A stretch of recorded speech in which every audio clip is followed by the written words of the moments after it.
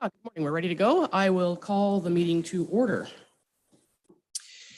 We respectfully acknowledge that the Township of Algonquin Highlands is located on Treaty 20 Mississauga territory and in the traditional territory of the Mississauga and Chippewa Nations, collectively known as the Williams Treaties First Nations. We also acknowledge a historical shared presence of other Indigenous nations throughout the area. We recognize these original Indigenous inhabitants as the stewards of its lands and waters since time immemorial. Approval of the agenda, please. Moved by Deputy Mayor Dennison, second by Councillor Shortreed. Be it resolved that the July 21st, 2022 council meeting agenda be approved as circulated. All in favor? That's carried. Thank you. Are there any disclosures of pecuniary interest today? Councillor Barry. I'm declaring a pecuniary interest for item 7B, Dimensions Health Maple Lake Incorporated. My husband and I are currently have a contract with the kitchen. Okay, thank you. And that means Councillor Barry will leave the room during that conversation and not participate in any conversation, discussion, or vote. May we have a resolution for the adoption of the previous minutes? Moved by Councillor Dayu, second by Deputy Mayor Dennison. Be it resolved that the June 16th, 2022 regular council and public meeting minutes be approved as circulated. All in favor? That's carried. Thank you. Resolution to go into a public meeting.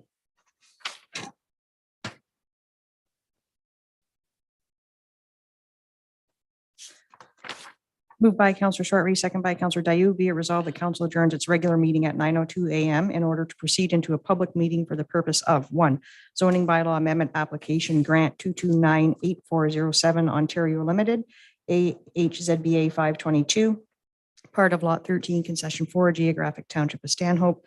2, zoning bylaw amendment application Dimensions Health Maple Lake Inc., AHZBA 422, part of lot 28, concession 5, geographic township of Stanhope, Maple Lake. All in favor? That is carried. We're going into a public meeting which runs a little bit differently for those out in the cyber world who perhaps haven't participated before. We have 2 items to discuss. Just a little bit of a housekeeping about public meetings is public meetings are not a Q&A with council. Public meetings are an opportunity for delegates who have registered to provide their thoughts on the matter at hand to council. And those concerns, be they for or against the application, will be folded into council's decision-making process. I would ask that you keep your remarks as brief as possible because it's a long day and a couple of very big topics. If you have submitted anything in writing, we have read it and would ask that you just highlight what it is that you would like us to focus on. I am the chair of the meeting and all persons shall only speak if I authorize them to do so, and that's in order to keep order. And that's not my rule, that's the rules of public meetings. In terms of item 7B, septic systems are under the purview of the MOE, not us, so we will not be discussing them. Secondly, Canopy Lane is a private road and we have no jurisdiction on it, so we won't be discussing that either. Our role is to look at things through a planning lens, not based on personal sentiment, and that can be difficult sometimes. And I just think there might be some passionate thoughts about the second item, so we just need to make sure we just go through it slowly and carefully and follow the rules. That being said, I will bring in Mr. O'Callaghan, I believe, for item number 1.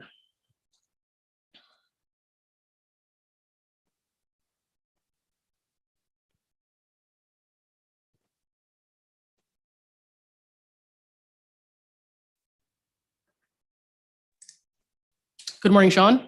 Good morning. First up for you is bylaw amendment application in the name of Grant and a numbered company. Right. So this property is located on Boshkong Lake. It's currently zoned shoreline residential 1 and designated waterfront under the official. The property is approximately 0.65 acres in area with 56.9 meters of frontage on Boshkong Lake. Surrounding uses are generally shoreline residential and rural residential, and the lands are currently vacant. The owner is proposing to construct a new single-family dwelling, which would be in compliance with the zoning bylaw and setback requirements. The bylaw amendment will rezone the subject lands from Shoreline Residential 1 to Shoreline Residential 1, Exception 34, in order to recognize the deficient lot area of 0.26 hectares. Our current zoning bylaw, 2022-49, was approved by council on May 19th of this year. Section 10.0.0.1 of the Planning Act does restrict applications for zoning bylaw amendment within 2 years of a new zoning bylaw being approved. The Act does also, however, note that council can pass a resolution which would allow a zoning bylaw amendment within that 2-year restriction. And staff are supportive of such a resolution being passed to allow this application to proceed. Notice of the application was was posted on the township website, circulated to all prescribed agencies, and posted on the property. One written objection has been received. That was last night, so I apologize, it has not been circulated to council, but that member or that person objecting is present today, and they will be speaking to their objections. Staff are, however, recommending approval of the proposed zoning bylaw amendment as it's been presented. Thank you for that summary. Does any member of council have any questions of Sean on the information he's provided so far? Is Mr. Grant, the owner, had signed up to, but has not logged in? Okay, but I believe Mr. Lyons is present. So if you'd bring in Mr. Lyons. Sean, this is an existing lot of record, correct? Correct. Yeah, okay, thank you.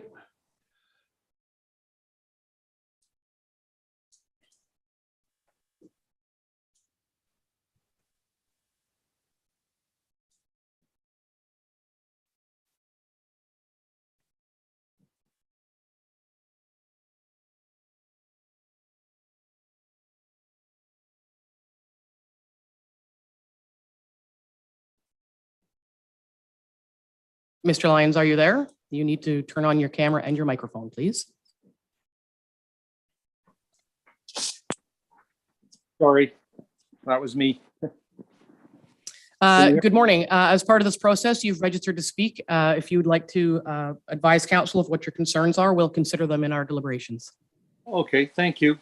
I just have a concern. I'm the property to the south. I did meet with Sean yesterday, and we've had some communication within the week about the property next door. I guess I'm, to say the least, I'm most affected by what they're proposing because I am on the south side of that lot next door, and it is an outside, an elbow, a point, so that property kind of faces me.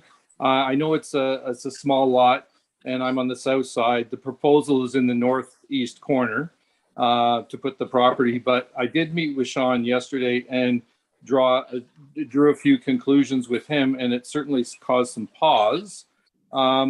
With the sketch of the property, it was looking to me like there's not enough room in the far east corner to build what the applicant has applied for. If you refer to that map, you'll see that if you come across on the diagonal line from a marker on the north side, it shows, according to the sketch, less than 140 feet. And if he's got to come off the road 40 feet from the back of the lot and give 100 feet of frontage to the water, I don't know where he can put a 4,000 square foot home, plus a driveway, a septic, a well, and keep all those limitations in place. It says in the application that, he will comply with all this stuff during the building permit, but I don't see how it's possible. Yeah, thank you for that. And so, as I'm sure you understand, when properties are made available to build, we don't let people do whatever they want on them. Mm-hmm. So, if in fact your concerns are valid, then the size of the house and everything, it has to comply with all the setbacks. Okay. So if it doesn't fit, it has to be smaller. It's basically that simple. Sean, did you want to address that?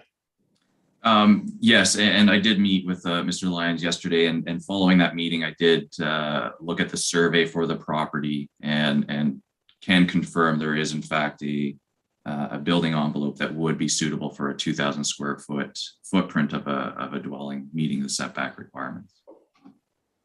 Okay, so that's That answers that question. And certainly, Mr. Lyons, did you have anything else that you wanted to say to council about this? Yes, well, that I did meet with Sean yesterday, and that is news to me. And I went by the sketch that I had, and I sat in his office, and it certainly caused pause yesterday, even for Sean. Now I haven't seen. I asked to see the original survey, and I wanted at least checked, because all we had was a sketch of dimensions and stuff we couldn't verify. Now, I haven't seen that. And again, I would like to see that, just because this is, of course, this was done yesterday, and Sean didn't have the survey there. I couldn't see it. And I'd like to see, because, and I can ask Sean to comment maybe, because we did see a concern, and he did say that this would be most likely paused to another time, or deferred. And I kind of like it deferred, and that's what I did write a letter, and you'll all have a copy of it, of my other concerns, and I don't want to take too much of your time today, but yeah, I did want it deferred, just so that I have time to see that, because I'm basically the only property that's affected, and I am on an outside corner, and I did mention like docks and the right of way and stuff like that, and it's all in the letter, which you can all read. It's in an email form, and Sean has it. I just met with him yesterday at 3, so I didn't get that to him till last night. So if Sean can comment just on that, maybe I'm surprised that we didn't need a legal survey, just to verify these things, because anybody can draw on a piece of paper what it is, and that's what I went by. And by that sketch, it doesn't look like there's room.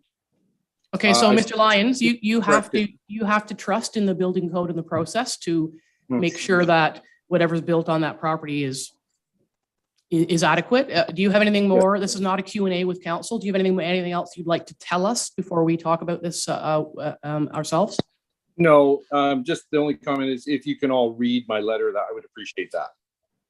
Okay, I would point out that, and I'm not looking for a comment back, to send a letter the evening before a meeting. You will recall that you bumped into Councillor Dayu and I last week. So you've known about this for some time. So it's a bit disappointing that a letter would come in the evening before the meeting. So, but anyway, we'll leave it at that. Thank you. And if you have nothing further to offer into the conversation, we'll thank you for your time, and we'll carry on our discussions as a council. Okay, thank you. Okay, thank you.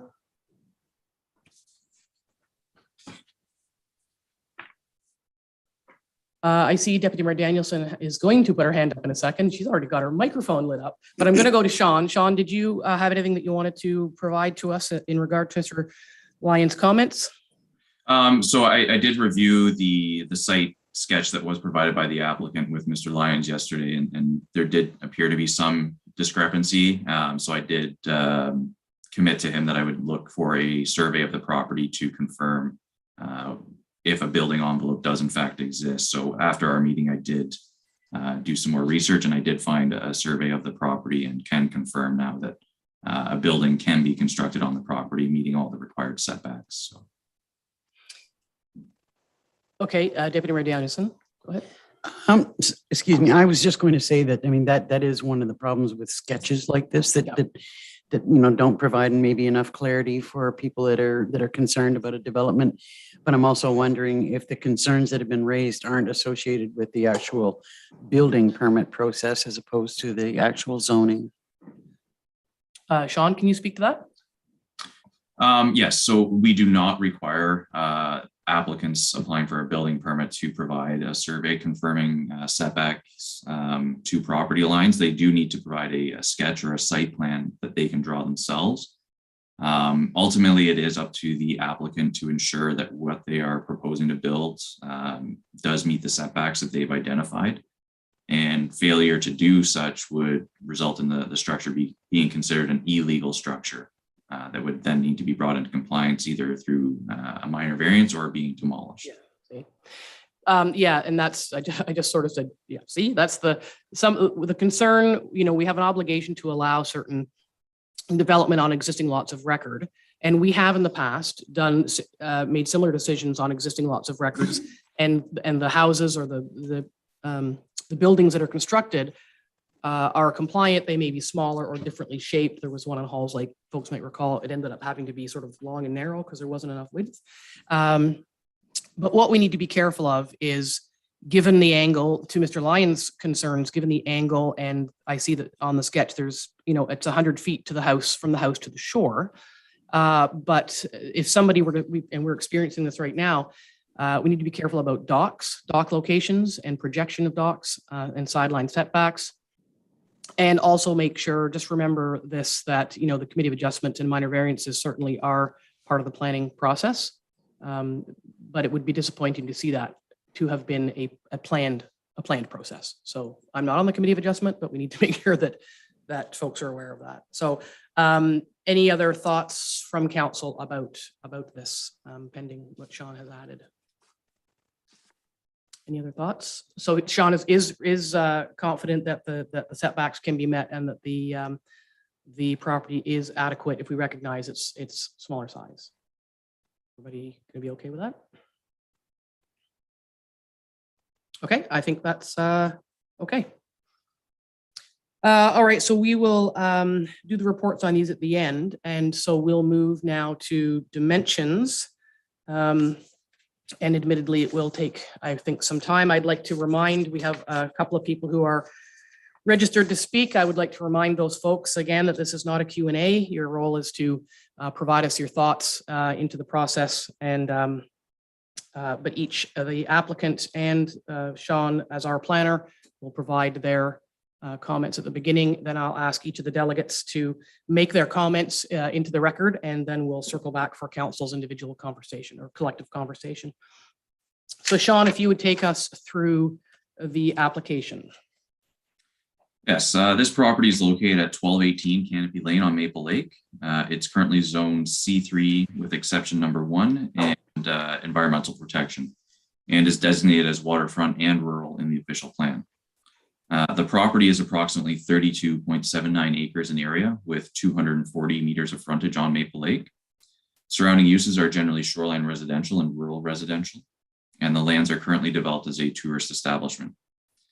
The owner is proposing to permit the following additional accessory uses. They are acupuncture, float tank, light therapy, sound therapy, medical clinic, and group therapy. The amendment will further recognize existing permitted uses on the property, that being overnight accommodations, food and beverage service, massage, hot tub, sauna, outdoor activities, yoga, and meditation.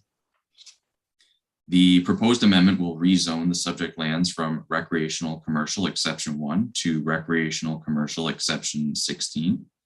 The proposed amendment would permit the previously mentioned accessory uses, as well as recognize the existing uses of the property.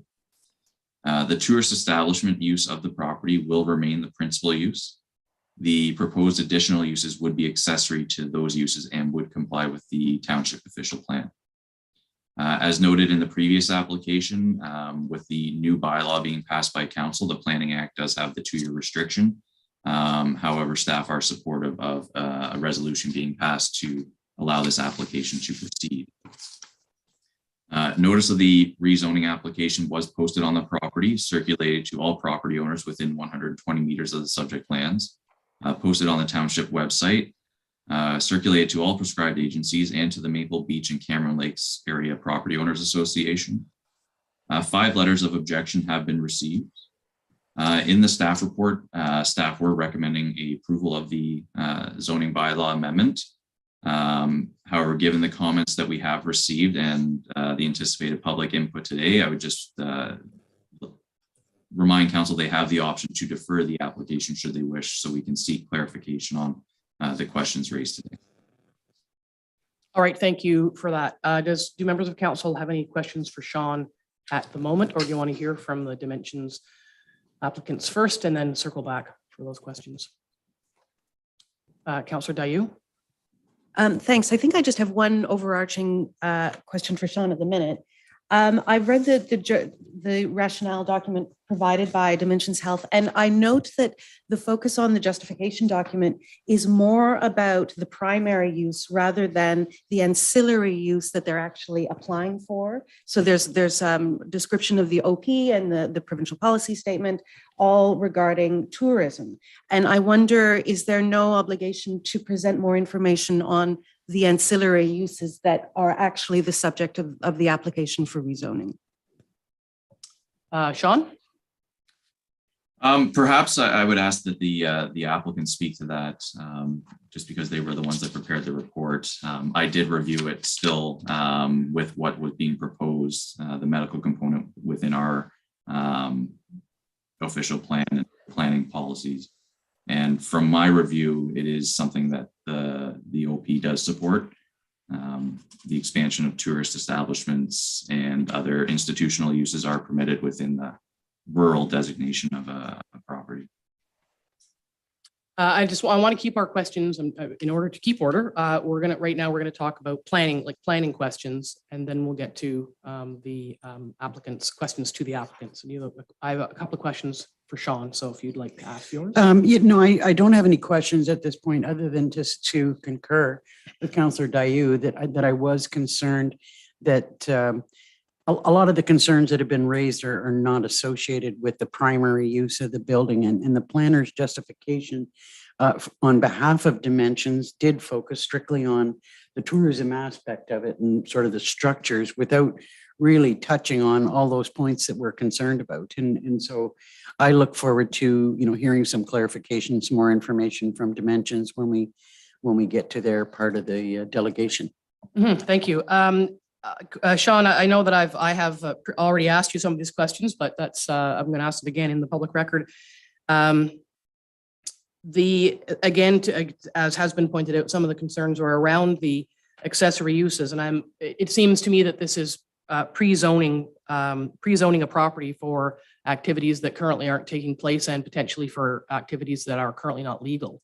So I'm just wondering about the idea of even in the medical definition, it talks about services that are currently not included in the suite of services on the Dimensions website anywhere, or haven't been discussed in any conversation. So I wonder if you can talk a little bit about the idea of pre-zoning for something that hasn't yet happened, but might or might not ever happen.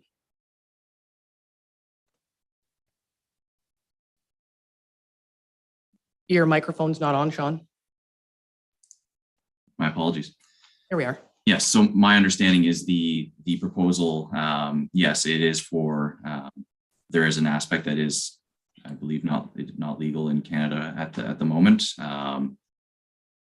But I would defer to the applicants to perhaps clarify on what their intent really is with this specific zoning exception that they're requesting, and the new suite of services that they would be offering, specifically the medical component part of it. Okay, and the other question is around the list of accessory uses. And I think, I'm not trying to be glib, but my question had been, how many accessory uses does there have to be before the overall use is no longer accessory? And it seems to me that we started out with accommodation, massage, yoga, and some woodland frolic, and we've now ventured further into, medicine, medical practicing, and that is of concern to me. I just want to say that, this isn't about what any of us personally think about the philosophy of Dimensions or what it is they're providing, as their service.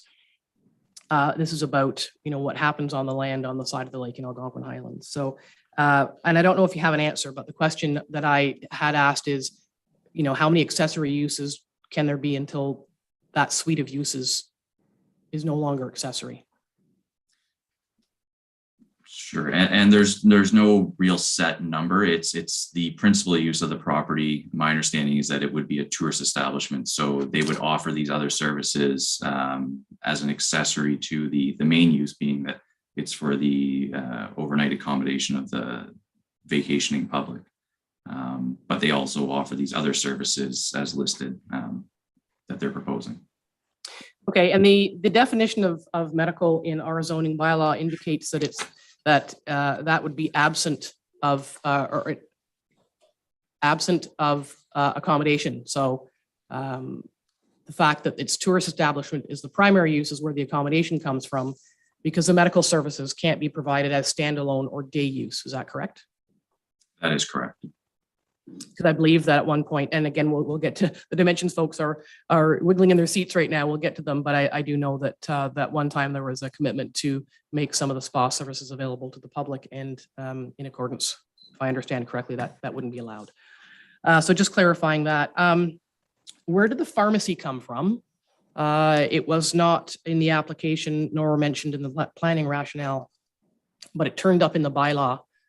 And pharmacy and medical are very different than, yoga and massage and some other things. So just in terms of the planning part of it, where did the pharmacy come from?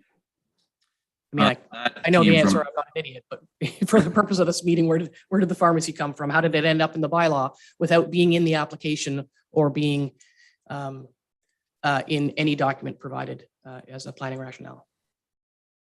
Sure. So that the pharmacy component came from discussions I had with the applicants after the application was filed. We looked at refining the definition of a medical clinic so it would specifically apply to the proposed use of this property. In the standard definition of a medical clinic in the bylaw, it does permit a pharmacy. However, in this case, they are proposing to allow a pharmacy, but that the size be restricted to 10 square meters, which would, my understanding, be essentially a one window pharmacy where people staying at the resort and partaking in this component of it would be able to get prescriptions as necessary.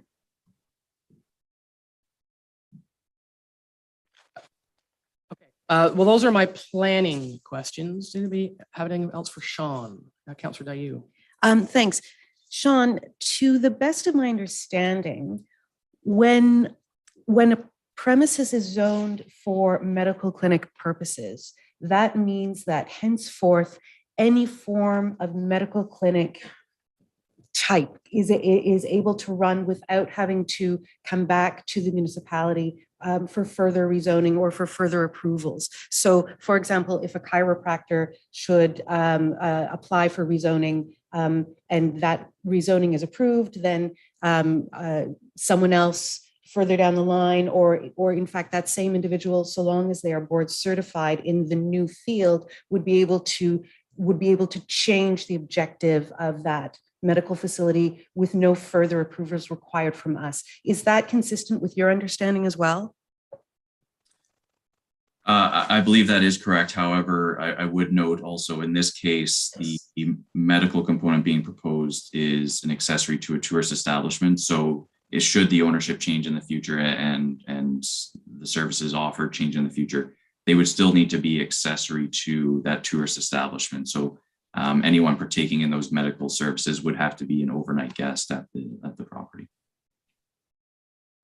So it's not the case then that any jurisdiction from upper levels of government around that would trump, because we've played that game before too, that upper levels of government jurisdiction wouldn't trump ours in that regard, despite it being an accessory use.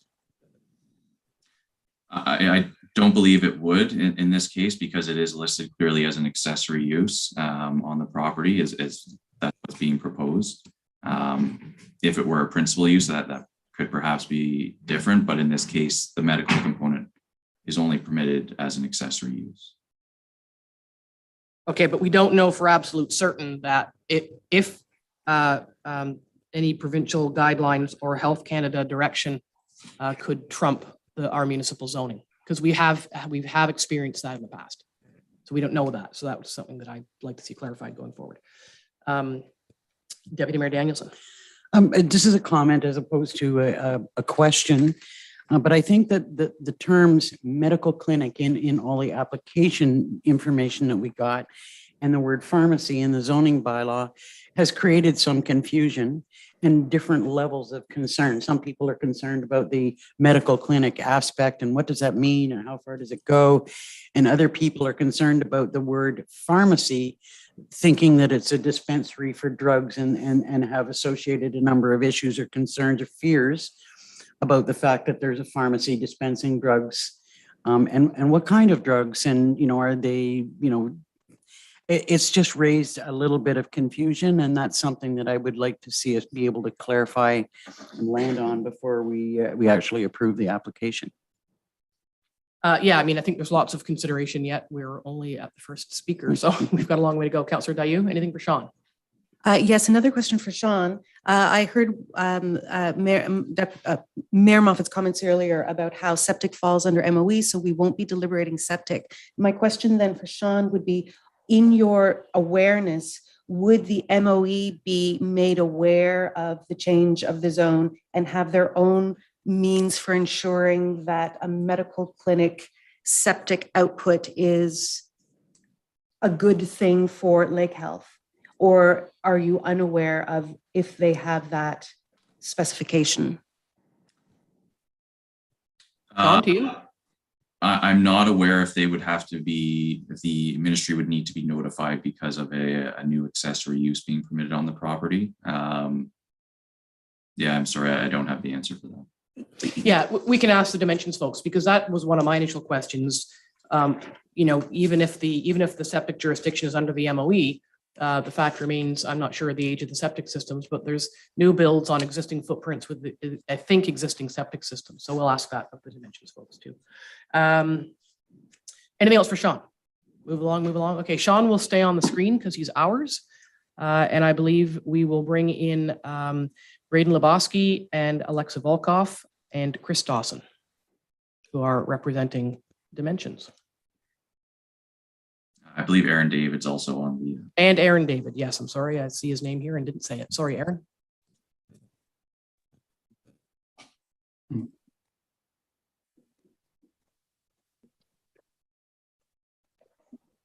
Good morning. And is everyone able to hear me? Am I coming through Yes, clearly? but we're not, it's, if you would allow me to chair the meeting, sir, we'll just wait for Absolutely. everyone to come in. Of course, Your Worship.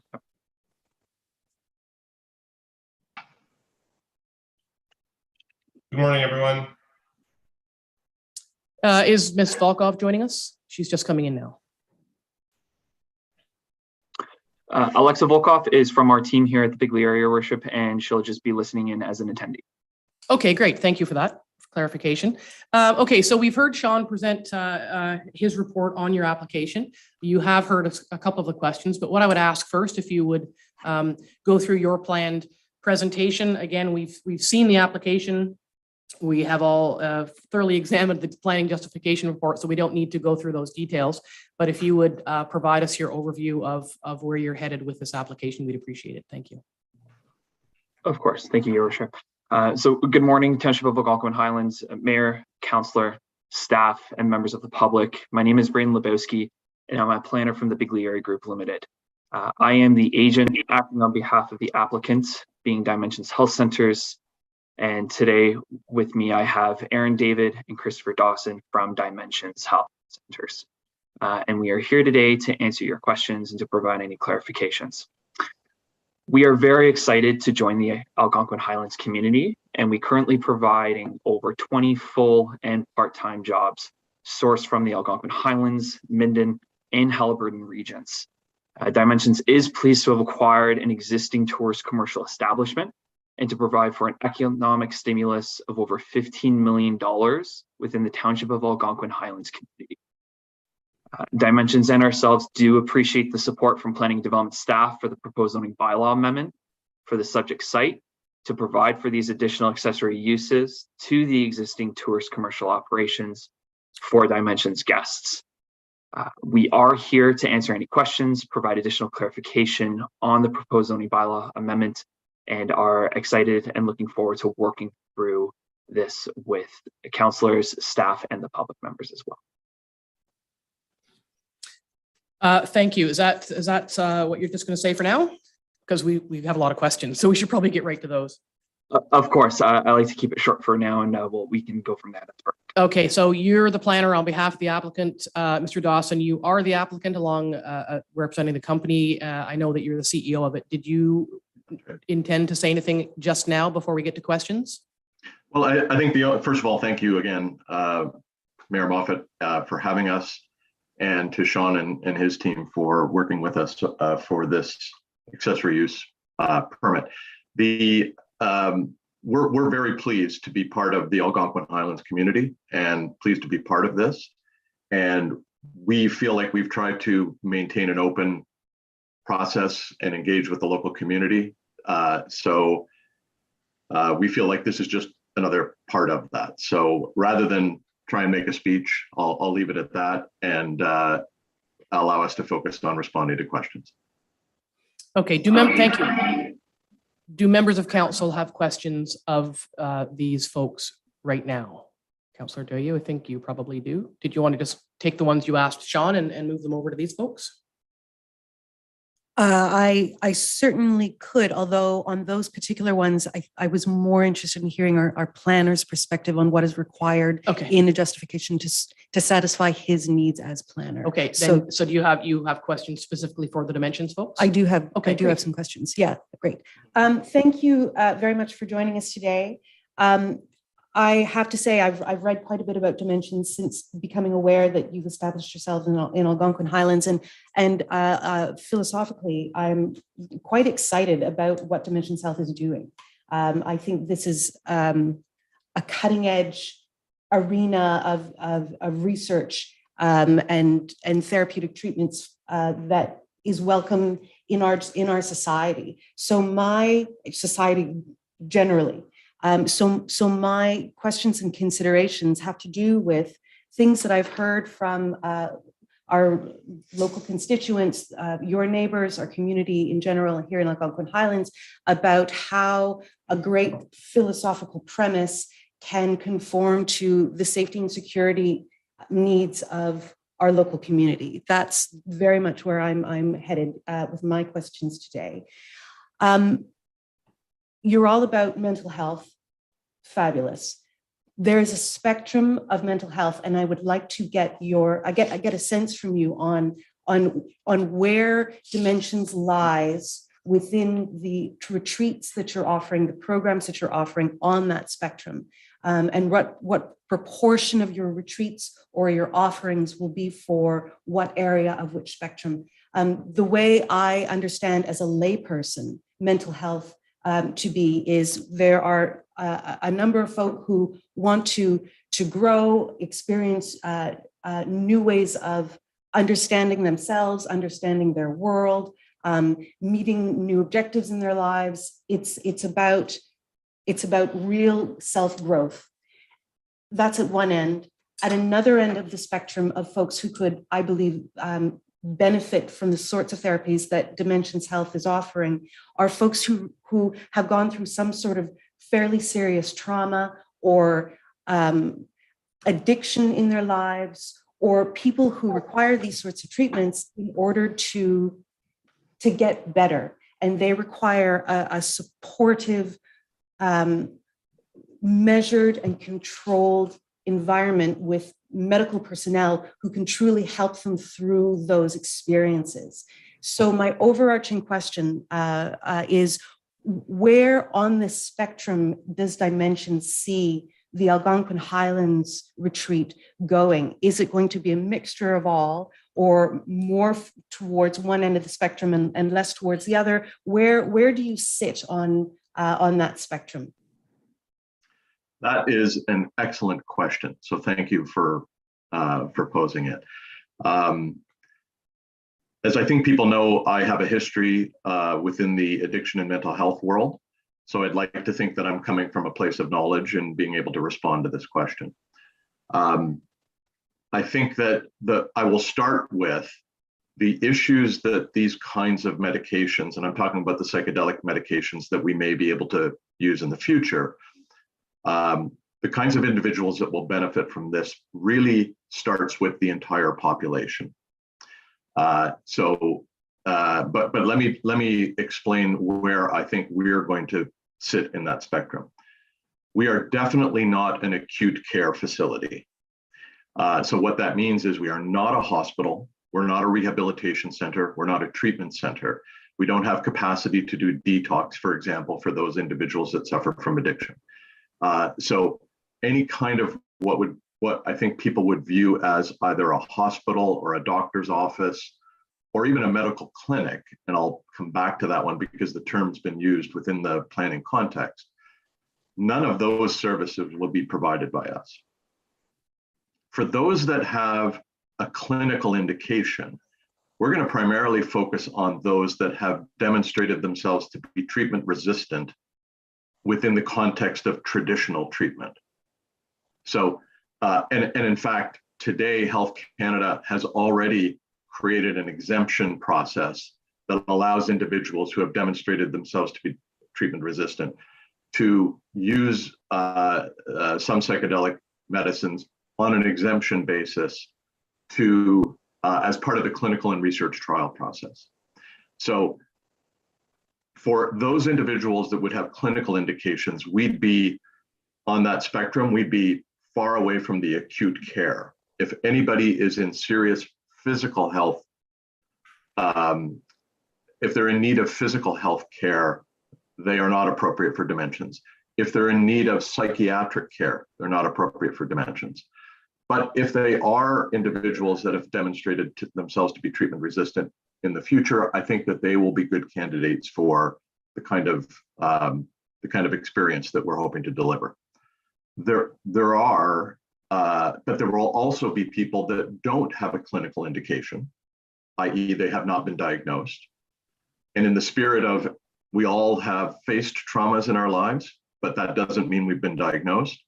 Those individuals may want to come and have that experience to do a bit of a reset in their lives. So those are the two so we're somewhere in the middle of that spectrum, I guess that's my long answer to the question. But we're somewhere in the center of that spectrum. Thank you. Oh, there's lots of feedback just then. We'll keep going. We'll just keep moving because we're going to be here all day. Okay. So, and I know we have to respect the fact that people signed up to speak, but everybody needs to have their say and get their questions answered. Go ahead. So I might just ask for one quick follow-up on that. I've Yes. got tons more, but We're then going to go yeah. around. Yeah. Okay, so would you kindly, for the lay people amongst us, offer like a textbook definition or example of someone who is clinically indicated but has perhaps not responded well to traditional therapies? What would that look like? So when I ran the Edgewood Health Network, which is an addiction and mental health treatment facility, one of the most difficult parts of my job was relaying information to our clients, to their families, to their loved ones, as to the success or lack thereof of the outcome from the treatment. And unfortunately, that happens much, much more than people realize. Maybe the simplest example is in the case of an addiction. People relapse from addictions. And for those that have gotten themselves sober and relapsed several times, it may be time to try an alternative approach. Similarly with, I think another indication that gets spoken about a lot, PTSD, traditional treatment has come under quite a bit of scrutiny over the past few years around its inability to successfully treat PTSD. And in fact, Health Canada, in their exemption process, has pointed at those two in particular, a few others as well, as instances where so being treatment resistant means you have tried traditional treatment, maybe once, maybe twice, maybe 3 times, and don't feel that that is going to be a successful way of dealing with what they're facing. Okay. Thank you. Deputy Mayor Danielson. Thank you. I guess I'm more than having questions. I've got some comments that I'd like to make that hopefully throughout our discussion that you will be able to provide some clarification on. I've got to say right up front, I don't know that I feel like there has been clear communications from the start about what the intent of the facility has been. And that has caused some of the angst and concerns that have been raised by the public. We've heard from a number of members of the public, and there were fears and concerns, and they're not being addressed. And I also have to say, although the planning justification report that was submitted on your behalf was an excellent report, but primarily addressed the primary use of the facility as opposed to the accessory use that you're requesting now. And in fact, that report touched on it not at all. And I think that, you know, that's probably why we're focusing on that area and wanting more information and clarification, because this is something really new. Don't get me wrong. I think this is a cutting edge step on your behalf. And I do see that there are some pretty substantial economic benefits to Algonquin Highlands and to the county as a whole. But, you know, when we look at this from a pure planning perspective, which in my estimation we must do, your planning report does not give us the kind of information that we're seeking. You know, I'm hoping that there have been issues raised about septics, and that's not something that we can deal with. But I think that there will be questions going forward about your approval process that you went through MOE for your septic system, and you know what that entailed. I would like us to see us address issues of road access, which are obviously of concern to a number of members of the public in the area. How we can address issues of security that have been raised, and if in fact those are valid concerns. I still accept that that the primary use of the facility is a tourism establishment, but I do think we need a lot more clarification about you know, is it a medical clinic? Is it a pharmacy that's included in the zoning bylaw? You know, I think we've got some discussion to take place before we can actually land on a decision here, or possibly decide that we need to defer for more information. That's pretty much all I want to say right now. Okay, thank you. I don't know if you folks just want to sort of absorb that and keep that as part of the lens through which you can respond to further questions. Would that be okay? Mayor Moffat, if I may, I'd like to make a quick comment on that, and then perhaps allow Braden to comment on the application that we put in and the view of tourism elements versus accessory use elements. Okay, go ahead. I concede that when we arrived at Algonquin Highlands, we did not do a very good job of communicating. And I think a lot of that had to do with my prior career and the experience that I brought to the table. And there was a perception that a treatment center was arriving in Algonquin Highlands.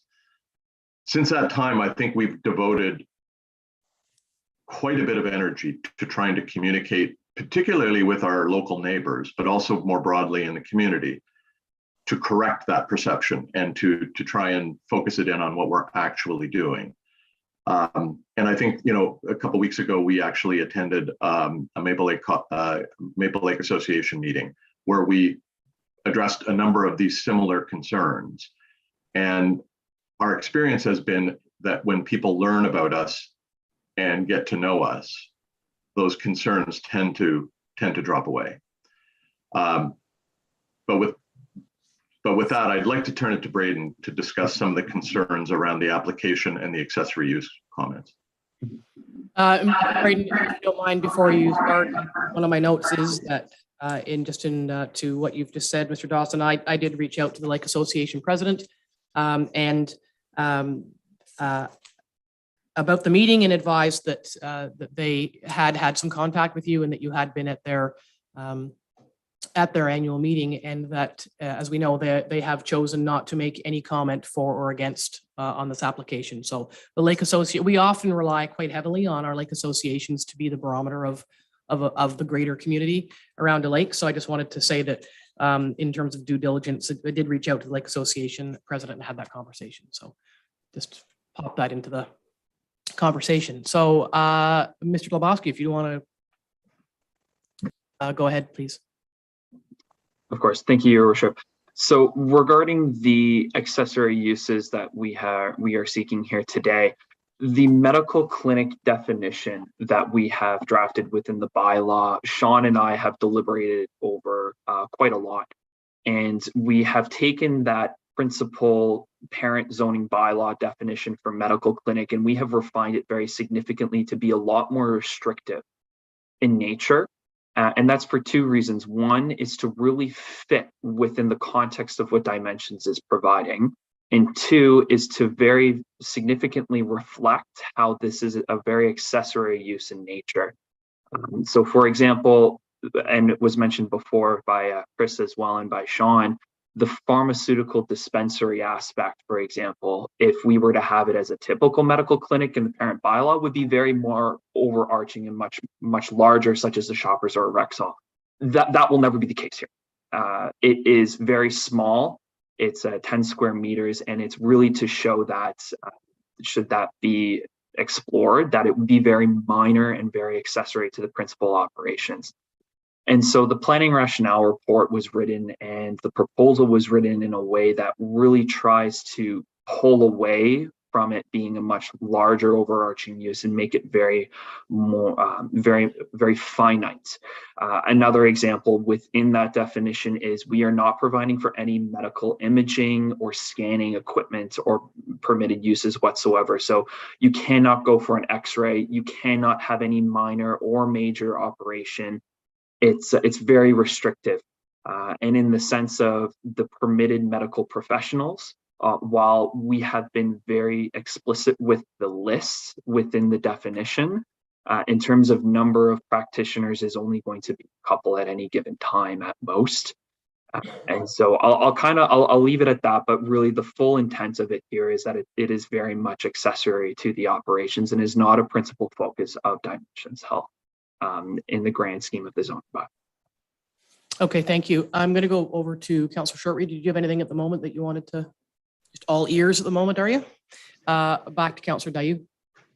Thank you. So if tourism is the principal use and the medical clinic and the treatments are ancillary to that, does that mean that you would have regular paying guests who can check in on the day they like to check in, presuming there is availability on the day, and leaving on the day they choose, alongside people who are there for a far more regimented clinical experience? Or would those people come at a different time, but within the same calendar year?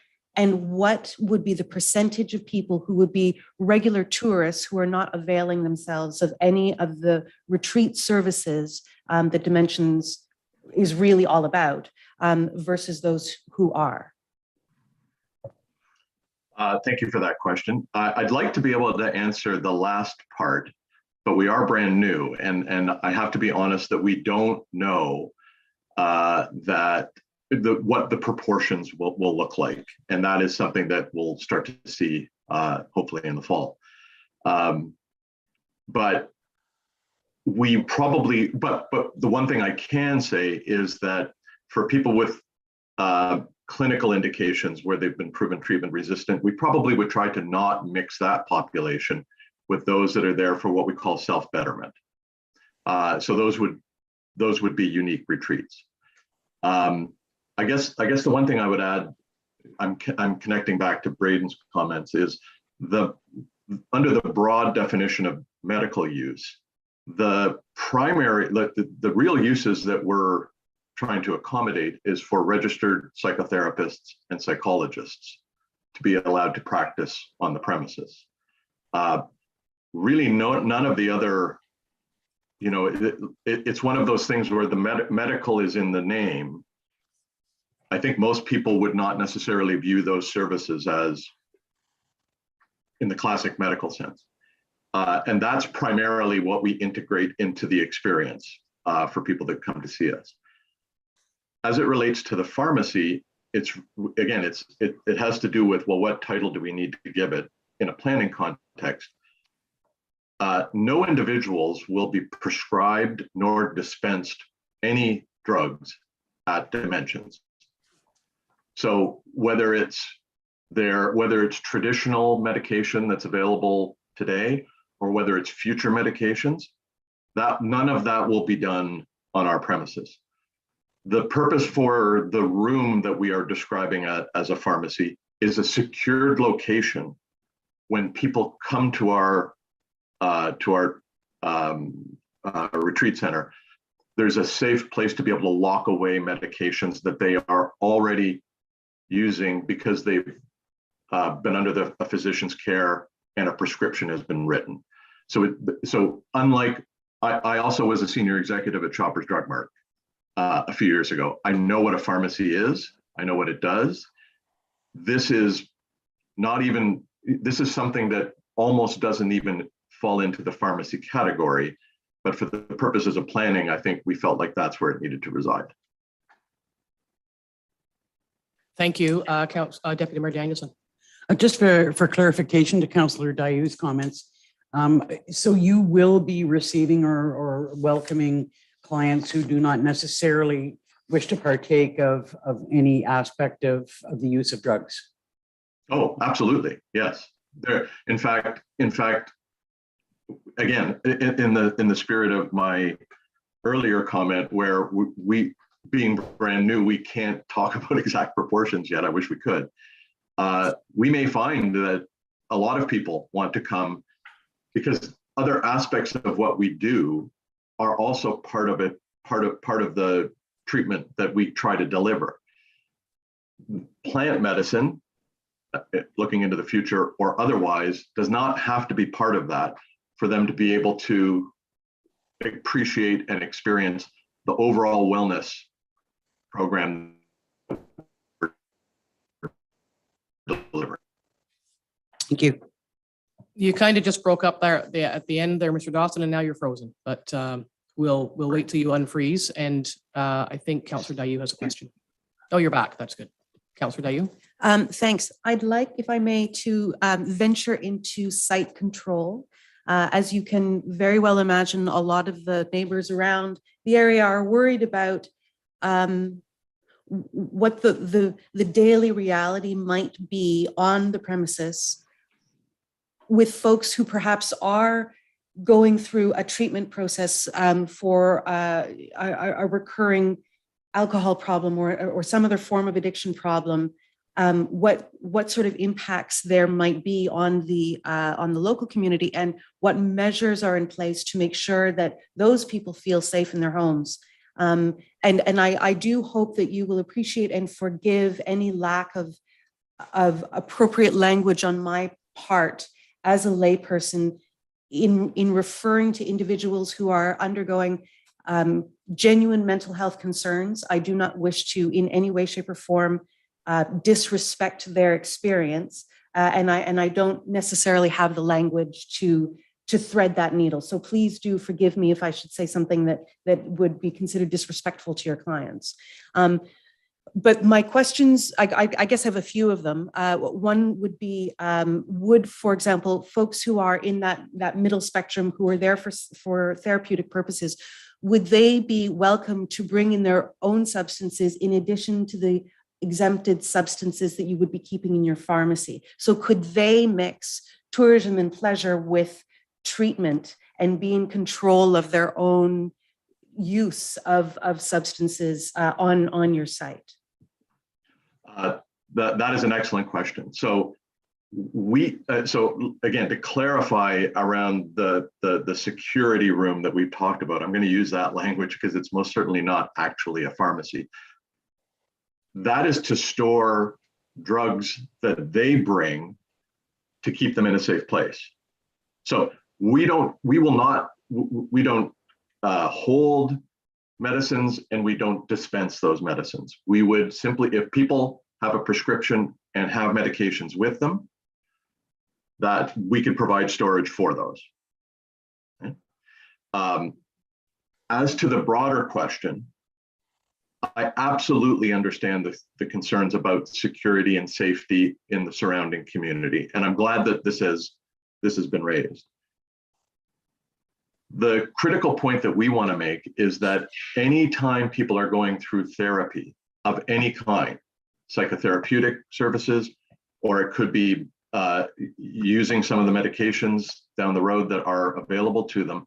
They will be 24/7 supervised in that process. And the reason that I say that is there are substances like cannabis, there are substances like psilocybin, that some of which are legal recreationally and some of which are not. But I think we all know that whether they're legal or not, they are used all the time recreationally by all sorts of members of the public. I'm much more concerned about recreational uses of these substances by people in their basement or in their backyard who then get in their car to drive, maybe to go to a pub, than I am the people that come to us. The people that come to us will be supervised 24/7. And let me be specific about one other aspect. We have applied for a liquor license. That liquor license, we will only serve liquor when we are doing exceptional retreats, because we've been approached by corporations who want to have a corporate offsite and avail themselves of some of the wellness services that we provide, but are not interested in some of the other therapeutic components that we do. Alcohol will never be served at Dimensions when somebody is in for the proper therapeutic process. So I'd like to think that our setting is one that is particularly secure, and from a therapeutic perspective is completely supervised. Yeah, thank you for that. And I think Councillor Dayu framed it correctly in that we are lay people, so we may use language that is not intended to offend, but to use the plain language is that some of the concerns are there'll be, people who are stoned or hammered staggering around the property. And I think you've clearly outlined that the professionalism of the services being provided and the supervision just won't allow for that at all. That's not what's going to happen. Is that what you're saying? That's right. Yeah. I know that Councillor Dayu has a lot of the safety and security questions, so I'll just let you keep going. Or have you moved topics? No, I just want to make sure that you're happy that everyone else is getting their If I see fair- hands, Okay. I'll interrupt you, but Okay, great. So then when it comes to activities around the water, for example, there are private beaches which are coterminous with with Dimensions Health Beach. There are canoes, there are kayaks that are available. Would the supervision include any form of departing the premises, either from roads or onto coterminous private beaches? And what about water sports? How does one, because there are no laws against having a smoke of something and then getting into a canoe, as far as I'm aware. So, what are your thoughts around ensuring safety for your clients and for surrounding families in those general areas? Right. So first of all, our waterfront will be supervised. And generally speaking, people are either going to be going out in a guided fashion, or if they're going out on an individual fashion, we would check to make sure that they are, I'll use lay language myself here for a moment, that they're of sound mind when they're doing so. So again, I'll contrast it with recreational use where nobody's checking on those things on any lake. The people that come to us will be doing it in a supervised fashion. The other thing that happens is we'll have a valet service. So when people bring their cars, they're going to give us their keys. Okay. So their ability to leave the premises and hop in their car, it's just not even going to be possible. Okay. Not to mention the fact that our parking area is small and we might have to double them up and they might not be able to get out even if they wanted to. But again, the one part of what we do that I will tip my hat to the medical community on is that our first priority is the same as the medical community: do no harm. So when people come, health and safety is primary for everything that we do. Health and safety is embedded in our programming manual. Health and safety is embedded in the training that we put in place for all of our staff. Health and safety is a matter that our board of directors puts paramount. So again, I'd like to suggest that the supervised, safe environment that we've put in place will be, our intent is to deliver it at the highest standards. The one thing that I will point out is that, and this is coming from a place of experience, not from a place of criticism, but the number of people that walk out of hospitals and walk out of residential treatment centers, both of which are providing medical treatment, have pharmacies on site, prescribe and dispense medications, the number of people that walk out of those facilities because they are not legally required to stay. I ran a facility in my past where people would walk out all the time. And the ability for them to go back and sort of integrate back into the community would be even greater than it is in our situation. Okay, follow. Thank you. Councillor Dayu has a follow-up. Yeah, no, that's very helpful. Very, very helpful indeed. Thank you. A good segue then is to my question surrounding emergent or critical problems that might arise when someone is on your facility. Are there any further expectations on our county paramedics or on our policing services? I'm sure you're already aware that policing in Algonquin Highlands is not the purview of Algonquin Highlands like it would be in a city. It's we rely on OPP. So are there any consequences for our county services that you would be expecting and that you have informed them of or need to inform them of that you would like us to be aware of? As far as the police is concerned, I don't believe that we've done an outreach with them yet. And maybe that is something that we should put in place. We have done outreach to both the hospital in Minden and in Haliburton to at least open up relationships with our clinical director. And the clinical director has developed relationships with EMS services. And one of the things that we've added to our property is kind of a health and safety access road. So you can come down one side and go through it and be able to have very, very good access if something was to happen. That it could be somebody who's having an experience that is in a mental health category. It could be because of the nature of the tourism aspect of what we're doing. Maybe they've cut their foot. Maybe they have a hook in their foot. One way or the other, we're developing relationships first and foremost with healthcare services to allow for them to be familiar with what we're doing and to make sure that we can avail ourselves of their services. At the end of the question. Thank you. That's it for me for the minute. Thank you for that. I really appreciate the candor with which you're answering these questions. I appreciate that some of them probably technically fall outside of a zoning application, but I think this is also an opportunity to build our own relationship with you folks as well. I think I know the answer to this, but I'm going to ask it anyway because it's on my list.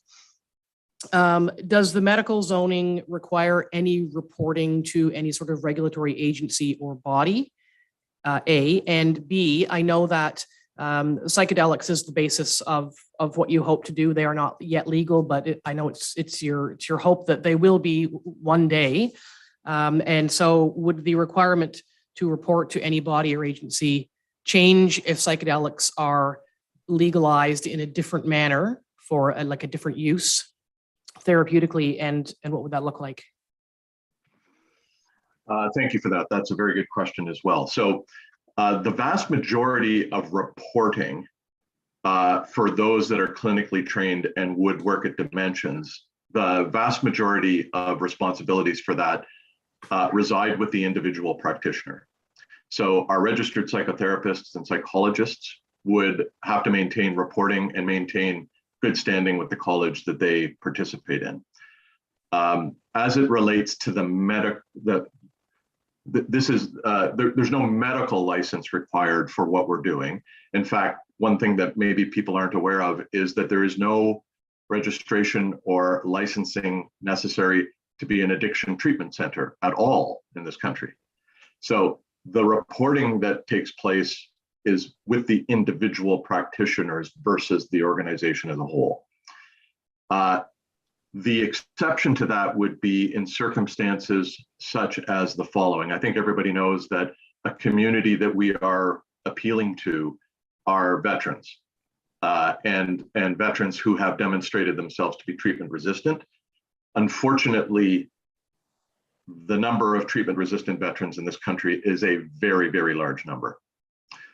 In those cases, if they are paid for by a third party, such as Veterans Affairs Canada through Blue Cross, then we will have some reporting obligations in those kinds of circumstances if the payer is different than the individual who is attending.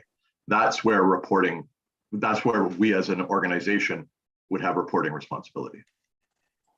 Okay, thank you. That's a very clear answer. Some of the other questions that I had already been asked. And I think, you know, and you're aware of the concerns. We're outlining them today, and they're on behalf of the public we've heard from. And would you, I don't know if you need to, and you don't have to, you don't have to answer this question, but is it in, you know, your best interest in terms of your communications to hold some sort of open house or something that folks can, you know, come to the place and see what it's like and speak to you folks directly? Because that's one of the concerns. You know, the planning challenge is that, you know, we operate under the Planning Act. Planning Act says that for zoning amendment applications, only those properties within 120 meters, is that what it is? 120 meters get notification. And some folks have said, you know, they feel a bit sort of ripped off by that. But, you know, it's not our job to say, well, this is something that a lot of people would be concerned about. And so, you know, we'll circulate it more widely. We operate within the Planning Act. There are people outside that 120 meters. I'm sure the press is watching, and, you know, when the story gets in the newspaper with all of these terrific answers and details, you know, there may be more folks who would reach out to you to say, I want to know more. And what I know this is, it's completely not a planning question. What would your response be to that? Well, two things. First is we are open to engage with anybody in the community, whether they come as individuals or whether they come as part of a group. So, for example, the Lake Association, we've had discussions with the leadership there to hold a barbecue on our property and invite everybody through that mechanism to come. So we have been doing that sort of outreach. And as we've gone through our construction period, our team has tried as best as possible to get to know our neighbors on both sides of the property. Admittedly, we've focused on ones that are very nearby, but our team has done that. We've also tried to connect through organizations, whether it's the tourism group or otherwise. We've got members of our team that are trying to integrate ourselves into part of the broader county community. The part of the reason why we haven't been maybe as aggressive in doing that up until now is that we have been only over the last, let's say, month, really in a place to suitably host people. It has been a construction site. And so we were very, very sensitive to inviting people to the property to engage, because the best way to talk about what we do is to walk around and experience it that way. While it was a construction site, that could be potentially hazardous. And we were very cautious with our own team members who were on site. And so inviting people to do that, we were particularly cautious. But our intent is to increasingly try and engage with, as I said, either individuals or groups. Everybody is welcome. If somebody puts up their hand and says they'd like to come, we will welcome them. And we're going to increasingly do outreach ourselves to allow that to take place. We are not, if we have left an impression that we are reluctant to talk about what we're doing, I'd invite anybody to come and find out how much we love talking about what we're doing. I come from a part of the treatment spectrum that has demonstrated itself to not be successful. The reason that I no longer run the company that I used to run is that it doesn't work. And so this is a passion project for me as an individual, but also as somebody who comes from the mental health world. I have witnessed anguish on the part of individuals who are suffering and their family and friends. And we're here to try and help. And so I invite anybody to come and talk to us, because we will absolutely talk your ear off. Okay, thank you for that. I think what we should do, we have three folks who are patiently waiting. I'm sure we'll circle back with you folks. What I will do is, and again, it's not a Q&A, so we'll have the Dimension folks go back into wherever it is they go. And we'll bring in our delegates one at a time. And I'm going to start with Mr. Spurgeon. I believe he's somewhere in the background. And so we'll just wait a moment. I'm looking at the tech people while the Dimensions folks go back to their seats, and we'll bring in the folks who are registered to speak. Sean stays, of course, because he's ours.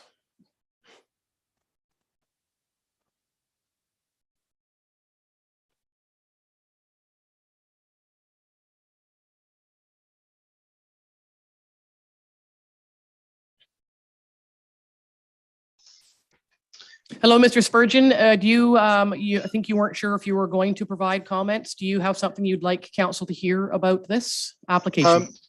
Well, first of all, good morning, and thank you for hearing from me. My main concern in the email that I sent to Mr. O'Callaghan was around the amount of traffic and the impact that it was going to have on our local area. Our property is on Placid Lane, which branches off, branches off Canopy Lane. And that was our main concern. I understand that council does not have any authority over Canopy Lane, and therefore there's not much to say about it, but we are still concerned about access to the property and the amount of traffic it's going to generate, and are very puzzled about why they built an access road and don't plan to use it. And that's it. Thank you very much for hearing from me. Okay, thank you. And the road has been raised a number of times, and we can circle back just as a courtesy with the Dimensions folks on that about the new entrance. So is that it for your submission, Mr. Spurgeon? Having listened to this presentation today, I'm a little puzzled about why this is being presented as a tourist property or a tourist application, with these services being described as ancillary. I've read the presentation that they provided to our road association, and the entire thrust to that presentation is around therapy and having, we'll call them guests, but they certainly sound like patients to me, come for 14-day therapy sessions. That doesn't sound like tourism to me.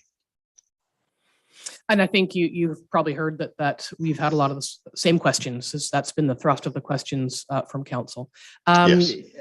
Which is, so we're aligned there. Anything else you'd like council to hear from you? No, thank you very much. Thank you very much for joining us and for taking the time to wait. We will say goodbye to Mr. Spurgeon, and we'll bring in Ms. Dartnell.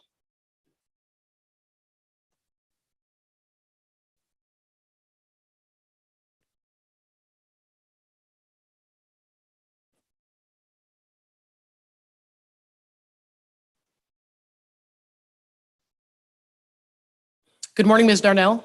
Good morning, and thank you for this opportunity to speak. My cottage is on Placid Lane, which is off Canopy Lane.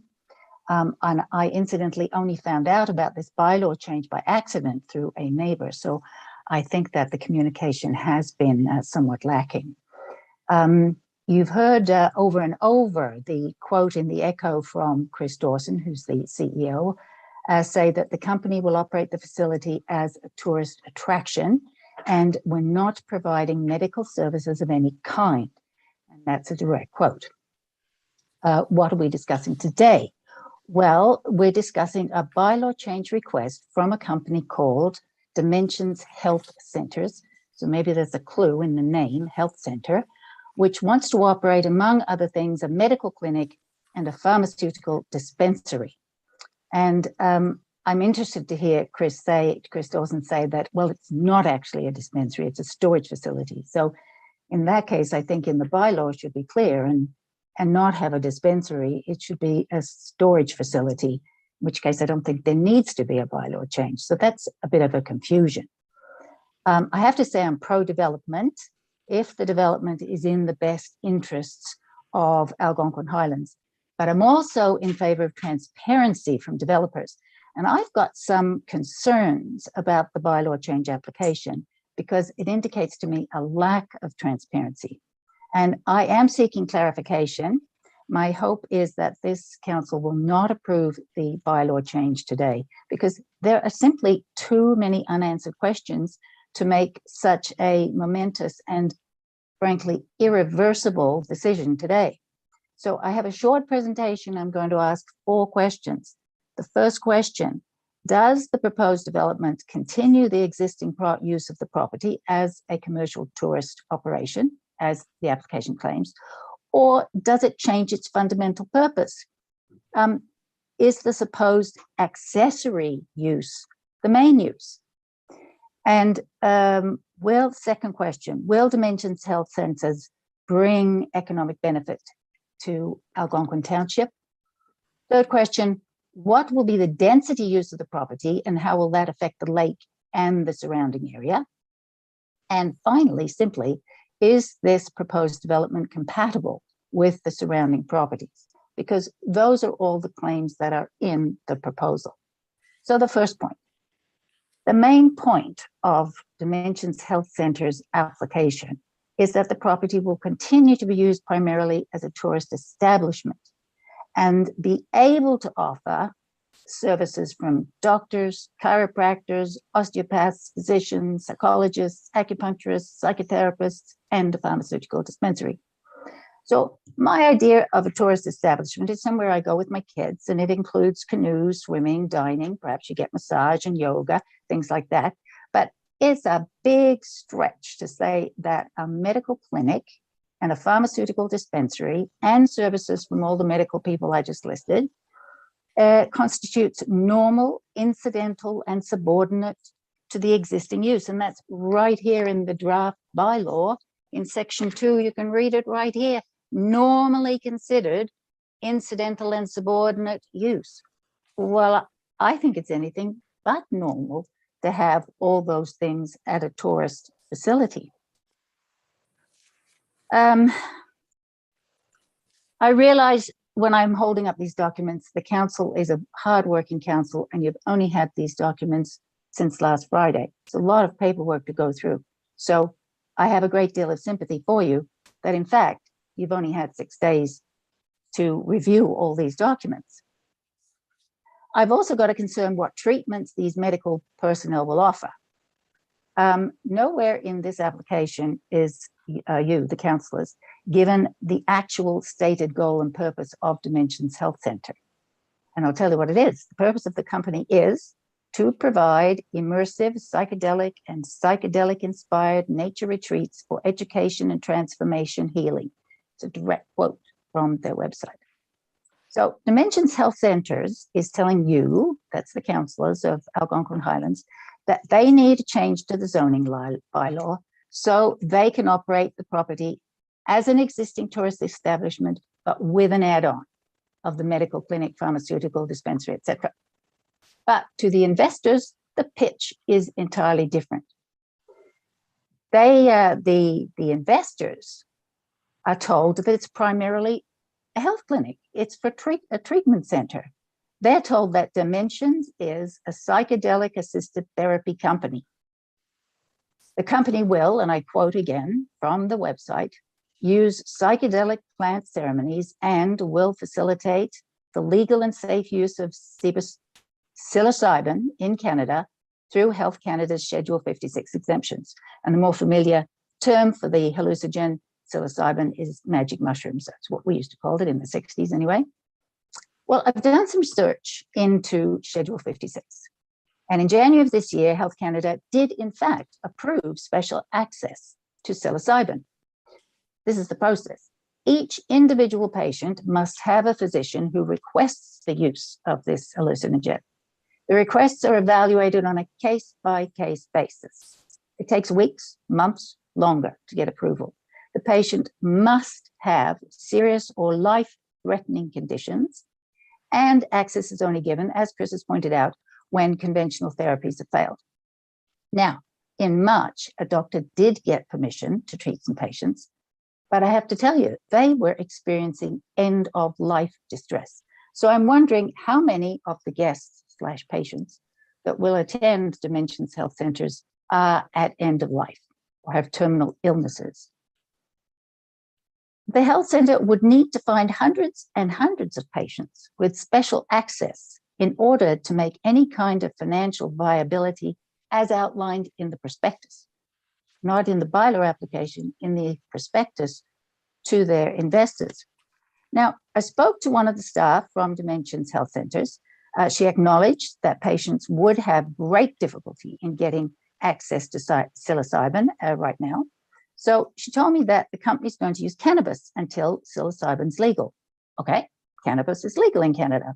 So why does Dimensions Health Centers need a medical clinic now?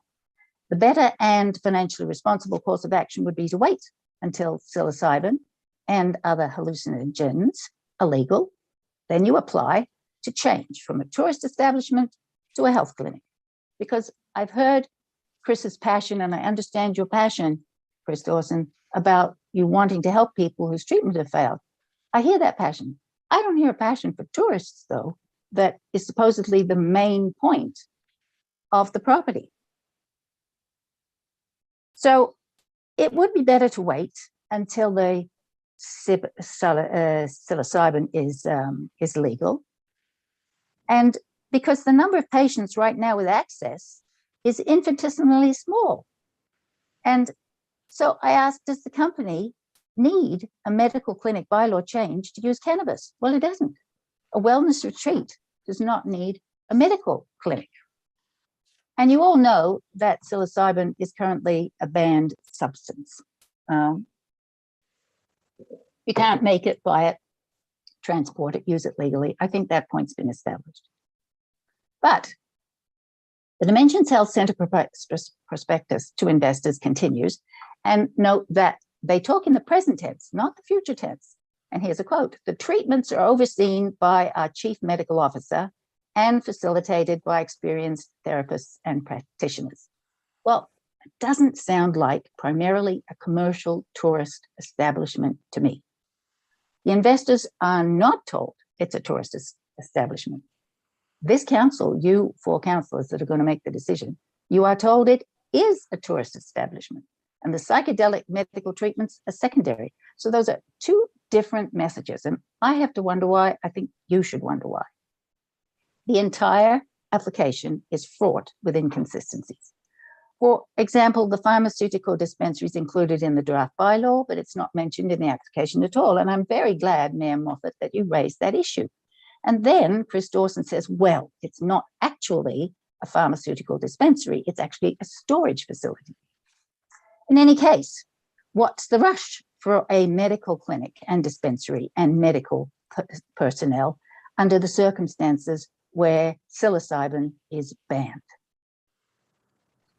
I think I know why there's a rush. The Dimensions Health Center promises investors a cash positive financial situation by next year.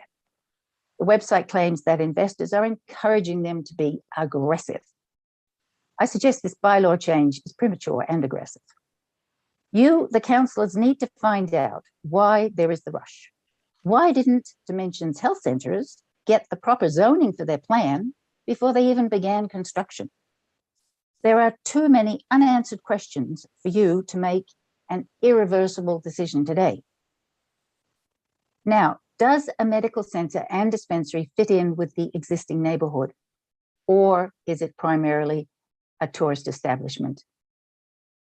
The answer is that Dimensions Health Centers wants to run a luxurious psychedelic healthcare facility, and my view is that that won't fit in with the neighborhood of cottages. A resort, yeah. Medical clinic, not so much. So I had another question, and these are going to be shorter, I'll tell you. That is there an economic benefit to Algonquin Highlands? And that's the claim in the bylaw change application. And so my opinion is no.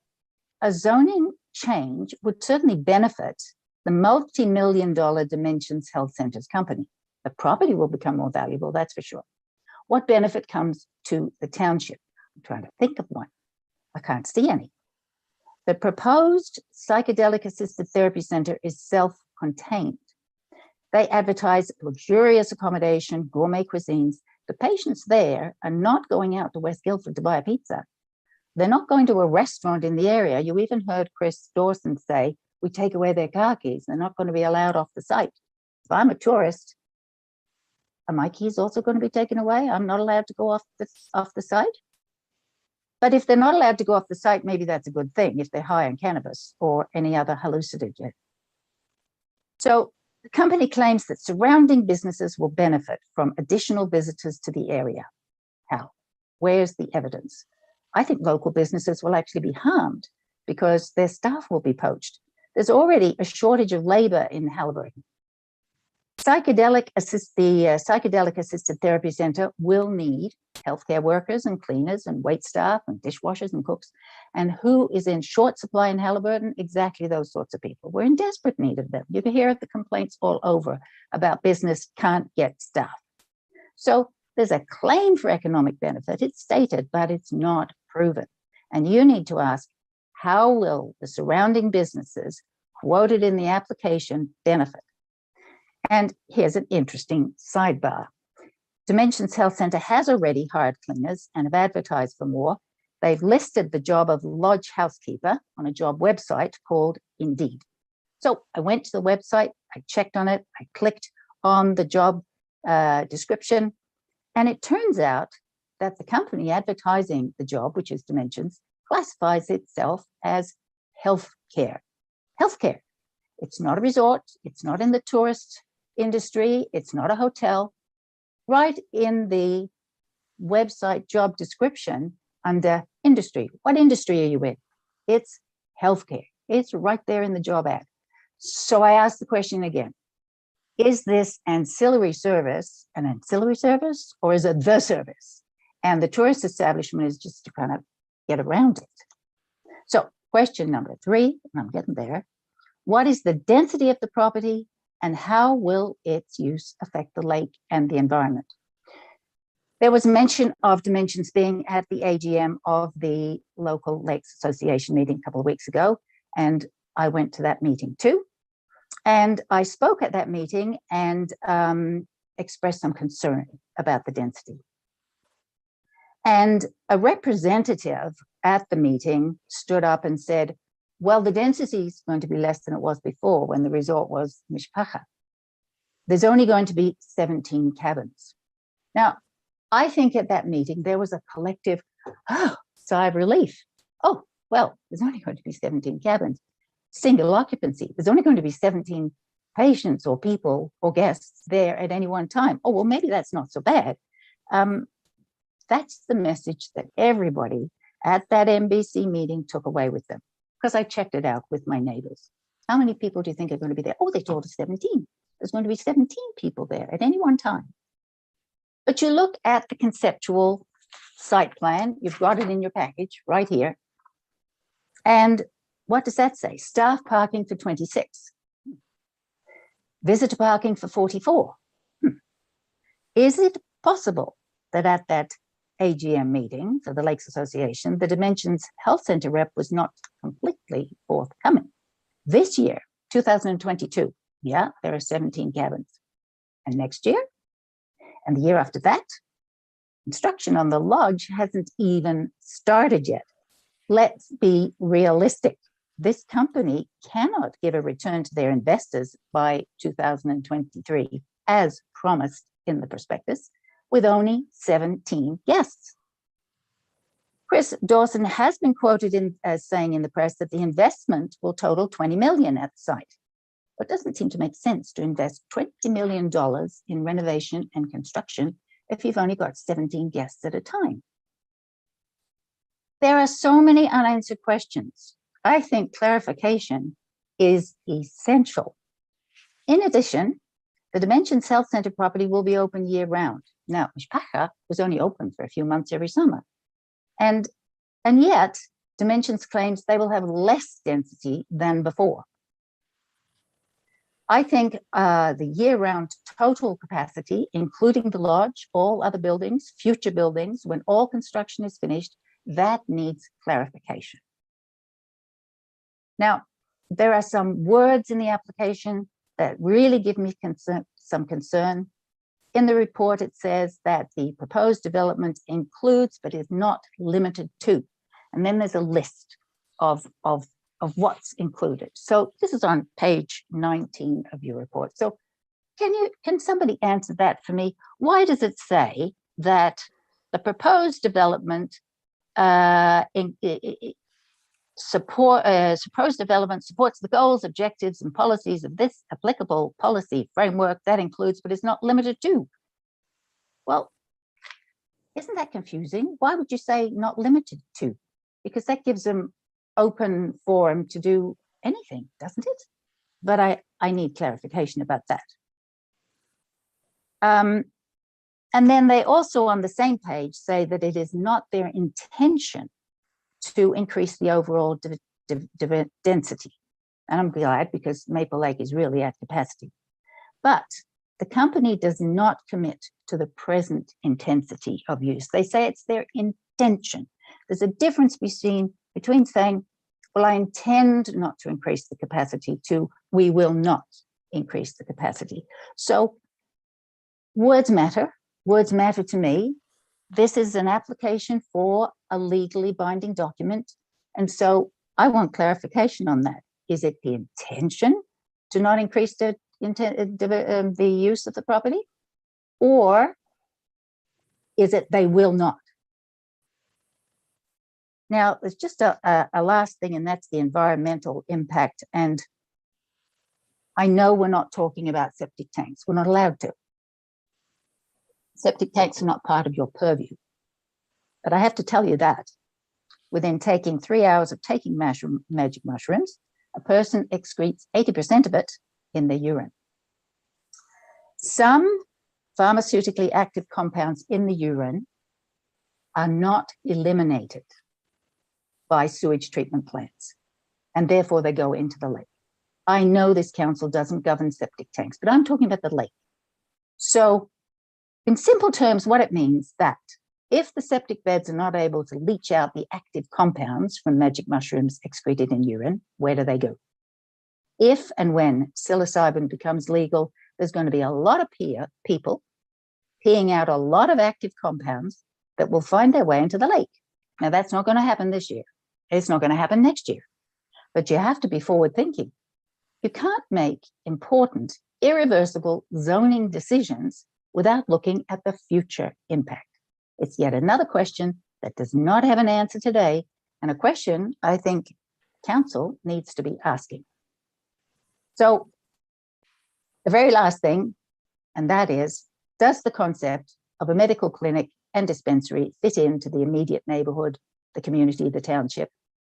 Well, if Dimensions Health Center wanted to be good neighbors, they could have held public meetings. Chris has already acknowledged their communication is terrible. They could have held public meetings to let the community know about their activities and plans and give an opportunity for the community to express their concerns. We didn't have to walk through your construction site, Chris. You could have held a public meeting at Stanhope Community Center or in a parking lot or somewhere. Now, the company makes the claim they've had extensive consultations with Indigenous communities, but surely it's only common courtesy for the company to extend a similar level of consultation to the community that's going to be affected. That's us, that's me, that's a local resident. So I'm a resident of Placid Lane, it runs off Canopy Lane, and I can tell you, I'm dismayed at how the local property owners have been treated. There are up to 20 trucks a day going up and down Canopy Lane. And I know it's been said, the township has no jurisdiction over a private lane like Canopy Lane. I'm telling you this because it demonstrates that this company has not so far fitted into the existing neighborhood. They're not being very neighborly, I'll tell you. They volunteered to donate a load of gravel. Well, wow, they're spending at least $12.5 million, but they're willing to give us a load of gravel. And they've literally destroyed the road. It's not a compensation for the noise, the dust, the almost undrivable conditions. So is this, as the application claims, compatible with the surrounding neighborhood? I'd say no. There's been an outpouring of complaints from the Road Association, 53 emails at last count. So the company's not using their own private road from the property directly to the North Shore Road. The application says it exists. Well, yeah, but it's not being used. Why is it not being used? As a local resident, I'm asking the question, why did the company not build the road first and use that instead of destroying our quiet little, used to be quiet lane called Canopy Lane? They've got a road, they should use it. And I understand that even when the road is built and up and running, the intention is still to use Canopy Lane for the staff, to bring in all the supplies, take up all the garbage, and next year there's more construction, and there'll be trucks and so forth. Does this fit in with the existing neighborhood? No, it doesn't. So I'm going to conclude. The draft bylaw states that the medical clinic will provide services to the public, but it's been established now, no, you can't. The public can't go there. They say it's going to be primarily a tourist establishment. Can I come there with my grandkids and feel comfortable sitting on the beach going for a canoe? How am I going to be kept separate from all the psychiatric patients that are in the middle of hallucinogenic treatments? Chris has actually said their target is not the tourist, regular tourists, it's veterans. So how does the two go together? There are so many unanswered questions, and I think there needs to be a lot of discussion. I can see why the bylaw change is beneficial to Dimensions Health Centres.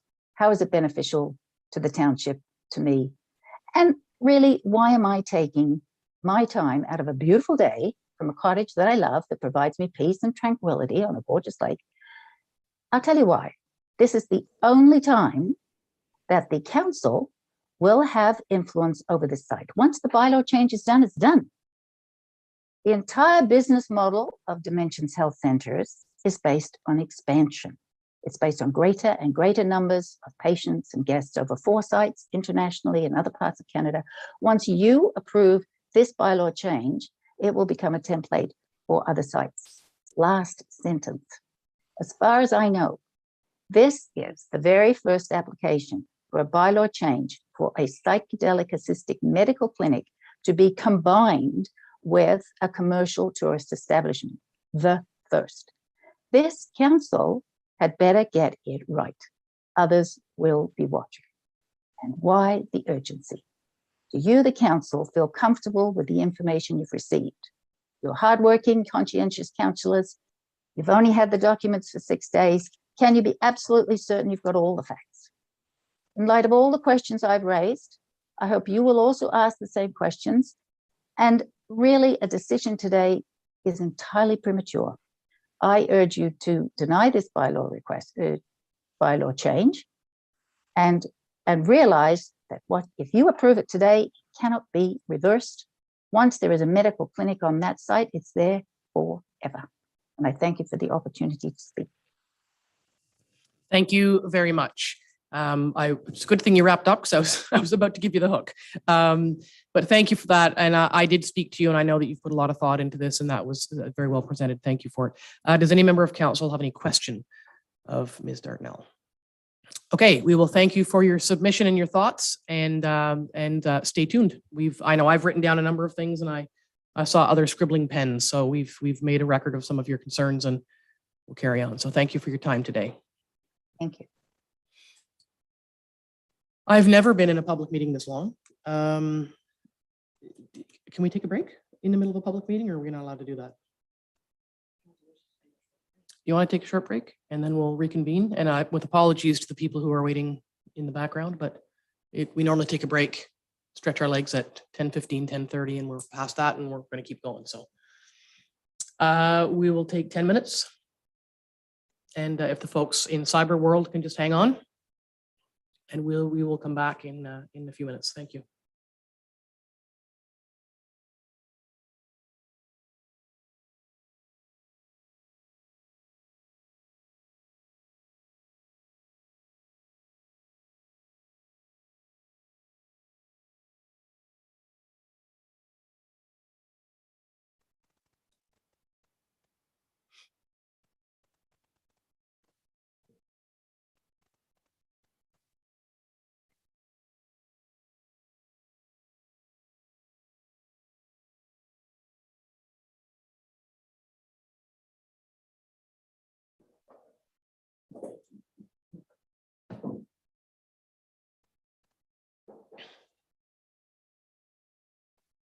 Are we live? Okay, thank you. We are reconvened. We left off having heard from Ms. Dartnell, and we have one last public request to speak, and that's Amber Myrick. So we'll, excuse me, bring her in.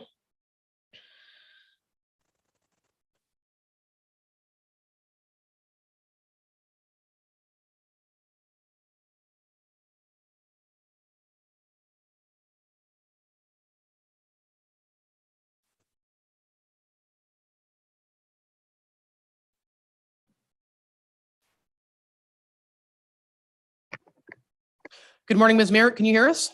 Yes, can you hear me? Yes, we can. Thank you. And just before you get started, with all due respect, we've gone a little bit long this morning, and this is item number 1 in an extremely lengthy agenda today. So I would ask that if others have expressed the concerns, similar concerns to yours, that you try and find a more brief way to say it. Okay, I've been trying during the break, so I will do my best. Yeah, because I know that your document that you've provided is 34 pages, and we are not going to go through every word of your 34-page document because we've all read it. So yes. If you could stick to the highlights that may not have been covered by others, that would be great. I shall try. I'll do my very best. Thank you. Go ahead then. Good morning, Your Worship, Mayor Moffat, Deputy Mayor Danielson, Councillors Shortreed, not Barry, and Dayu. Township of Algonquin Highlands staff, members of the media and the community of Algonquin Highlands, and members of the public at large. My name is Amber Myrick, and as a nearby resident, I would like to take a few minutes to present my family's current concerns, as well as that of other nearby residents regarding this proposed bylaw amendment. I've categorized them into 5 areas, but I'm going to condense them and try to focus on the areas that I don't feel have been mentioned. One that has been mentioned or alluded to in Carolyn's presentation, Ms. Dartnell, is the culture of mistrust and the questionable transparency of Dimensions Health. I do think it's worth noting that in May 2021, after online preliminary advertising of Dimensions being a medical treatment facility, there was a work stoppage order that was issued by this township. And at that time, it was stated to the local residents that it was the intention of Dimensions to open as a resort, a tourism resort. And at that time, it was expressed, well, if you are going to have these intentions, you're advertising on the internet, you would need public input. And after they assured us that that would not be the intention, the work stoppage was lifted. And then by July of 2021, Dimensions is advertising online that they hope to open later that year. As direct neighbors of this property and as members of the associations that they are also members, the MBC Lakes and the Canopy Lane Road Association, I find this to be very deceiving, and it's created a climate of complete mistrust. He mentioned that he's tried to reach out. I don't feel that's the case whatsoever. At no time were we ever consulted, and was there any public meeting held with their actual intent. And then he said that it would be in that paper, in the Halliburton Echo article, June 21st, 2021, it is not a destination for individuals that need drug treatment. Yet today, he said, it is an alternative destination for when drug treatment fails, which he said, unfortunately, it fails many, many times. So I guess there'll be a lot of people that will be needing to come here. In that article in the Halliburton Echo, there's no mention of drug therapy or plant ceremonies or anything. And he also doesn't mention, although he did today, that he was the founder and CEO of Edgewood Health Network, which is the largest private network of residential outpatient treatment providers in Canada. By applying for this amendment in the way that they did, build first and then get amendment second, it seems most of the community is not even aware that this bylaw amendment is being sought, and that's been touched on. There's only minimal requirements in the Planning Act, which you have followed. However, just going around just our end of the lake, within a few meters of their property, people don't even know what it is, who they are, nothing about dimensions whatsoever. We request this council at minimum delays the voting of this bylaw until such time as people can become aware. And as you mentioned, there will be articles in the paper and such with more detail. I'm going to skip ahead to the part that the benefits that they're claiming. It states on their website they're committed to reciprocity that will give 4% back to the local communities. Not clear if that's just the tax assessment that they would normally have to pay anyways, just as a landowner, especially of a tourism landowner. And as we all know, it's based on a value of your property. So that will be collected regardless. It improves Dimensions profits, that's for sure. It talks about that he said he's hired 20 staff from the local area, and he mentions a few, but the specialized staffing that's already been in place, that's on their website, they're from all over the world. They're not from this area predominantly. And anyone who knows, as Carolyn had mentioned in the paper, we are suffering tremendously from all areas of the workforce here with the ability to fill job positions. Also, as he alluded to, he applied for a liquor license, which I find is completely contradictory to the goals of a medical clinic. On the Health Canada website, it clearly says mixing alcohol with other drugs is dangerous. And other drugs are not just psilocybin, but cannabis as well, mixed with alcohol. Alcohol is dangerous. So he talked, well, tourists can come, but they won't mix with the patients. Alcohol will be served, but it won't be, will it be or won't it be for the people using cannabis and psilocybin? Which is it? Are you going to have both? And how will that look? How will it run? Environmental concerns, clearly there's problems with the lake and what will be returned to the lake. I just want to touch a bit on the numbers, which at 17 cabins on site, that's a minimum 34 people around approximately 52 weeks a year. We're looking at 1,800 people or more. We believe this is going to increase. It states that the room count by next year will be 66 rooms. That's between two different sites, one being the veterans, known as Veterans 1. Unclear how much of those 66 rooms are here and how many would be there. But to my knowledge, that is still a lot of people. And as Carolyn alluded to, Ms. Dartnell, they are going to need a lot of people in order to get the profits they are claiming. The pressure on that ecosystem would be currently 150% above the total population of Algonquin Highlands lived on Maple Lake. And another half of another community somewhere else, 150% higher, would be all located on the Maple Lake. And of course, we are a flow-through lake. We are affecting many other lakes as well. I'm going to skip ahead further to the trespassing concerns and safety issues. With all the numerous people that are going to be attending, or how you want to say visiting this establishment, traffic has been awful, as I'm sure it's been alluded to. But my concern is there's currently no controlled physical separation between this property and the neighboring properties. With the addition of this bylaw amendment, there's now an elevated risk of unwanted exposure for people who are under the influence of dangerous drugs, and some of which are illegal in Canada. A motorized security gate equipped with pass cards needs to be installed at the entrance via Canopy Lane. This might alleviate some concerns. There's also the concerns along the shoreline and the shoreline allowance. How are you going to stop that occurrence? You mentioned it's a very low amount of professionals who are going to be on site. That's what your planner had said. Meanwhile, you're going to be able to supervise 17 people or however many people are undergoing this treatment sufficiently. I'm not sure how that's going to work. Importantly, how the local taxpayers who purchase their cottages and homes with the reasonable expectation of use and enjoyment of their own property be protected from these unwanted adverse side effects, which are difficult to control from individual to individual. That's also been widely publicized on the internet. It's quite unpredictable. And regarding the pharmacy issue, the Haliburton Highland pharmacy was robbed at gunpoint December 9th, 2020. The mayor of Dysart, Andrea Roberts, was quoted as saying that she believes thieves are becoming more brazen and that drug-related crime has increased in the county. Well, unfortunately, on Canopy Lane, there's ideal conditions for a theft to occur. It doesn't matter that they are stored.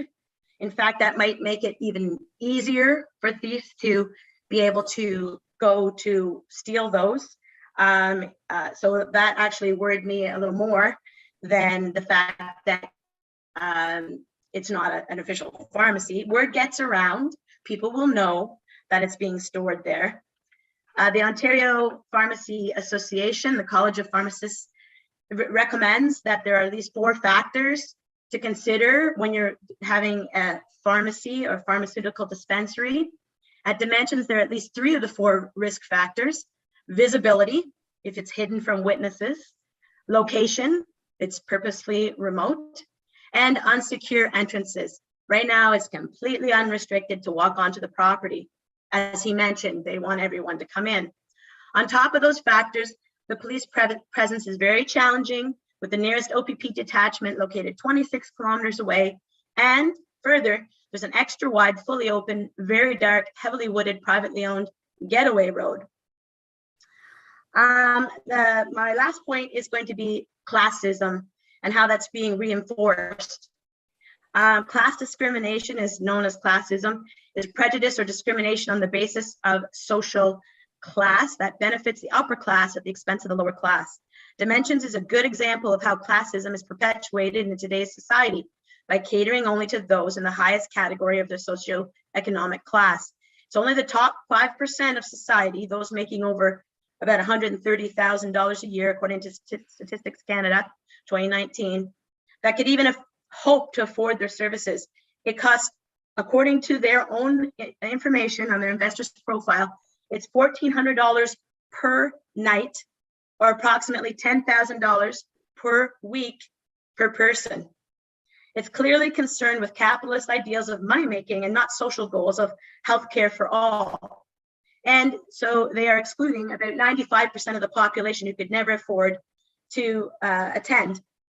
And this is counter to the Haliburton Official Plan, Section 710, that the economic activity must balance community, environment, governance, and social issues. I do have just a brief comment about the discrepancies regarding that the intensity of use is the same as before. Miss Pasha was never open year round. There were never more than about 25 people on site. And there certainly wasn't this added or secondary use that there is now going to be should this bylaw be successful. So we're not attracting tourists anymore, we're attracting patients, so to speak. And concerning the environment, there's been thousands of trees clear cut from the lot that was purchased to North Shore Road in order to build the road, which hasn't even been in use yet. As well, hundreds of other trees have been taken to build the parking lots and such that are now back lots to the adjoining cottages.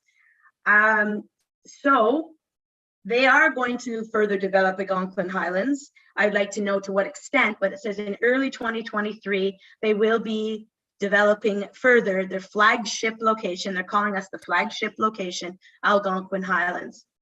And finally, the pressure that could result on our airport with private planes and helicopters. That is a huge concern in the fact that this community has vehemently opposed any expansion to the airport and the amount of traffic that could occur regarding this new and easy way to get there. It was quoted in a Toronto blog. This is a direct quote. "If the 3-hour drive sounds like a lot, you can always get high on your way to getting high." In a hint at who the target demographic here may be, Dimensions points out that this retreat will just be 1 hour by helicopter from Toronto.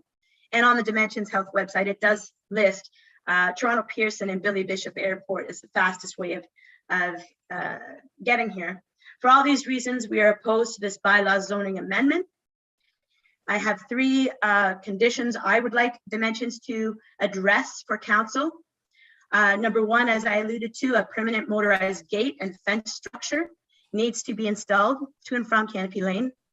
Number 2, a comprehensive anti-robbery safety plan must be in place with the OPP and the Ontario College of Pharmacists.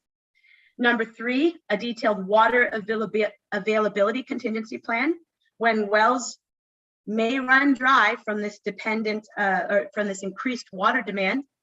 What are they going to do for the neighbors? Number 4, there needs to be research money donated from Dimensions, as was the case that they already have donated to Queen's University to further their psilocybin research. This would be dedicated to water testing to make sure Canada's the metabolites from the drugs that are being used are not affecting the quality of water in Maple Lake. And this could be done through the Experimental Lakes area, which is already well-known and world-renowned for their work on this particular subject. They had released information saying that in a 2-week time frame, cannabis metabolites in the water gave DNA damage to zebra mussels within 2 weeks. The next point, number 5, that a condition I'd like to see addressed. What about neighboring property values? If these are plummeting, what is Dimensions planning to do about this? It would be completely reckless for them to have landed here, and we have no opportunity to avoid this or had no choice or foresight in it. And now there could be a detrimental impact beyond belief financially for the residents.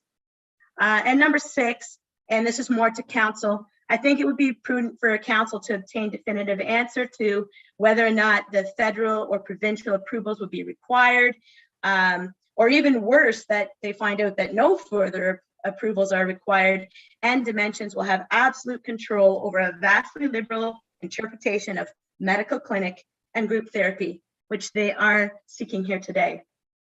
As a final comment, I would like to ask this council, if you could forward yourself 20 years into the future, are you 100% confident that you could say to your future self, who could have let this bylaw amendment pass? And then answer without regret, I did. This concludes my comments, Your Worship. Thank you very much. Similarly, as I said to Ms. Dartnell, it's clear that you've put a lot of time and effort into your thoughts, so I appreciate them. Does anybody have any questions of Ms. Myrick at this time? Okay, thank you for your submission. It's well heard, and we've all taken notes, similarly to Ms. Dartnell. So we'll bid you adieu, and we will continue on in our deliberations. Thank you very much. Thank you. To council then, I guess there's, Sean, I see that I was watching that you were taking a lot of notes. I know there are a lot of things that people are concerned about that are unfortunately simply outside the purview of the planning process. So could you identify those for us? Yes, so issues with respect to the road, like you addressed at the start of the meeting, those are outside of our control here. But concerns around the pharmacy and security with that, I think we can address those through further refinement of the definition that's being proposed for the medical, just to ensure that it is clarified that it's not a traditional pharmacy, but more of a storage area is what it sounds like is being proposed. So those we can certainly address through the refinement of the definition. There were quite a few questions that I think the applicant would be best to address. So I'm not sure if there would be an opportunity to bring them back in to address them now, or if council. Yeah, we can. I guess what I would like to ask members of council is, again, I'm not trying to disrespect this process, but it is kind of item number one on a very long agenda today. Is council prepared to go in any particular direction at the moment, or do you want to hear back from Dimensions and ask more questions and clarifications? Because if we get to the end of that and council says there are some questions we do need to clarify and council wants to defer, it can. Sean has said it can, and then Sean would continue to work with Dimensions for those refinements that might be identified. But I also don't want to exclude the possibility of doing something today. So just looking for thoughts on what you feel you need based on what you've heard. Deputy Mayor Danielson. I know that there are a lot of concerns here, and I'm hoping that there could be some form of continued working relationship with Dimensions that we can somehow resolve some of the concerns that have been raised. Unfortunately, many of the concerns being raised are outside of our jurisdiction or purview, and that is unfortunate. The only reason in my mind, because I'm stuck on, this is a planning application, and I think that, for the most part, it meets the requirements of our planning application. We've got the information we need. However, I can see that if there is a need, there is still that conflict between all the documentation that we received that refers to a medical clinic and the bylaw that says pharmacy. And the fact that if as Sean says, because I was interested in hearing what Sean's comments were before we got back to Dimensions, and I welcome Dimensions having an opportunity to speak. But, if there's work to be done to refine the definitions, then I believe we do have to defer. But that would be my reason for deferral and no other at this point. Mm-hmm. Yeah, and I think I can probably answer some of my own question that I put to Sean is, it's heard loud and clear that some folks feel that there's a culture of mistrust. That's not a planning matter. The request, we can't add conditions, so we can't make Dimensions put a gate up. And if somebody is intent on doing nefarious deeds, the gate's not going to stop them. What's the saying? A lock only keeps out an honest person. Appreciate the comments on classism, but that's also not a planning matter. Within our purview. I believe there was a permit for the trees. Sean, the trees that were removed had a permit, is that correct?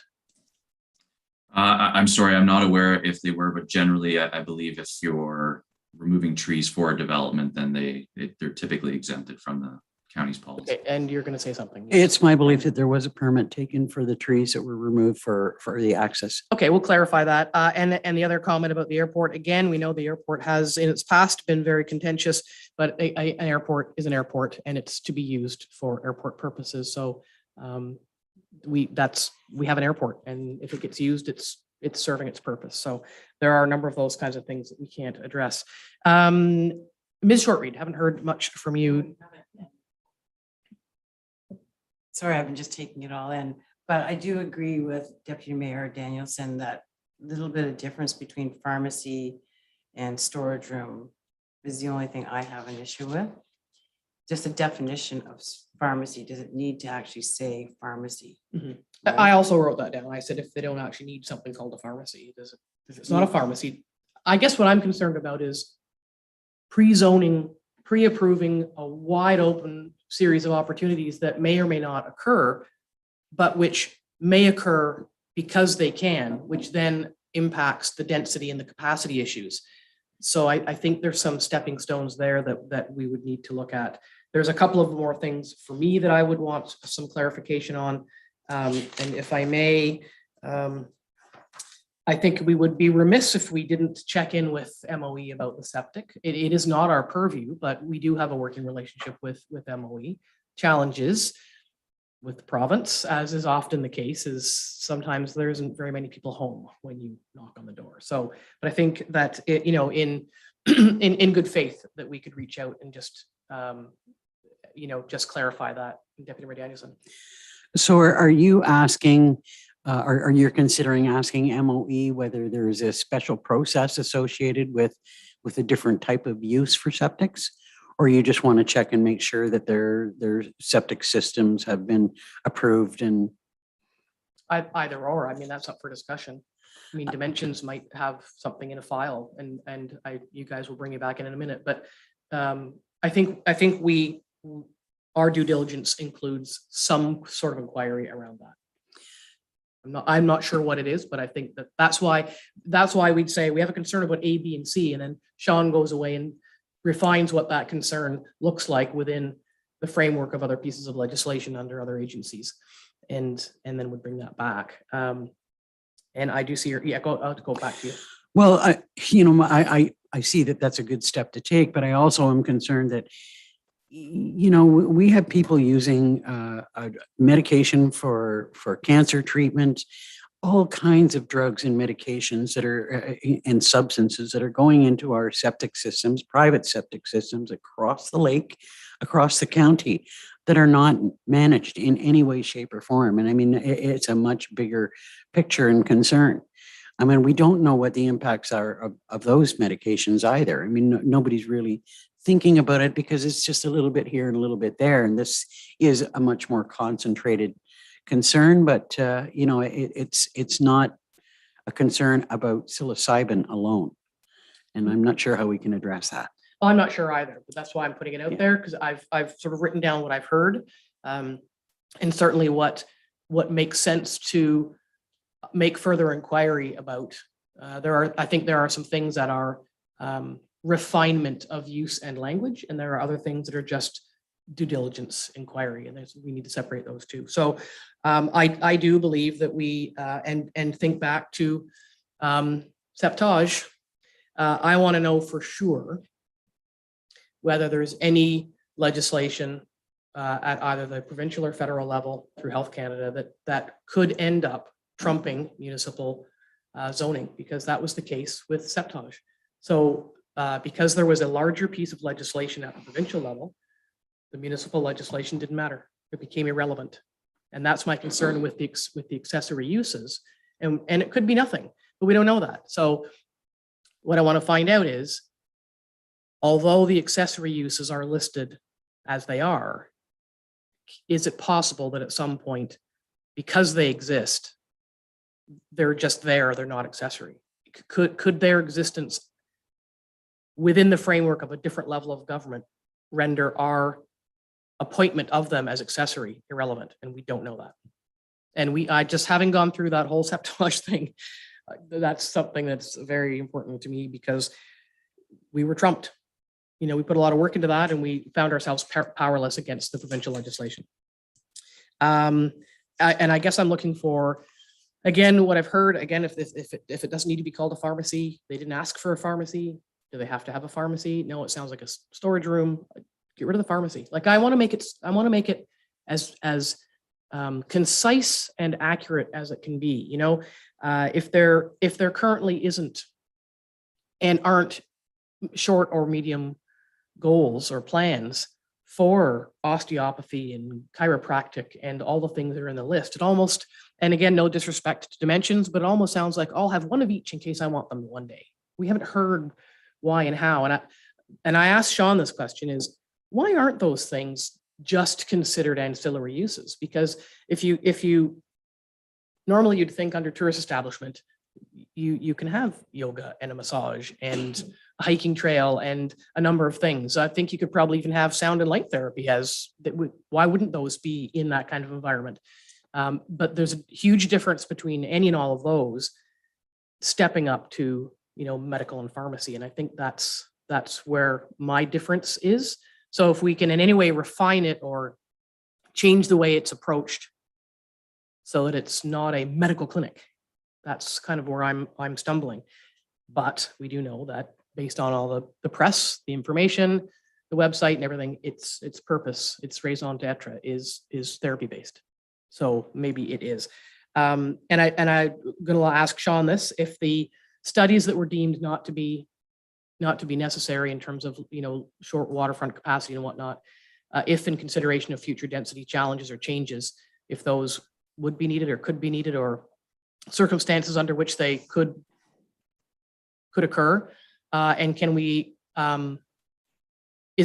would it be so site specific that there would need, or maybe it is, that there would need to be permission if in the future they wanted 7 more cabins? I don't know if that exists.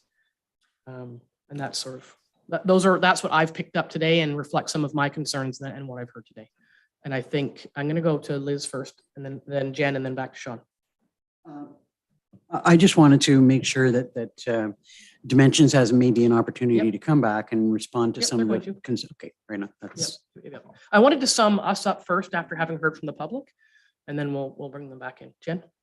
Councillor Dayu? Thank you. I appreciate very much the work that members of the public have put in to doing some research that have brought some new thoughts, some new questions to my mind. And I also very much appreciate the clarity with which Dimensions has answered a number of our questions. I feel like I've mentally progressed considerably on this file in the last hour or 2 hours, but I do still have some questions that are outstanding, most of which I believe are net planning questions. I think there are a couple in there that are not, but I would like to put them to Dimensions because there are, I'm sure, others out there in Cyberland who are thinking the same things. And with these questions in mind, at the moment, I would prefer to defer in that this is groundbreaking stuff. We are probably the first or one of the first townships that are looking at an application like this. There are consequences for the future, and we do want to get it right. We want to get it right for the township, for our community, for our environment, etc. I also believe I understand that there is no particular urgency to rezone medical clinic because the sorts of substances that this is the clarity that I'd like a final word on. I would like to know whether if we rezone as medical clinic now, what can happen with that zoning before further legal changes at the federal level are made. I'm unclear about that, and I apologize if I'm the only one who's unclear, but I just want to make sure I'm crystal clear. There are a few other things I would like to ask, if that's okay. I'll just read them right off the list.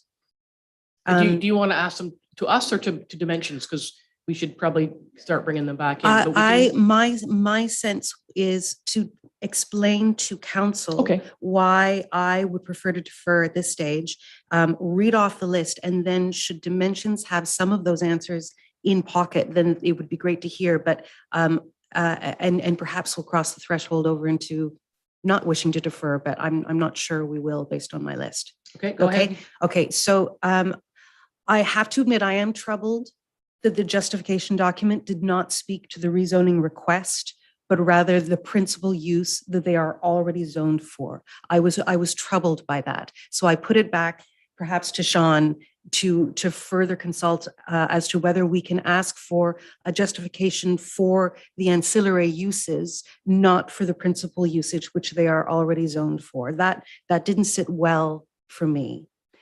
I would like to find somehow a better definition of, or a definition of the difference between inpatient treatment versus roofed accommodation for a voluntary retreat.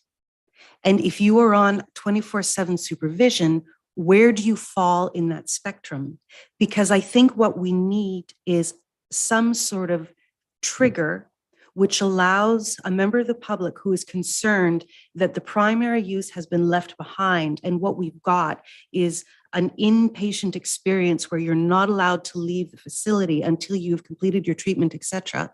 What is the trigger? What does that look like? And I don't know, Sean, if in the Planning Act we can make that get into our documents somewhere, but I think in the interest of community well-being and their sense of safety and an ability to react should something happen that they're not familiar with, I would prefer having upfront some sort of definition that would allow us to know what that trigger is in case the bylaw is ever contravened and I do apologize because this is, it's worst case scenario thinking. I'm not suggesting that this is the current intention at all of Dimensions Health, but I do believe we need a means of identifying what does it mean if the zoning bylaw wherein medical facility and healthcare is secondary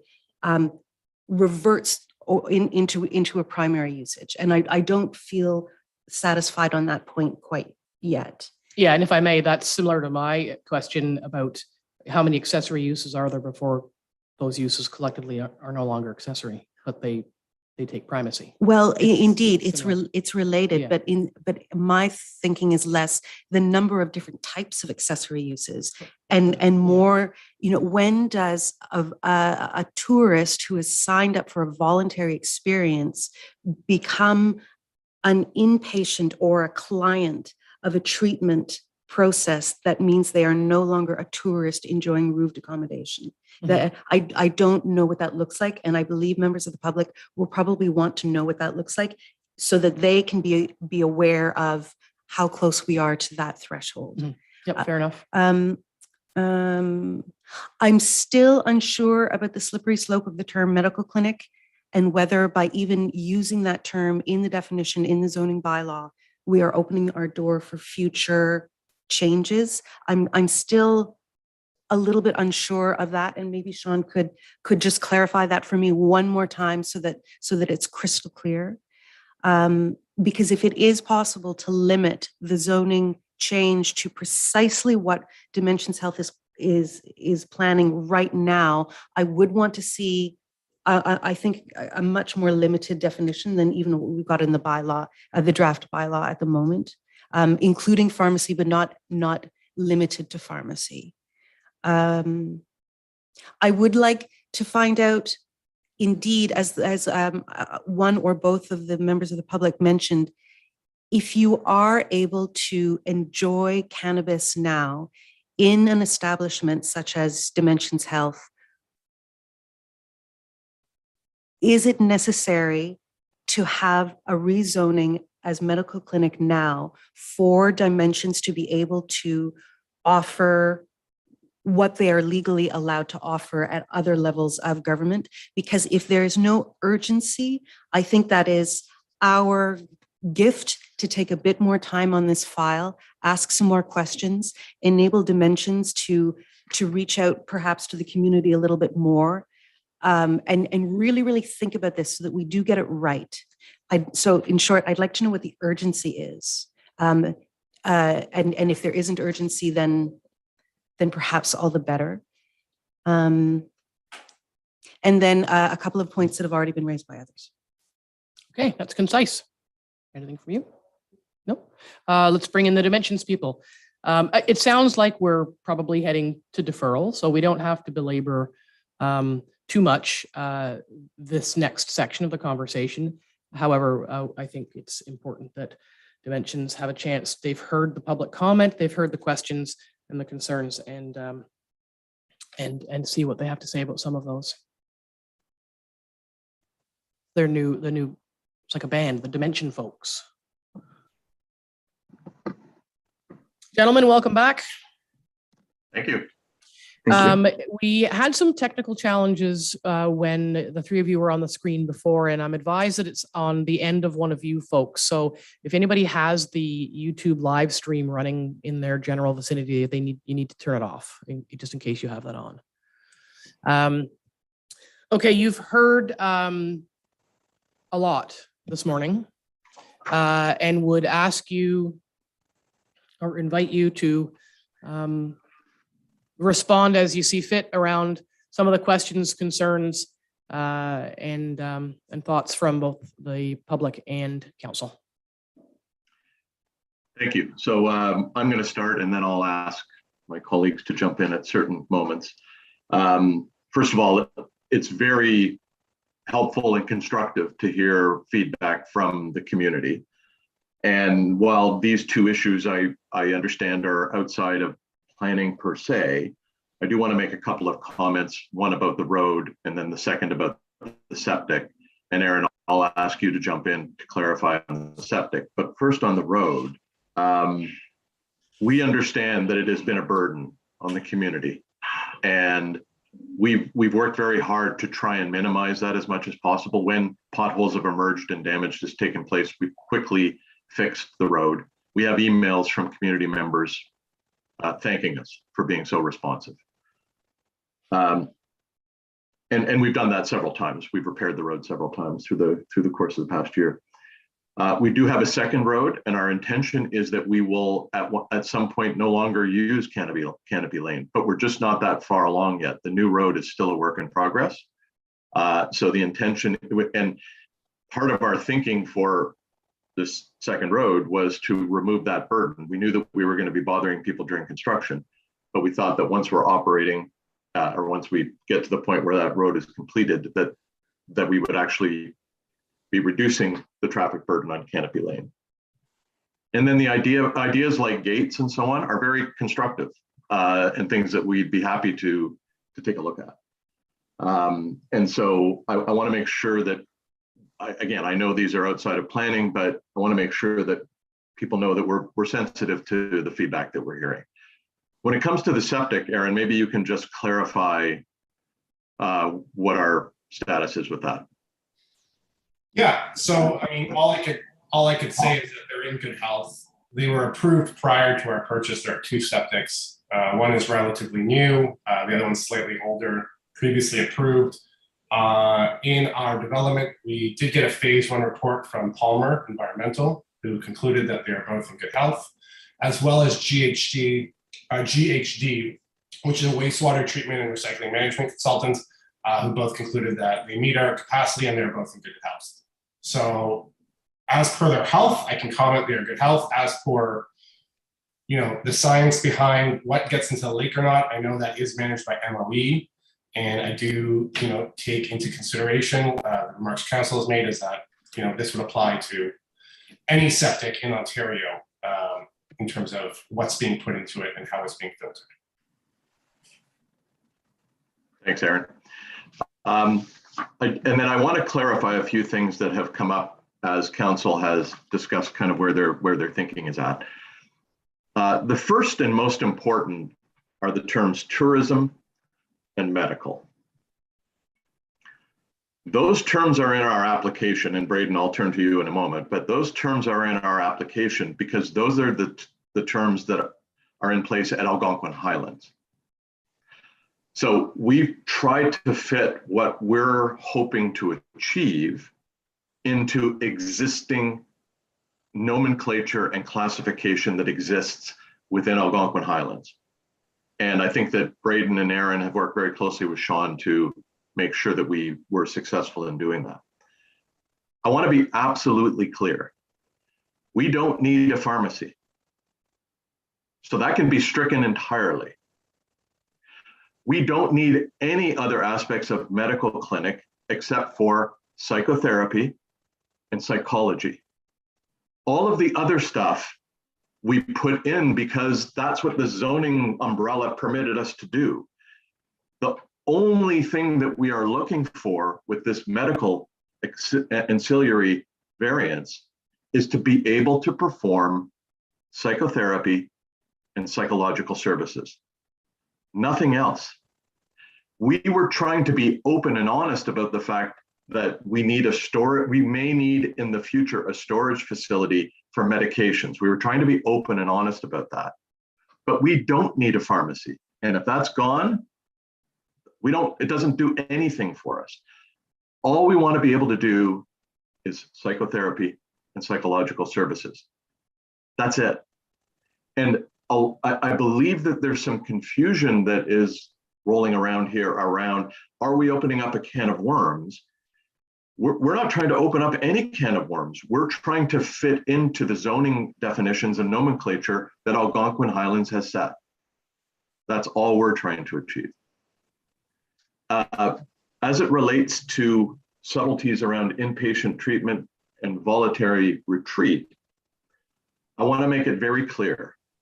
No guest at Dimensions will be there unless they are there voluntarily. When I said that we take their keys and that they are supervised, I didn't mean that if they said, I want to leave, we don't let them leave. We have no authority to do that. But I think if we were a resort serving alcohol, we would ensure that they didn't leave in that state. And if we're a retreat center that's providing the therapeutic services that we are providing, we would similarly express caution about somebody wanting to leave that was in a frame of mind other than one that would be suitable for somebody getting behind the wheel. There is no distinction in the law in healthcare in this country between inpatient treatment and other kinds of treatment. The tourism definition is critically important for us as well. While we want to do psychotherapy, if somebody was to come for us for a week and be with us for 168 hours, the amount of psychotherapeutic services that would be delivered for that individual is about 10 or 15 hours. Everything else that they would receive, overnight accommodation, 3 meals a day, ancillary spa services, that would make up about 150 hours of their stay. And again, we're fitting into the tourism definition, not because we want to portray ourselves as being a tourist destination, but because that's the zoning classification that we reside in. And if we're going to accept overnight guests, and if we're going to provide meals and ancillary services that are consistent with the tourism definition, we thought we need to place ourselves firmly in that. The medical variance that is required is us being honest about what we're doing, that is psychotherapy, but also indicating that it's about 10% of the experience that they get overall. So I'm very concerned at this point about ideas of a slippery slope, because we had no intention of saying, hey, let's list everything we could possibly think of. We just tried to get ourselves classified in the right kind of way for one specific or two specific areas to add to what we're doing. As for cannabis, cannabis is a legal substance. We will use cannabis in a medical supervised therapeutic way that is legally permitted to be done in all different aspects of Canadian society today. Cannabis is legal for recreational purposes, but it is also used in medical, in a medical context. That's all we're suggesting, is that prior to some of these other substances that we might want to, or that we're excited about for the future, we're going to integrate some cannabis. And let me be very clear again about what our intention is with that. We believe that the recreational legalization of cannabis has been a net negative for people's health.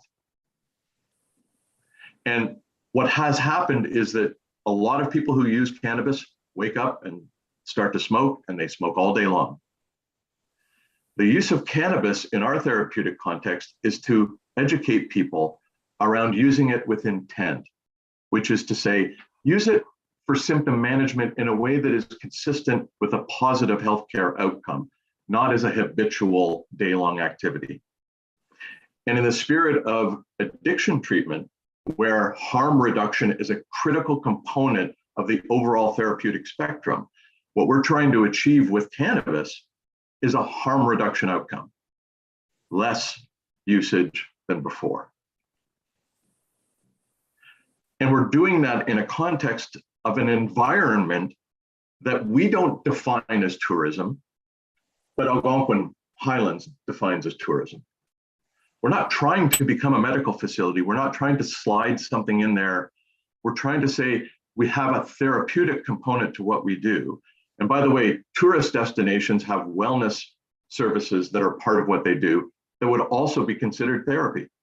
Registered massage is therapy, just as an example.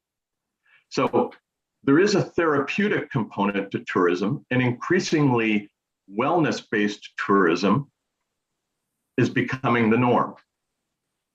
And so we sit somewhere on the edge of those two things. And Braden, maybe I can ask you to jump in for a moment, although you're blanked out right now, but just to discuss, because I may not have used the right language or classified it correctly in terms of the planning issues. I wonder if I can just interject for a moment. If there's, I just wonder, I don't mean to be disrespectful. I'm just wondering if it's enough to work on a refinement of those specific uses and take out the pharmacy, because you've concurred that those would work for you. And is that enough? So we could defer based on those modifications. Now, I think that as you pointed out, that this is the public meeting. So if council asks for refinements and the outcome is a lesser use, it doesn't get recirculated and there's no public meeting. This is the public meeting. So if there's an agreement to refine those and make the uses less, it's like zoning to a lesser standard. There's no second public meeting. Now, members of the public who may read this and have comments are welcome to call. I was going to say they're ward reps, but it would be it would be Liz or myself. So I just want to make that very clear that if we go in this direction, defer and come back, we will not be entertaining under the act. We are not entertaining further public comment in accordance with it. Is that correct, Sean? Yes, that is correct. This is the only meeting. Yeah. So just so everybody knows that. Okay, so I don't know if Brandon, if you're gonna, Braden, sorry, I can't see. I still can't read the names on the thing on the screen. If you want to weigh in, and then we could look toward wrapping up, I think. Of course. Thank you, Your Worship. A couple of things here. First off, I think Chris has done an excellent job as well as explaining with the planning and the definitions and the work that we've done to date in working cooperatively with Sean to bring the definition to where it is and the reason behind where we are today with that definition. So that's number one there. Number two is related to the actual refinement of the definition. I think we've had a very healthy discussion to date. And in terms of refining the definition to be for registered psychotherapists and psychologists, and then secondly, to remove the pharmacy, we could do that today, I believe. I think we are all in agreement here of making those changes. So my understanding of how this public meeting works is that it would be received for comment, and this might be a better question and confirmation with Sean here, is confirming that this public meeting is received for information and comment and related. And now that this is an item on the agenda within the regular council meeting going into the rest of today, when that item is brought up later on, a motion could be brought forward to refine the definition for those two particular changes. And we could move forward with that now.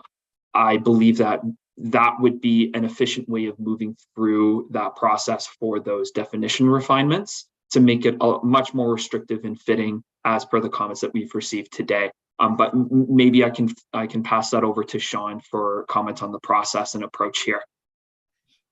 Sean, your response to that? Yes, so that is certainly something we could do. However, I believe there were some other questions raised that may require some additional time. So it may be best to defer and bring back to the next meeting unless council would be comfortable with a refined definition today, and that would alleviate all the concerns. Thoughts from, you had your hand up, Deputy Mayor Danielson. I was just going to say, if we're going to refine the definitions and actually change the contents of the bylaw itself, I think that we need to bring that back to council as opposed to, just kind of making changes on the fly. And, I think we want to be clear. This is not us saying that we're going to deny your application. We just want to be able to have due opportunity to refine things and have the documents absolutely clear going forward. And I'm not completely comfortable if we want to, or we are agreeing that we need to refine the definitions, that we can do it all today. I would concur, and The two ladies who spoke today covered so many pieces and issues and concerns. There can't possibly be anything else that anybody has a concern about.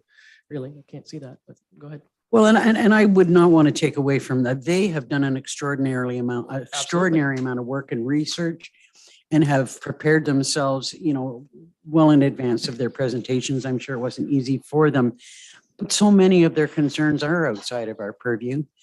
And, I know that we've had public meetings where there were far more people in opposition to applications that were received that were still approved. Mhm. I mean, they are, sadly, they're a small number of the population that we have heard from.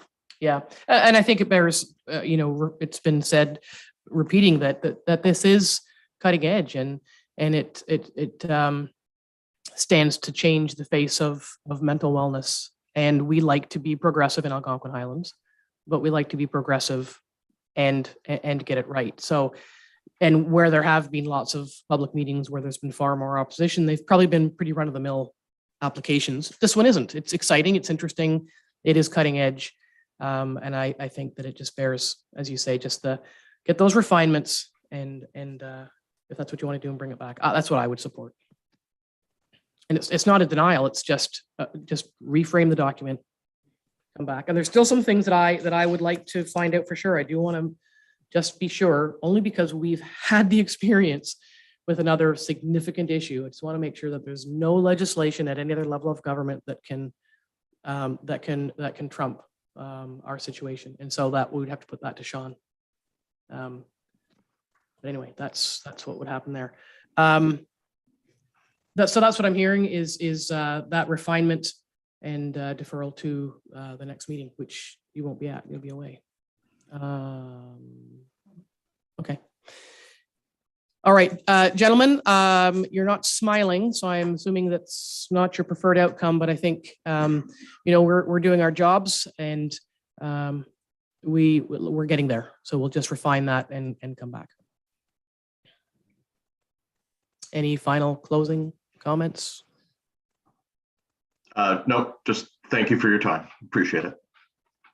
All right, thank you. We'll let you go. Okay, thank you.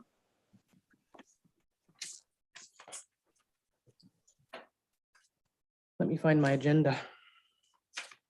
Sean, do you have anything to wrap up? No, I think I have direction here. Certainly some questions that we need to seek clarification on, and the refinement to the definitions of the site-specific bylaw. Those are quite clear. So I'm confident we can make that happen. Okay, great. We have a resolution to, I believe, resume the regular meeting. By Deputy Mayor Danielson, second by Councillor Shortreed, be resolved, Council adjourns a public meeting at 11:53 a.m. and the regular meeting resume. All in favor? That's carried.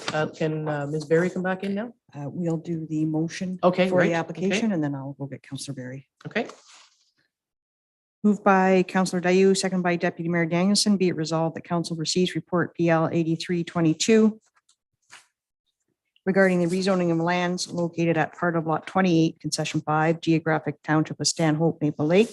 Submit application AHZBA 00422, submitted by Sean O'Callaghan, dated July 21st, 2022, and further the council defer this application for further information.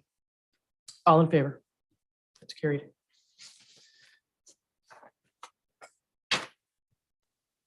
Now we're breaking for lunch. Do we need to bring her in? Do you have something that we need to pass with This her? is just these to receive the report for the first public meeting.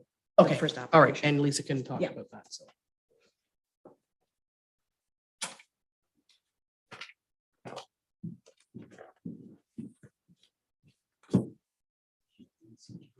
Mhm. Sure. lunch.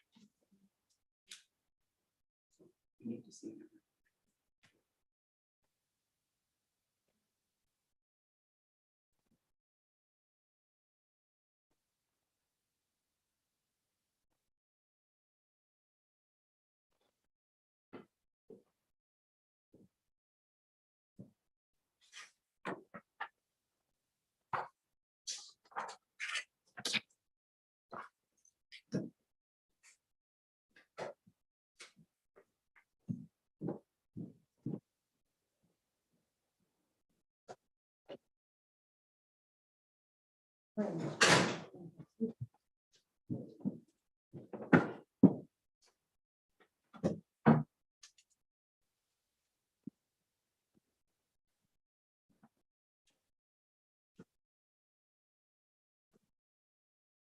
go ahead.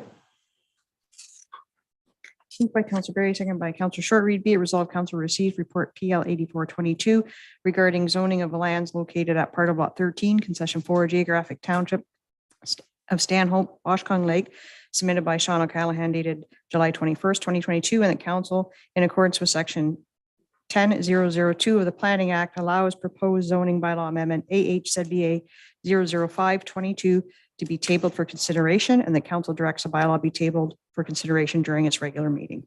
All in favor? That's carried. Thank you. We are breaking for lunch.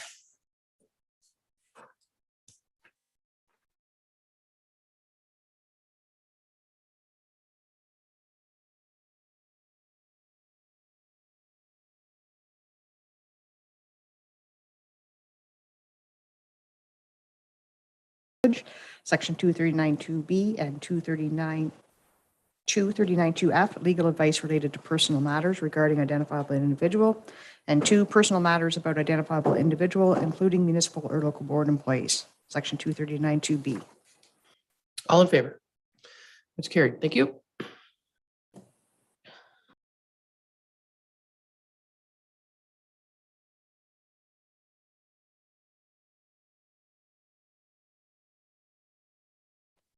We go back into open. Yeah.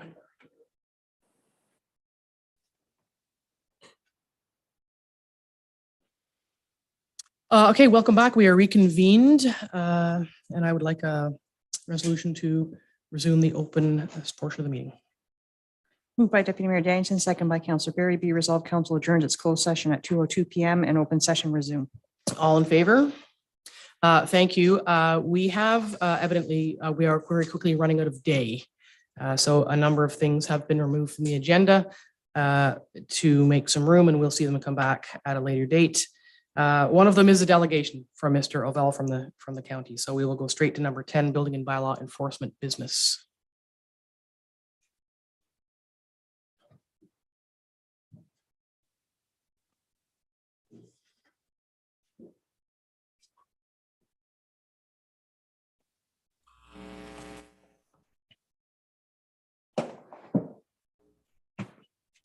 Good afternoon, Greg. Afternoon, Mayor and Council. First up for you is monthly activities. Is there anything that you need to highlight for us? There is not at this time. Thank you. Are there any questions of Greg's report from council? We'll have a resolution then. Thank you. Moved by Councillor Berry, second by Deputy Mayor Danielson. Be it resolved, council receives report BLDG 722 regarding monthly activities, June monthly activities submitted by Greg Moore and dated July 21st, 2002 for information. All in favor? It's carried. Thank you. Next up for you is the draft parking bylaw. There's some revisions there. I think there's probably some things that you could highlight for us in that.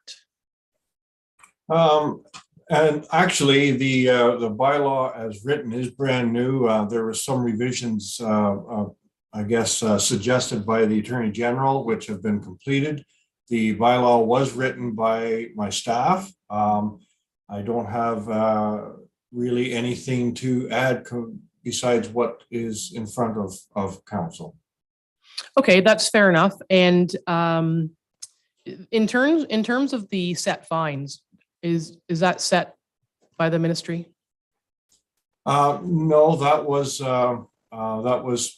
set by us for approval by the ministry and has been approved. Okay, all right. Questions from council on the not revised but new bylaw? Lisa Berry. Only question I had in regards to the set fine, is there, if there's a repeat offense, is it the same fine again, or is there an additional consideration? Mr. Moore? Through you, Mayor, I don't believe there is a repeat offense fine. It is the one fine. If so, a repeat offense would be the same fine issued again. So it's not escalating, yeah. No. Did I see a hand over here? Mayor Danielson? I did, and I apologize because I know that you said that you submitted these proposed fines to the ministry and that's what they've approved. My concern is the deposit any objects on the highway or road allowance. I'm thinking in particular of one case where there was a whole bunch of timber put right on the road, never mind the road allowance. To me, $90 doesn't quite cover a circumstance like that. And that's the only, the bylaw I thought was, or the draft I think is great. Good job, covers all of our concerns. But I in that case, thought maybe we should be considering a higher offense or fine. Response, Greg? That would be obviously consideration by council to make that change, and we could resubmit. I confess that I thought a lot of the fines were a little low, and some people might consider them the course of doing business. But I don't know what the fines are in comparison to other communities, so I don't really have a measuring stick on that. What would council like to do in terms of the fine levels? We could increase them and resubmit, or leave them as they are and assess going forward. Yes. Well, I mean, I made my comment about how I thought this one in particular should be higher, but maybe it can be addressed by Councillor Barry's comment about if it's a repeat offense, can we do something about like double the fine, or smack them harder? Sorry, that's the only way I can think of putting it. It is a bit late in the day for us. That's okay. Greg, what are your thoughts about any of those options, and whether or not where these fines, our fines or fees usually are brought to us having been through a comparator process? So what are your thoughts on what Deputy Mayor Danielson is saying? Yeah, it makes good sense. The staff did poll other municipalities nearby and further away for their set fine and such, which it basically is what it was drafted on. I was cognizant of the fact that we don't want it. I heard the comment of the cost of doing business. That's what we kind of wanted, to get it high enough that people wouldn't just say, well, it's the cost of parking for the day. But again, it can't be, it's got to be something that at least the Attorney General would approve. It can't be out there. But there was no provision that I saw for a repeat offense, like a double of the fine, like what was just offered there by Deputy Mayor. So that is something that we could add and resubmit, and that would kind of help to give a bigger impact, a bigger punch, if you will, on repeat offenders, because we could simply go the next day, if that's an option, to simply do another fine of the same amount. And I'm not sure how much that would hold up in court if they haven't had enough time to do the remedial. But a repeat offender, like double the fine, would certainly, give a definite punch. Is that something the rest of council is interested in at this time? I'm not seeing a lot of support for that at this moment. Oh, I thought that was kind of what you were saying in the first place. I just wanted to know if it was an increase, if it was consideration, just because I didn't see it. I'm not saying that I wanted to double the fine. It was just one of the questions that I had from this report. The only other question I had was in regards to parking in front of a dry hydrant. Or would that be covered under some of the other things? Is dry hydrant in here? I didn't notice that. I don't know if it's encompassed with the definition of a fire hydrant. So I apologize. Let's see if I can bring it up quickly. I know in the interest of time, I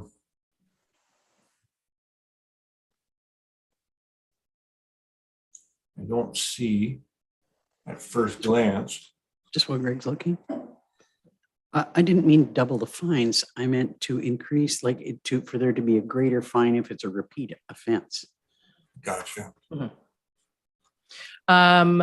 So we don't know that. We could probably ask the fire chief. Would it be considered not a fire? Well, I would think a dry hydrant is considered a fire hydrant, because that's what it is. We have dry hydrants in lakes because we don't have municipal water. So I would assume that it's the same thing. Let's go with that. I see fire route, and I don't see hydrant in the definitions. Mhm. Um, Could we ask you to just confirm that with the fire chief? And if there is something different, the fire chief may be weighing in the background. He's got his hand up to come in. I can't see him. Oh, let's bring in the fire chief and ask him.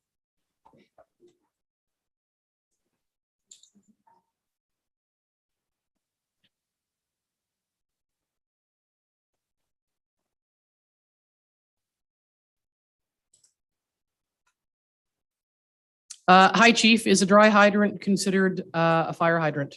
My understanding in the presentation of the bylaw is the dry hydrants were covered under fire routes. Ah, okay. Fire routes. All right. So, and that is there. It is. Yeah. Okay. Thank you, chief. We'll see you in a few minutes. Okay. Anything else around the parking bylaw? So we've got that covered. That was just an inquiry, not a, okay. Anything else for this?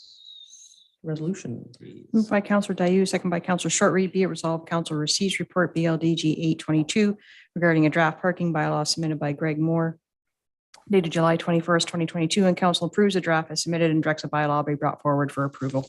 All in favor? That is carried. Thank you. Thank you, sir. Thank you. Parks, Rec and Trails business is next. We'll bring in Mr. Card.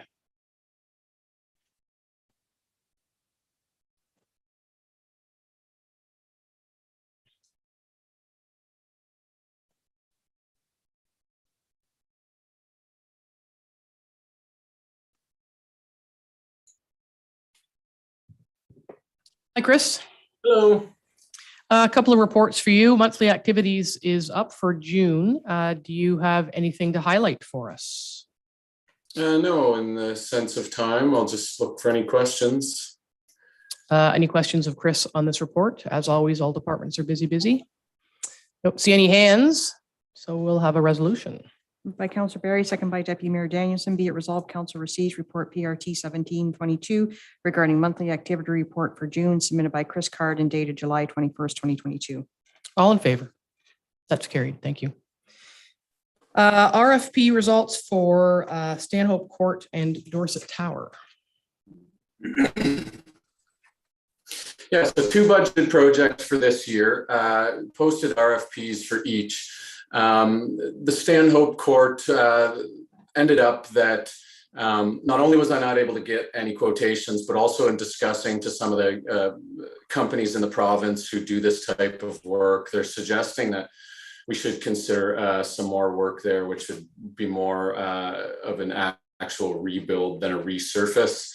For the Dorset Tower, that this year as budgeted was to put in a lightning strike protection system. Didn't get any bids on that one either.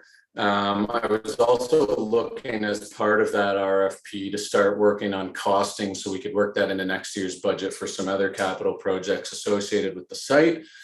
So looking for council authorization essentially to reach out to some companies and have some negotiations and then sole source as we best can and in line with the purchasing policy, and then we'd bring back an agreement if we were able to get it in place for each. But given the timing and particularly the scope of what's being suggested with the Stanhope Court, it's very likely that each of these projects are going to end up being finalized this year as far as the contract goes, with implementation next year.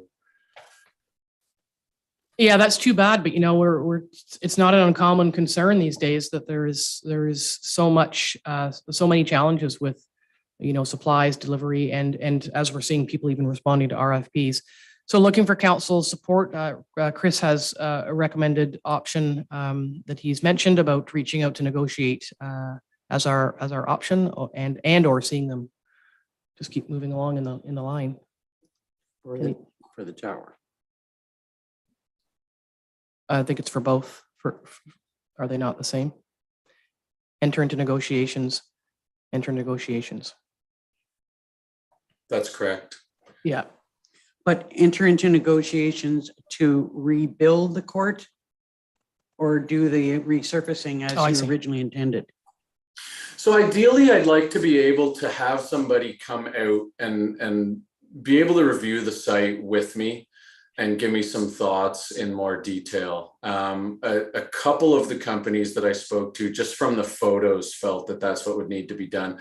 One of the companies who was able to give us some budgetary estimates last year in further review, having had visited the site, said that they would suggest that it actually be redone. So if I can get a company out to look at it in more detail and give me some thoughts and recommendations on what we should do there, and then I can refine what needs done from that.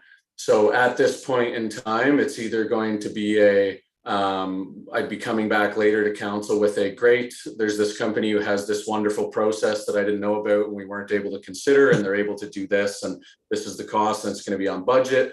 Or it would be council's approving this and we're budgeting for next year, and it would end up being a rebuild.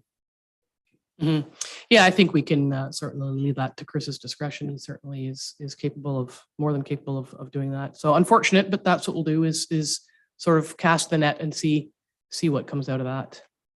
Any further questions of Chris on this resolution, please? Moved by Councillor Short-Reed, second by Councillor Dayu. Be it resolved, Council receives report PRT 1822 regarding RFP results for Stanhope Court resurfacing and Dorset Tower Capital Projects Management, submitted by Chris Card, dated July 21st, 2022. And the council hereby cancels the request for proposals PRT 2202 and PRT 2203. And the council directs staff to proceed with option C as outlined in the report for the Dorset Tower Project Management and Consulting. And further, that council directs staff to proceed with option B for the Stanhope Tennis Court. Is it B? Sorry. The recommended Oh, I changed it. negotiation. Yes. Yes, Okay. B. Yeah. All right. You've heard that. All in favor? That's carried. Thank you. The Moose Trail donation. This is exciting.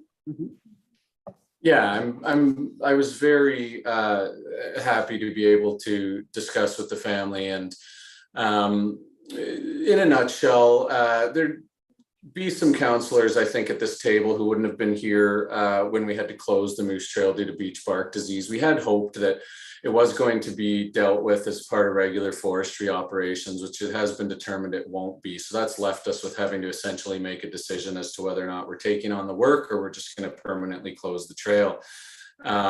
This opportunity has presented itself. And since I submitted this report, and the recommendation in the report is that council is committing the last little bit of the required portion of funding in order to do this project that we've got costed that would allow us to open the trail for this year. Since I submitted the report, the families reached out to me again, and they'd like council to be aware that they'd like to offer that amount of $1,609. The recommendation for that would not be required, and essentially council is approving to get back in touch with the family, accept this donation, and I would then get in touch with the arborist and start moving forward with the work, with the hope of being able to get the Moose Trail up and running this season. Yeah, that's I think it's a bit ambitious, but certainly would encourage that if it can be done. You know, that was a very popular trail, and what happened in there with the tree diseases, you know, has been devastating. Thoughts from council on the very generous offer from the folks to fund? That's great. Yeah, and you'll thank them on our behalf, and I'm sure there'll be more talking with them later. Yes, Chris. I forgot to mention, the family did request that if approved, they'd like the opportunity to present a check to the township with the hope that the media could be invited, which I think would also serve as an excellent opportunity to promote the trails. So looking for thoughts from council on that, and then I'd work to set something up. Yeah, happy to do that, I think. Go ahead. Just the question is would that be outside of our normal council environment? Because right now we're not accepting anybody in the building. Well, it depends on whether it's all of council is required to accept the check, or if it could be done, you know, on site. It could be, yeah, or it could be done on the front steps, or we can sort those things out later. We could just see who's available on the day, and yeah. Okay. No, that's terrific. Chris, just keep us informed about that, if you wouldn't mind. We'll have a resolution, please. Moved by Councillor Dayu, second by Councillor Berry. Be resolved, Council receives report PRT 1922 regarding Frost Center Ski Trails Moose Trail donation and reopening consideration submitted by Chris Carr dated July 21st, 2022. And the council expresses its sincere appreciation to the family, estate, and ski friends of the Frost for the donation towards the project. And the council directs staff to proceed with the project as outlined in this report. All in favor? That's carried. Thank you. Dorset Tower fees. I don't know. I mean, everyone's read the report. Chris is proposing a couple of options for that have some revenue impacts. Looking for thoughts from council on that. Councillor Dayu. Very helpful report. Thank you. And I thoroughly agree. Option B is a great way forward for a few reasons. Clarity, simplicity being one, and overall income to the township being the second. Yeah, I have to agree. And I know that some folks complain that they even have to pay to go up it. But we have long at this table talked about looking for an increase. I'm not even convinced that the bus increases are enough because there's an awful lot of people in a bus. And I would think that there's room there, but we can keep an eye on that. Thoughts from members of council? Councillor Berry. I feel like I'm outnumbered already, but I was wondering if this could be brought forward at another time. I think that considering that the tower's been down for so long, I don't feel comfortable raising the prices at this time. That's just me. Okay, Deputy Mayor Danielson. Yeah, I'm going to say I kind of agree. And to me, this is a big jump right after a long period of closure. And I do agree that we need to do something about the bus traffic and the fees there, but I can't agree with the recommended option. Councillor Shortreed.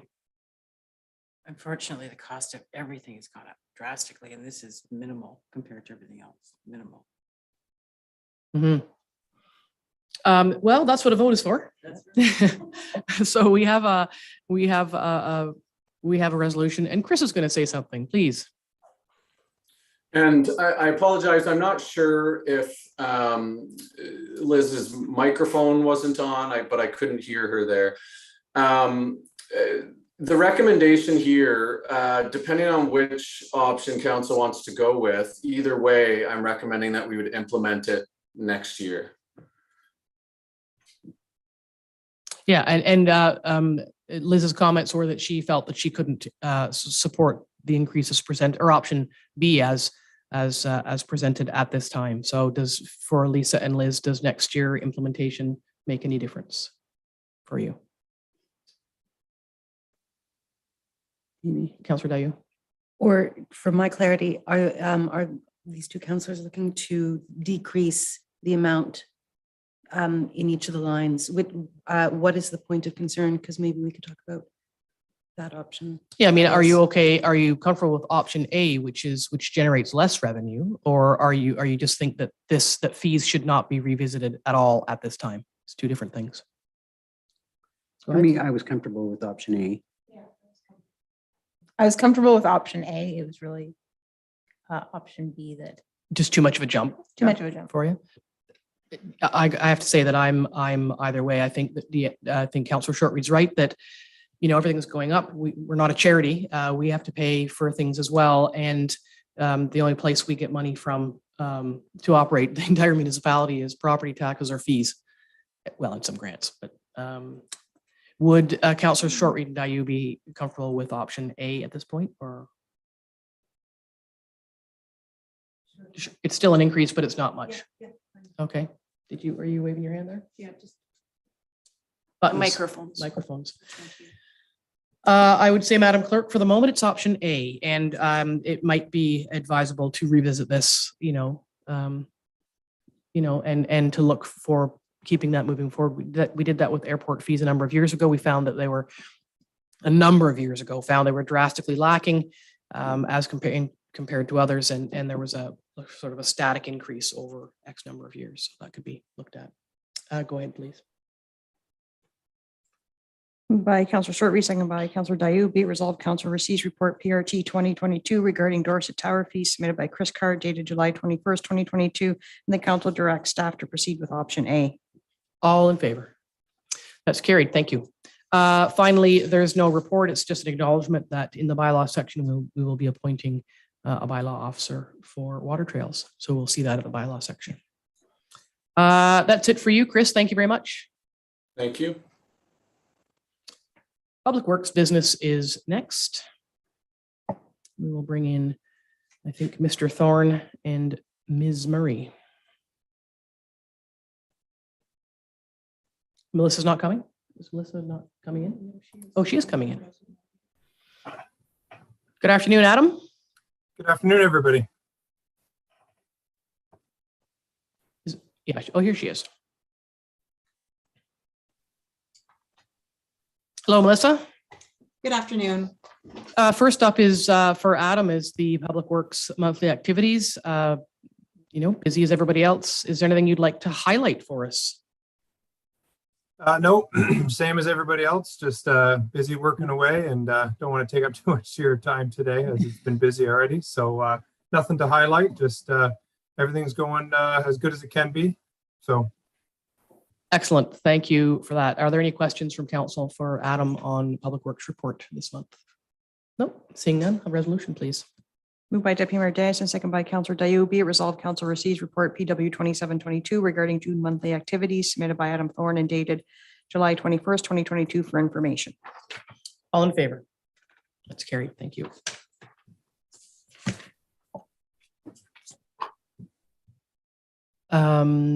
Sorry, Melissa's report. Sorry, I just lost my little track there, my little train of thought there. Thank you, Mayor. This is just a quick report, just for information, a little update on the Haliburton County Waste Wizard, and just some good news report. It's been very well received and very well used by the public. So it's been a great information resource for our residents. So happy to keep seeing usage increasing and people being happy to have that as a resource at their fingertips. Yeah, it's nice to see that numbers as high as they are, and hopefully they can keep climbing. Questions from council for Melissa on the Waste Wizard? Councillor Barry. I'm just curious what the top couple searches are. I think there's 30,000 material views is a lot. I just wondered if there seems to be a trend, just as like an educational opportunity. Mm-hmm. Yeah, certainly when the time comes, that's a really good point that the stats generated from this could go to the Environment and Stewardship Committee for, assessment and just discussion. Melissa, what are they? What are the sort of the top few? Just trying to see if I could get you the top ones right now, but I do know that styrofoam is typically the number one. Wine bottles, beer cans tend to be number 2 and 3, and then they vary after that into sort of some of your more common items, textiles, clothing, just plastic film, those types of things. So I can certainly include some of those in future reports for you. I apologize. Unfortunately, my login is having an issue. I have conflict with Zoom and my browser, so well, that's okay. Get that detail for you at this moment. I think just something to keep in mind going forward is that there's interest in seeing those stats because they could be useful for the work of the committee. Resolution. By Councillor Barry, second by Deputy Mayor Dennison. Be it resolved, Council receives report PW 222 regarding Recollect Waste Wizard update submitted by Melissa Murray dated July 21st, 2022 for information. All in favor? That's carried. Thank you. Thank you to you both. Thank you, Mayor. Fire services business is next. We'll bring in the fire chief.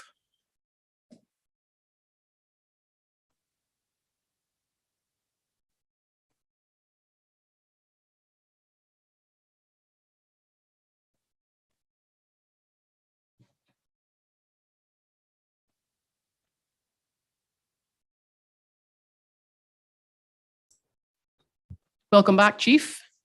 Have me, Worship and Council. A couple of reports for you. You have RFP results for the extraction equipment. Correct. This is for the extrication equipment that we put out for request for proposal in May. We did receive 3 quotes. Did an extensive review and comparison evaluation of the units that were proposed. It's a recommendation of staff to take the second quote, the second price, and the reasoning was out of all the categories, MES code 4, which is the Hearst supplier, either were equivalent or exceeded all the specs of the other vendors other than the lowest price. They're also the only company that met the 6-week delivery period. So we've had really good luck with Hearst. It's what we've had for years here within the township. And it also goes towards our standardized equipment across the county, as the other 3 townships also use Hearst. So it is a recommendation of staff to accept the bid of $101,960 plus applicable taxes, which was from MES code 4, which was lower than the original allotted budget amount for this equipment.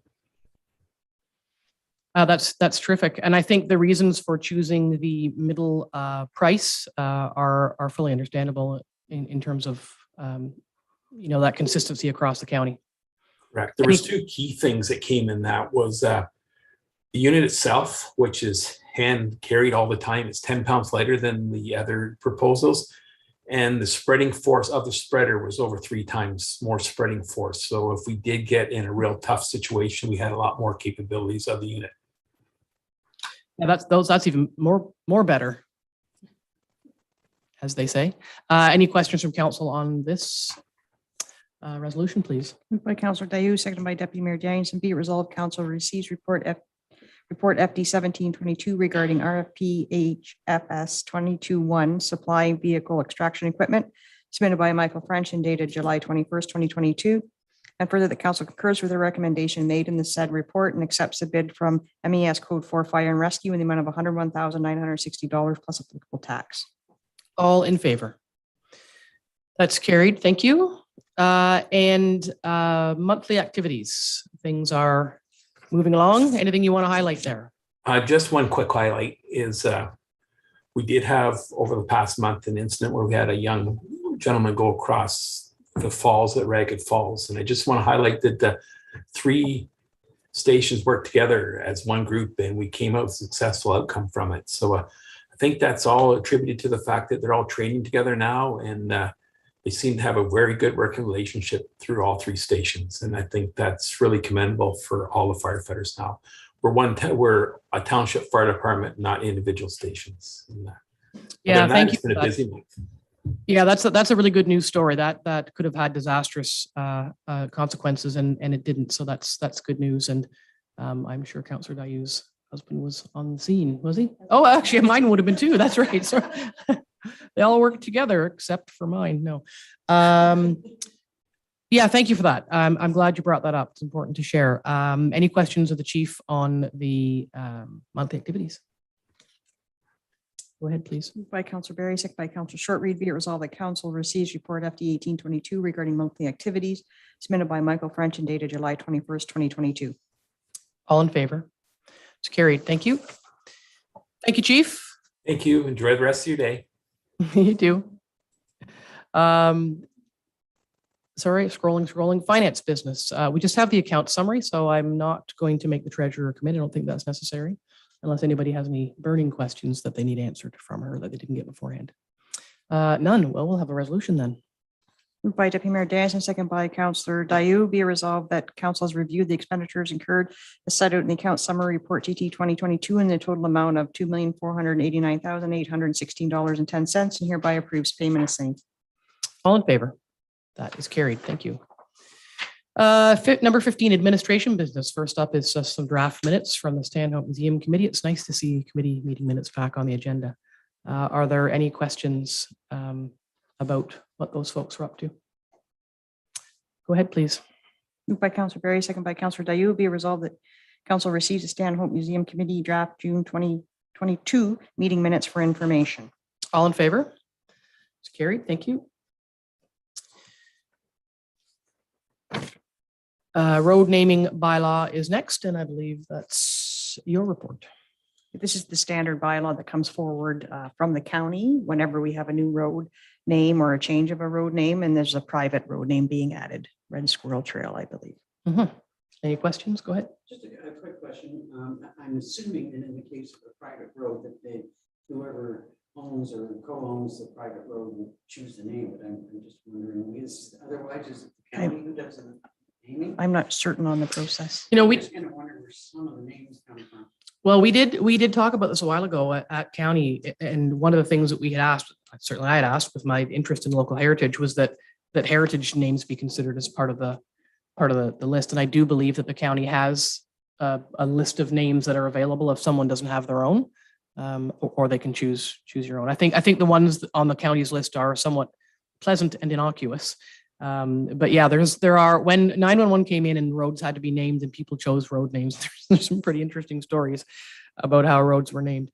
But it's a bit of a mix of both. Yeah, just I have nothing, no issues with Red Squirrel Trail. We'll have the resolution, please. Moved by Councillor Short-Reed, second by Deputy Mayor Danielson. Be it resolved that council receives report CO 1922 regarding road naming bylaw submitted by Don Newhook dated July 21st, 2022, and that a bylaw be brought forward for approval. All in favor? That's carried. Thank you. The columbarium. It's kind of exciting to get this moving forward. I think this is your report as well, is it not? Just since the writing of this report, the columbarium has been completed and installed, and Public Works has done a great job of cleaning up the site, and they've done a little bit of work around the front of it. The request for this report is, as council's aware, Mr. and Mrs. Cooper made a generous donation towards the project in the amount of $25,000. And then speaking with them about kind of acknowledging the donation, they would be happy with a plaque. And so before council, there is a couple of options. Looking at the options, you can have the plaque installed in the center of the columbarium at the top or engraved. Staff's recommendation, although not in the report, the plaque looks quite nice in the center of it. So that would be the recommendation moving forward. And also, Mr. Cooper has a number of family members, and his plans are to be interred there. And staff is making the recommendation or to council the possibility of donating Mr. Cooper a niche. Oh, that's very generous. Is council supportive of that? So plaque and donation of niche. Councillor Dayu? Did the family specifically say plaque, or are they open to either the engraving or the plaque? When I spoke with them, they said plaque, but the engraving wasn't an option or wasn't discussed at the time. But when I did discuss with the memorial or the monument company, they said they could engrave right into it. But Mr. and Mrs. Cooper did say a plaque. I think as long as they're supportive of the choice, that's the important part. Yeah, and staff will follow up and touch base and let them know that the plaque versus the engraving or proceeding with the plaque. Okay, terrific. Thank you. Resolution, please. Moved by Councillor Dayu, second by Councillor Short-Reed. Be it resolved, council receives report CO 2022 regarding St. Peter's columbarium submitted by Don Newhook dated July 21st, 2022, and the council directs the acknowledgement of the donation for the columbarium received from Orville and Brenda Cooper to be in the form of a plaque on the columbarium, with the final form and content being approved by the clerk, and that council directs one niche be donated to Mr. and Mrs. Cooper, and further the costs be funded from the 2022 operating budget. All in favor? That's carried. And recruitment of the Integrity Commissioner. Is that time already? Yes, as highlighted in the report, the contract will be up with our current Integrity Commissioner as of December 31st, 2022. The clerks in the county discussed working on a joint venture again, as we did the last time. It was successful, and the recommendation is to council to proceed again jointly. And the plan would be to recruit via advertisements, interviews, and then bring a recommendation back to the council. The timeline would be roughly August to get the application out, hoping to do interviews September, October, and then the new council would be receiving the information to appoint the integrity commissioner. Go ahead. Just wanted to know if the 4 municipalities were unanimously in agreement with the joint venture. Yes, the county and the 4 and everybody. Oh, right on. Okay, good. Any other questions on this process? Lisa Berry. Just seeking clarification. So in that regards, just the county would do the hiring and each municipality would appoint them. Well, what the plan would be that we will all participate in the interviews and we'll make a recommendation. We'll bring the information to council about the candidates and make a recommendation for appointment. To all councils. To all. Anything further? A resolution, please. Moved by Deputy Mayor Dennison, second by Councillor Berry. Be it resolved that council acknowledge receipt of report CO 2122 regarding the recruitment of Joint Integrity Commissioner submitted by Don Newhook dated July 21st, 2022, and that council approves the recruitment of the Joint Integrity Commissioner with the County of Haliburton and lower tier municipalities within Haliburton County, and that staff report back to council following the recruitment process and prepare recommendations for council's consideration. All in favor? It's carried. Thank you. And finally, is just the verbal report. Sorry, yep, verbal report on the cemetery bylaw, green section. Yes, as per council's direction at their last meeting, the cemetery bylaw was updated again to include green burial provisions at St. Stephen's with the removal of the allowing cremated remains to be interred in the green burial section. So the bylaw is in the draft, is in the bylaw section, and if council's happy with that, we'll proceed to submit it to the BIO for approval. Any questions? So we'll just see that in the bylaw. There's nothing. I do have a motion. Oh, okay, great. Moved by Deputy Mayor Dennison, second by Councillor Dayu. Be it resolved, council receives a verbal report from the clerk regarding the inclusion of provisions for a green burial section at St. Stephen's Cemetery. And further, council directs cremated remains shall be prohibited for interment in the green burial section. And that council directs staff to submit the bylaw to the Bereavement Authority of Ontario for approval in accordance with requirements of the Funeral Burial Cremation Services Act 2002, SO 2002. And further, the council authorize staff to proceed with any additional minor amendments in consultation with the CAO required to the bylaw prior to the submission to the BAO. All in favor? That's carried. Thank you. The draft communications plan and the demonstration of bang the table they're connected, so sort of. So they have been removed to a day when we have a little bit more time because we wanted to get and spend the appropriate amount of time on the next issue, which is Bear Lake Road. So I have anyway, I have some opening remarks that I'd like to make about this rather extraordinary experience, and I think they're vital in this ongoing discussion. So by way of history, the Municipal Act says that to assume a road, you pass a bylaw. And that's what the Township of Sherburne did in 1971. Some of you weren't born then. The Township's documentary evidence about this is extensive and it's compelling, and it's wrong. The Bear Lake Road Association's lawyer insisted several months ago that the township doesn't and never has had jurisdiction over the road. And so this council agreed to take a deeper look at that than anybody has since 1971. And I'm certainly glad we did. It turns out that they were right. And the township has never had formal ownership of the Bear Lake Road. I think it's fair that to say we were gobsmacked amid myriad other emotions would be an understatement. And although I could have pulled this off the agenda today, I chose not to, and here's why. We made a commitment to the president of the association that we would keep this conversation going. Councillor Dayu is leaving the country for a month and won't be at the August meeting, and that would be one more delay.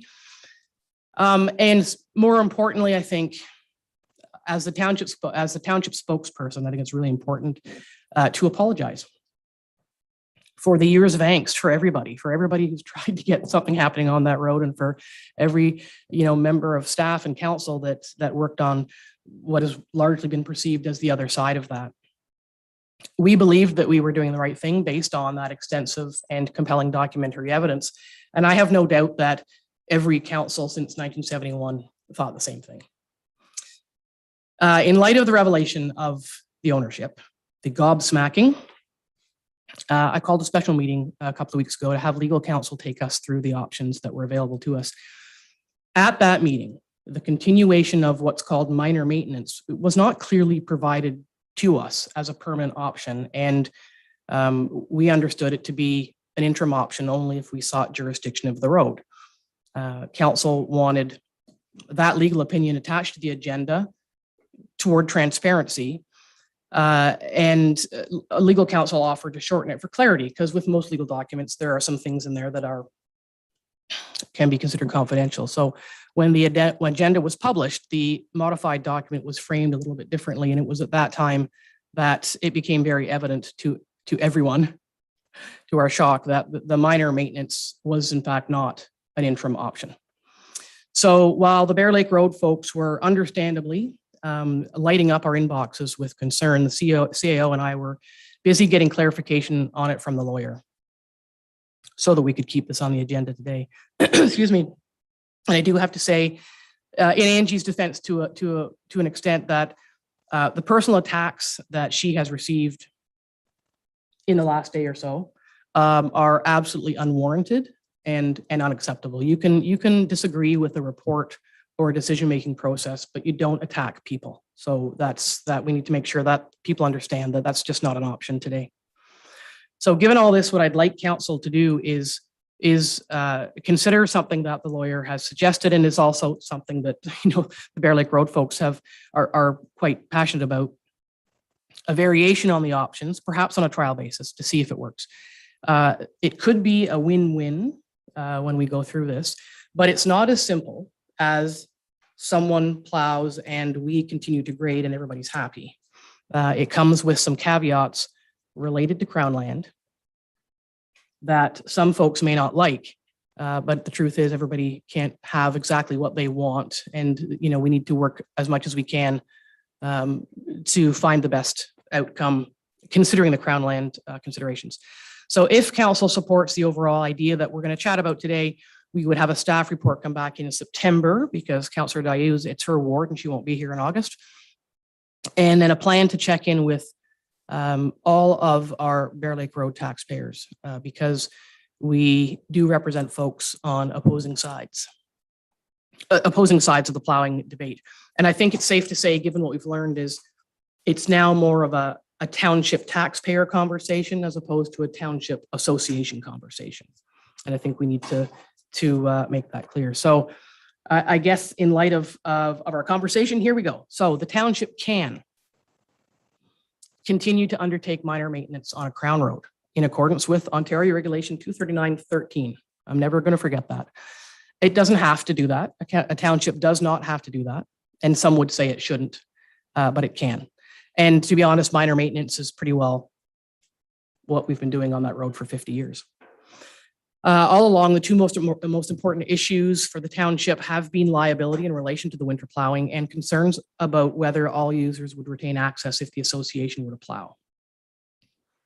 If the township were to seek jurisdiction, as was one of the options, plowing would likely not be permitted for the reasons of liability and safety that we've been hammering at over and over and over for 50 years. However, if the road remains a Crown road, the township can choose to continue to do its sort of seasonal touch-ups or maintenance as it's done for years. Anyone can plow it. No person can be denied access. And there's reduced or eliminated liability under the Public Lands Act for roads. So I think off the top, that sounds like a win-win-win-win. But as great as that may sound, as I said earlier, it's not as simple as somebody plows, somebody grades, and everybody's happy. So today's discussion is around what else happens, if it stays a Crown road. Some people may not want it to be a Crown road, and this is where the conversation has to happen, with the taxpayers. So I have provided council with some of the options and discussion points that the lawyer provided, so that we can talk about it a bit today. But keep in mind, this is a high-level discussion, and depending on what direction council wants to go, we have to go through our formal process of seeing the options more specifically laid out in detail in a staff report, and then that the public can see and discuss, and also discuss how we would formally reach out to folks to say, what do you want us to do there? So the only decision today is if this is something that council would like to pursue. So before we go through the notes that are from verbally from the lawyer, I just wanted to know if any members of council had anything to say. I think it's a humble watershed moment for this municipality. And I think it's really important that for the apology and I think we unknowingly failed some people and we need to do better. So if anybody has anything they want to say toward that, I would be happy to provide a moment to do that. Do you have your hand up? I'm really glad to, that I know that this, that we've had to gain a lot further clarification from legal. My concerns about this issue and unwillingness to kind of move forward have always been with respect to liability. And to hear that we can continue to do the work that we've always done. And I believe because we've always done it, that we need to continue to do that. But without liability provides me with an assuredness that that's a good way to go. I'm also pleased to hear that this does provide an opportunity for plowing. Should we get agreement from everybody that's acceptable? It's kind of a win, as you said, it's a win-win situation. I was also really pleased to hear that no one can be denied access, plowed, graded, or no, that everyone, if it remains a crown land, that everyone has free access, on that road. So to me, I've sort of a revised option is certainly, I would love to see, the report laying that out, something that allows everybody to have a look and see that here's where we've landed. What do you think? I know it might be really difficult, and we're going to have a conversation about how do we go about, adequately informing people. I'm not sure where that will land, but I like this option. I would like to see it come back to us. It does. I know it won't make everybody happy because there have been people who have said, we don't want the road plowed and we want you to assume jurisdiction, but assuming jurisdiction isn't going to solve, the issues that we've been dealing with for months now. So, I'd like to give this a try, see how it works, see it come back to us and see what we hear from people. And I really do see this as I know it's been tough for everybody, but I think this might be a win-win for us. Yep, we'll see. And I do want us to go a little bit through what some of those caveats might be, just so folks can hear that. And then knowing that it doesn't mean that we want, those folks who are listening and perhaps celebrating on the other side of the screen, please wait for the report in September, because there's a lot of background work to do to get this moving. But today's purpose is to say, does council want to go in this? I just want to go over some of those details that might make people not very happy. But Councillor Dayu, this is your award, and you've certainly been incredibly engaged with folks up there on this. I'm grateful the municipality has taken these steps to clarify our position. I do want to acknowledge that the modified option that is not written down anywhere for the folks at home to read yet, because it has been a very fast moving 48 hours. But I do want to acknowledge that it is very similar to what the Bear Lake Road Winter Plowing Association group has been saying all along. So I do feel we should acknowledge that. I also want to acknowledge that there are other people who have made other statements on Bear Lake Road who do want to assume jurisdiction. So my question of clarification is, should we, and I anticipate we will, should we instruct staff to go away and do some research and prepare a report on a modified version that you haven't even had an opportunity yet to get into the details of?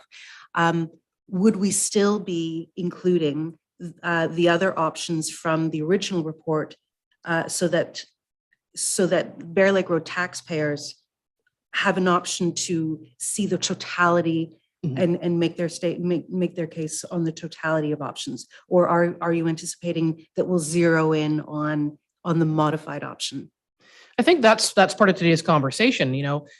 Option one was abandon the road and just walk away from it. And I don't know that that's a viable option as, on behalf of our taxpayers. Option three was petition the minister to close it in the winter. And I don't think that serves the people who won't need to use it either. ultimately, it's up to council to determine if it wants all four of those, all four options on a report. To your point, for those folks who are happily sitting at home somewhere and don't even know this has transpired and this conversation is happening, it may be worth having that history and all of them on there just in case. Just so that they have the benefit of the greater picture. So that's up to council. Let's make sure, can you remind me to revisit that at the end of this? So with an eye to finding out what is going to live in the report that will come forward in September, the variations, as I've mentioned a couple of times now, I'm saying it on purpose, not everyone will like what retaining a crown road means, because it doesn't mean that it's exactly as it is today and it gets plowed. So if we continue to do the current minor maintenance that we've done for years, it technically becomes a courtesy, not a requirement, and we have no obligation to do it. It's also not precedent setting. And so it doesn't mean that it applies to any other situation. It's completely up to us what we will and won't do in terms of any of that maintenance. But I hardly think that council would say do anything different, because really, as we've noted, it's what's considered minor maintenance is what's been happening for years anyway. There are specifics that would come forward that the lawyer said, well, there's some details or some things I would recommend you do and don't do beyond that, and that would come forward. So that's one of the first things. It's suggested to do it on a trial run, and you had already mentioned that we don't know if it will be successful and if everybody will be happy, and we don't know. So instead of making a permanent commitment to undertake any course of action, if council, and I suspect council will choose to include this, if it does remain crown, then maybe on a trial run to see what happens. In terms of the plowing, and this is where legislation makes it's like planning. It kind of makes your brain twist in a funny direction. We have no position on plowing. We cannot give permission. We cannot deny. It's crown land. Anyone can plow Bear Lake Road. That's what that means. So the association could not claim jurisdiction. They would have no right to deny anybody any access for any reason. It's because it's not our road. So there's nothing that anybody could do. That even means, as an example that's out there in the world, if the Bear Lake Road folks wanted to plow and that was all a happy situation, if somebody else came along and thought, well, I haven't plowed yet today, someone else could plow the road. And again, it's not our jurisdiction. Regardless of what option we choose, unless we were to assume the road through the order in council, any issues that occur on the road as of today must be taken up with the ministry. It is crown land.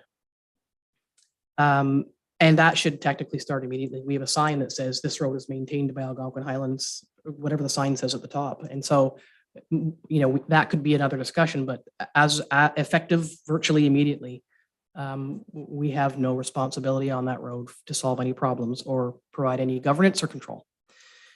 The road would be removed from our asset management plan because it's not ours. The minor, I already said this, the minor maintenance would be, more or less a courtesy because we are not obligated to do so. There would be no winter closure and there will be no spring opening. The road just is. And when staff would get to it to do their usual touch-ups as they would in the normal course of their actions. If it stays crown, we would be powerless to intervene, assist, or otherwise undertake any action, whether it's plowed or not, if people are having any conflicts, because it's not our road. Go ahead.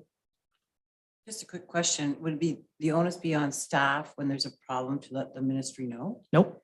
So it's We have. No, I just Yeah, question. no. Yeah. Okay. No, the role. That's the thing is the role is it becomes a courtesy, and in this particular circumstance, I think it's a courtesy that is understandable in light of 50 years of existing maintenance. But it also doesn't mean that we're suddenly going to start taking care of touching up all kinds of crown land everywhere. And that's our next discussion. We would also have no part in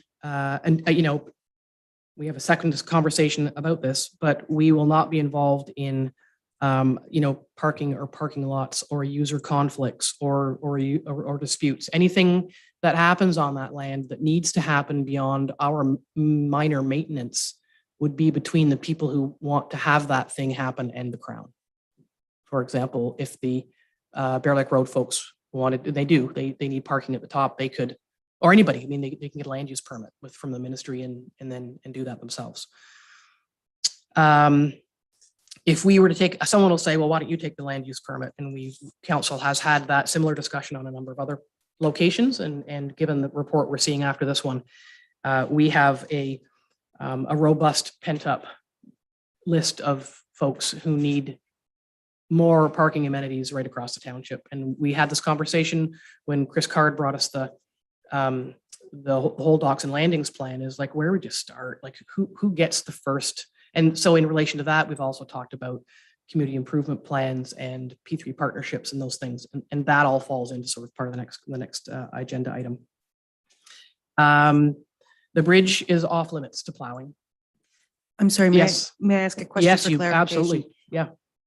However, the Bear Lake Road parking situation doesn't automatically fall outside of the conversation we're going to have on Crown land parking. It is still up to council to decide what is the list of, what are we going to do about right. land use permits and who's going to be first, who's going to Yeah. be second. What you're not saying is that everything on Bear Lake Road is theirs forevermore, and we will not be considering it in the second conversation. No, absolutely not. Okay. What I'm saying is that our maintenance of a Crown Road is a standalone item. The requirement for parking is at Livingston and Bear and Oxtongue and the Hawks and other places. So we have lots of places that need parking. So lots of people want parking. We can't just say, oh, well, we're going to keep maintaining this road, and so we'll magically do this that we're not going to automatically do for others. And that's in relation to the next conversation. That's a huge kettle of fish, the next conversation. And the next conversation has arisen specifically from this Bear Lake Road issue. So one has begotten the other. So people would need to know that there's, if there's, we have nothing to say about ATVs, UTVs, snowmobiles. It's Crown Road. Anybody can use it. Anybody can use it. If day fishers are down at the bottom taking up somebody's parking spot, that's not ours to solve or resolve. So that's what I mean about there's some things that folks might not like. And that's where we would ask for in the future conversation is to say, is somehow to I don't want to say poll people, but say, how do we manage this going forward? Because we know we have people using that road who are on both sides of it. So that needs some careful consideration. And basically, I mentioned today that sort of as of today or as of forever, anybody can do anything they want on that road. It's a Crown Road. So, and that's virtually effective immediately. And that's not an abdication. That just is. That's what the lawyer said. She said, you can maintain it, but you have no other jurisdiction. So that's just a sort of a brief overview of what legal counsel said verbally. It all needs to be sort of hammered out some more. And knowing that knowing that leaving the road Crown means those things to a whole bunch of people I'm assuming the answer is yes, but is this something council wants to consider as an option going forward to hopefully resolve the situation? I'm seeing nodding heads and I have one hand in the air. Yes. Is my answer, Yeah. but just one. Sorry? Yes, I'm supportive of looking at that, going in that direction and us getting a report with respect to that. Just as a point of clarification, you had said that anybody can do anything, anybody can plow, anybody can grade. And we our thinking is that we want to continue with our maintenance that we have done in the summer season. And there's no liability associated with that. But I just wanted to be clear that for anybody who thinks, well, if you can plow in the summertime or if you can grade in the summertime, why can't you plow in the wintertime? But there does remain liability associated with us plowing in the wintertime. Am I correct in that? Because we have deemed the road unsafe. So don't forget, part of it was a health and safety issue, occupational health and safety. If you put if you put your own staff down there on a road that you knew to be unsafe and there, and anything does happen, and it may not ever, but it could, that's a big deal. I just wanted that point to be Yeah. clear so people can't say, well, I mean, then why can't you do it all? Well, if we wanted to do it all, then we would assume the road through an order in council. So you have to remember, and this is, I actually have thought a lot in my head, it's almost like a delamination. We have to say to ourselves, it's not ours, like it's not ours. Like the end, it would now be a sort of the language of the lawyer, it's an option, it's a courtesy that we could extend for this road because of the history, but we don't have to. And if we, and I don't want to speculate the future, but if we try it and it doesn't work, or there are user conflicts, or it just doesn't work, we would retain the right to seek that order in council. So anyway, I think it's exciting, as difficult as this has been, and I feel like we've had to eat some crow. I'm quite happy to eat it. I'm glad that this group of people said, you know what, we are going to take that second look. And again, as I said, I'm sorry for the angst that everybody's gone through. I mean, you've been here 30 years, and how many times has this been at the table? So part of me just wants to sort of say egads, but so having said that, I think that's where we are is, and I know that there are folks watching this, and I don't want to sound like a big meanie, but please don't send emails saying we like this part, we don't like that part. We don't know yet. We have to, this is a rough estimation verbally from legal counsel, and please let us undertake the due process to bring the proper and preferred options back to the table through the process. So it doesn't mean people can't call their counselor, but let's not have any, let's just make sure we let the process unfold as it needs to, so that we can go through, I like the word process apparently, but go through the right process. I'm going to go to Jen and then back to Liz. I am very much in support of exploring this further, of preparing a staff report. To the point that I made earlier, I hope or would suggest that we do almost a compare-contrast sheet of the benefits and drawbacks of assuming jurisdiction versus this second option that we're considering, so that people, when they are polled in whatever way we accomplish that, and I know that's a loaded word, but I believe strongly there's got to be some pretty serious consultation with the stakeholders on that road, but so they really have a strong idea of their options, rather than presenting only the second one, believing that it will be best for all. Because there are people out there who will want to see those differences and who have already suggested they would prefer to claim jurisdiction. Yeah, I think that's a good point, and it crossed my mind earlier that we in the past. It's like in the past, we consult people, and how do you ask people, and do you undertake a poll? And I remember, I think it was in 2014, it might have been, we actually talked about undertaking some kind of poll, but we didn't have the mechanism or the tools to do that. Well, we have Bang the Table now. So we now have advanced tools that could make doing a specific taxpayer poll on these issues. To your point, if we're going to ask people what they want, they have to know what the choices are. And it could be careful what you wish for. Someone could say, well, I love that and that, but that'll ruin my life, so I don't want that. So we do have to lay out what it is so that people can, in an informed way, say, this is what I support. So so I would ask folks to, let us figure this out. It's not going to be an easy task to do that, but I think some sort of chart. I mean, I like charts, but I think that's a good point. If we're going to ask people, we have to ask them, do you like green or blue, not which is your favorite color. So, anybody else? Yes, ma'am. Well, my question was how we were going to go about informing people, and was it going to be just through like, okay, we've got a report coming and everybody should be reading our agendas, but we know that doesn't work. We have a mailing list. But and we have a mailing list, so we could use that. But I like the idea of Bang the Table, but how do we let people know it's on Bang the Table? You've got an opportunity to weigh in and... Well, I mean, off the top, again, this is what comes back, but I would say it's not 8,000 people. It's 120 properties. I'm sure we can afford the stamp to send a letter to each property.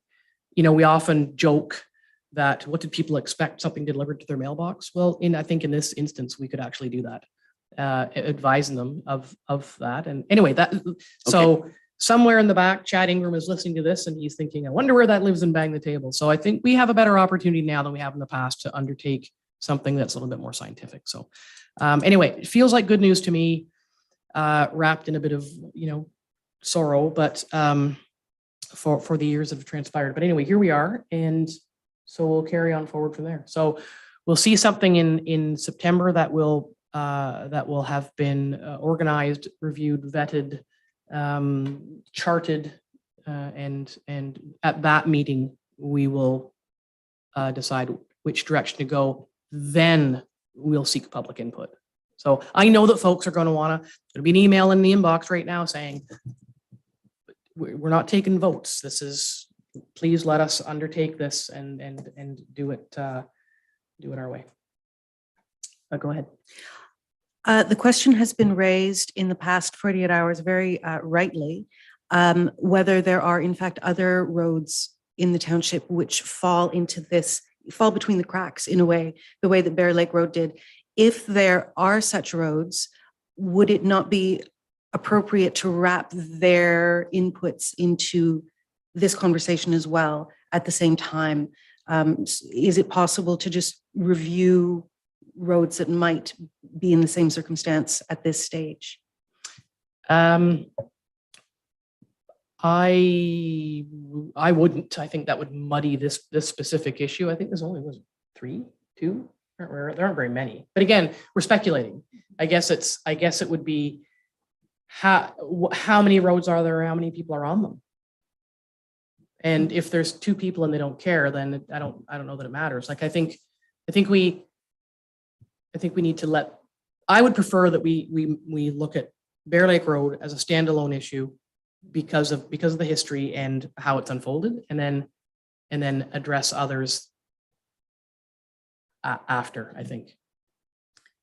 But it's up to council. I mean, that's my preference, but it's up to council what they want to do around that. Well, I agree with you. I think that may form part of the discussion that we have on the municipal maintenance and use of Crown land as a separate discussion.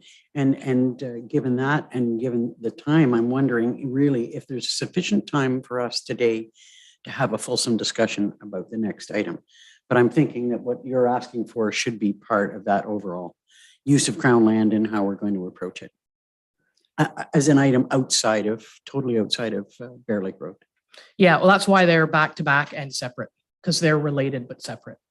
Because as I say, one begat the other, in theory. So let's finish this one first, and then we can. I don't want to draw in an agenda item that we haven't yet discussed into this one, but we can draw this one into the next one once we get there, because we've already discussed Bear Lake Road. What does that say?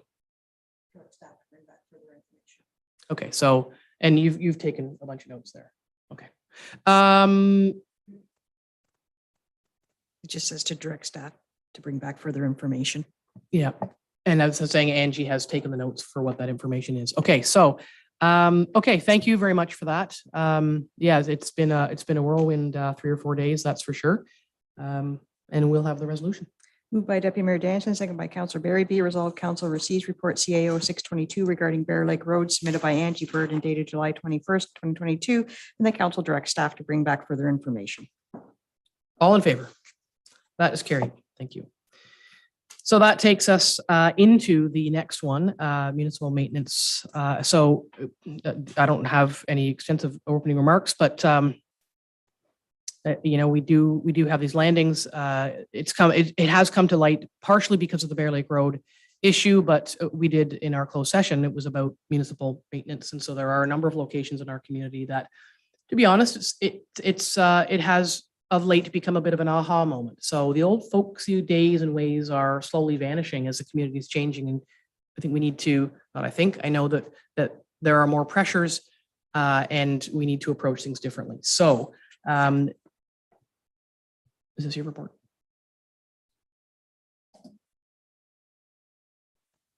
I don't know if you want to take us through it or we can just approach it the same way we did, is that we've read the report and we can just start talking. Well, I could just add a couple of things before council has the discussion, is that that's exactly it, is this has come about, the analyzation of this has come about for two reasons mainly, and one is from the Bear Lake Road discussion, and also because of our landings, and in particular Raven Lake Landing, where we have, most recently installed public docks, and that is Crown land. And we now have been advised that we need a land use permit for that, even after 30 years of maintaining that location. So it caused us to step back and go, okay, we have a lot of docks and landings that quite possibly are on Crown land. And, council will recall, we just adopted a strategic way of approaching the docks and landings rehabilitation or replacement, whatever they might be. And that excluded surveys overall that they would be undertaken as each one comes up. This has brought this forward to possibly need reevaluation of that approach, because we need to know what ones of those docks or landings sit on Crown land, so we know whether we need to approach the ministry for a land use permit. So that's one consideration, but the main consideration and recommendation is that we start those discussions with the ministry on how we approach this. And that was that's a recommendation of legal counsel, is it's the how do you eat the elephant. So we have done a good job of implementing a new docks and landing strategy, and there those assets are in the asset management plan. And to Angie's point, the realization that for the ministry, and a lot of these assets were assumed an amalgamation as de facto assets and just folded into operations, and it didn't matter if it was Crown or not, because there was that sort of old folksy way of doing things, and that's what's all changing. And particularly the Raven Lake part, for the ministry, who did they give that landing to us? I don't know the history on that, but Historically, it belonged to the Frost Center lands. Okay. And then it was when the municipality was approached to do the work and install the docks, the ministry approved it. Right. So you have ministry approval of ministry assets, and now the ministry's turned around and said, thank you for taking over our asset and maintaining it for many, many, many, many years, but now you need a land use permit. So that's what's changed. And so then what's changed everywhere else. So that's the plan around this, is our well-intentioned attempts to slowly pick away at these things, which we have discussed informally, other than the docks and landings plan, for a long time. Now it feels like it's suddenly coalescing into a much more of a need. So a letter to new Minister Graydon Smith is partially crafted. It says in here that it's been sent, but it hasn't, because I just want to check with something with Laurie Scott and see if they will engage in conversations to have an overall strategic conversation about how to approach our management of their land, because that's essentially what it is. Yeah. I am cautiously very excited. Oh, I am too. For the last 4 years, we have on and off been talking about, gosh, Yep. Parking is getting a bit out of control. What are we going to do? How are we going to approach it? Needs are increasing. We need to start reconceptualizing how we're going to handle these increasing needs. So is it pay to play? Is it a P3? Is it a community engagement improvement plan? What are we going to do? And this conundrum has landed us, I believe, with the perfect starting point on that chessboard. And it's compelling us to move the first piece. So I'm actually very excited. Obviously, I don't know how it's all going to work out. I'm hopeful that we'll be able to strategize something that works for all concerned. But the fact that we're having the conversation is very, very exciting. It is. And I'm just going to go back to my little notes here, because something that I wanted to do, which is in relation to the question you asked in the previous conversation, is I will put to council my belief that it's very important that in light of this and the possibilities ahead and the eating of the elephant, as it were, that in the meantime, that council not commit to undertaking any new Crown land problems or issues or lands. So to your point, if we do have other, seasonally maintained roads, that we leave them for now pending this is what I would say.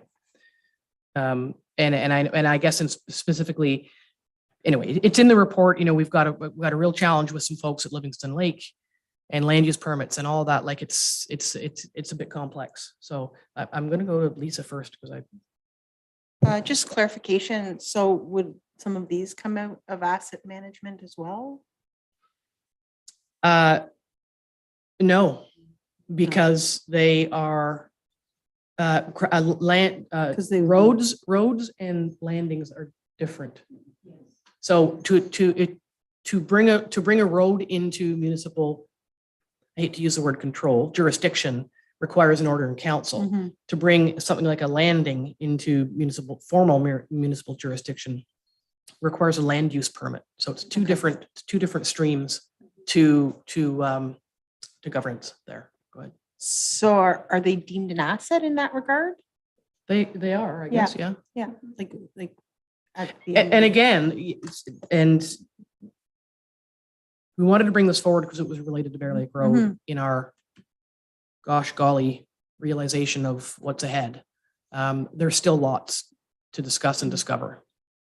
We'll have to pull out Chris's former report. Somebody will and do something with that. And there's a lot of conversation around this in the years ahead. And if you tie like the building report, like the increase is just phenomenal in use. Yes. Yeah. I have no idea whose hand was up first. I apologize. Go ahead. Well, you're closest to me, so. Well, no, I did have my hand up before Councillor Barry. I'm sorry, I didn't see that. That's okay. I guess it's become a huge ball of kettle of fish, I guess, for us to look at. But, in a way, I'm happy to see that, that this issue has been brought to us with respect to docks and landings, that it's going to bring things to the forefront.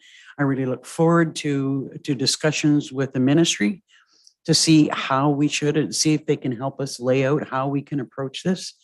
Obviously the plan that Chris has got for asset management has got to come back to us, and we've got to do some work on how we prioritize things, how we take bites out of that elephant. With some priority given to, these like particular two issues like Raven Lake and Livingston Lake, where they're kind of at the forefront. But I look forward to working through this and us putting ourselves into a much better legal and liable position. Yeah, absolutely. Councillor Dayu. A point of clarification, I suppose, for folks who are listening in for the first time and learning about all of these changes that are landing on our plates at the minute. My assumption, I can only speak for myself, but I will. My assumption in all of this is that the intention is not to look at this report and say, "Oh, great, we don't have to worry about it at all anymore." I believe that we've got, a core interest in continuing to maintain and provide services and increase infrastructure, et cetera, et cetera. And this is just opening up, how we're supposed to do it, but also how we can do it. But it's not, for me, a cue to consider walking away from not at all. No. I just wanted to be absolutely sure that the folks at home understand that that's the case. Yeah, absolutely. Yeah. Did you have your hand up? Okay. Okay, so we'll get a letter off to the minister and hope that we can look forward to a response to keep the conversation or to start the conversation with the ministry about consumption of our elephant, and stay tuned, I guess. Anything further on Crown land management and our tremendous opportunity ahead? Lisa Berry. Just in regard to some of the work that Chris has done, in prioritizing some of those projects.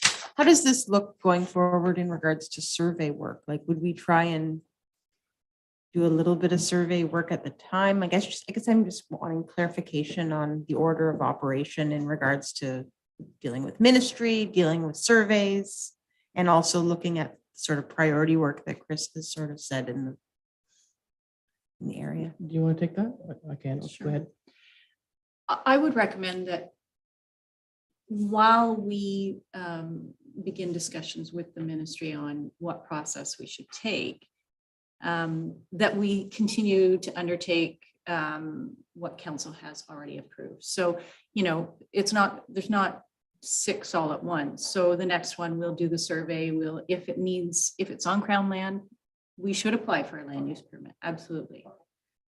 So that's what I would recommend. I think to Jen's point, it's not about stopping. It's about finding a different way to move forward with a bigger, longer projection program for all these lands. And work permits as well, right? Because there's work permits associated with each of the projects. Absolutely. Okay. Yeah. Yeah. I mean, look, it won't be easy and it won't be cheap, and it could take 20 years to do it. But if we can organize, if we can organize it so that the same way the asset management plan is organized. So somebody's assessed the docks and landings or any of our assets and said, this one needs to be done next. And then that one, and then that one, and then that one. That could be part of it. I don't know who would do that or how, on what timeline or under what budget, but that's what remains to be seen, hopefully as part of any discussion. And I'm hoping for discussion with senior ministry officials. I'm not interested in talking to, the field office. I'm looking a little farther up the ladder. So we'll see how far we get. Folks who actually have decision-making capability. We have a resolution. Moved by Councillor Dayu, second by Councillor Short Reed. Be it resolved that council receives report CO 722 regarding municipal maintenance and use of Crown land submitted by Angie Bird dated July 21st, 2022. And the council directs staff to bring back a report to council on proposed next steps following discussions with the ministry. All in favor? It's carried. Thank you. Planning business is next. We'll bring back Mr. O'Callaghan.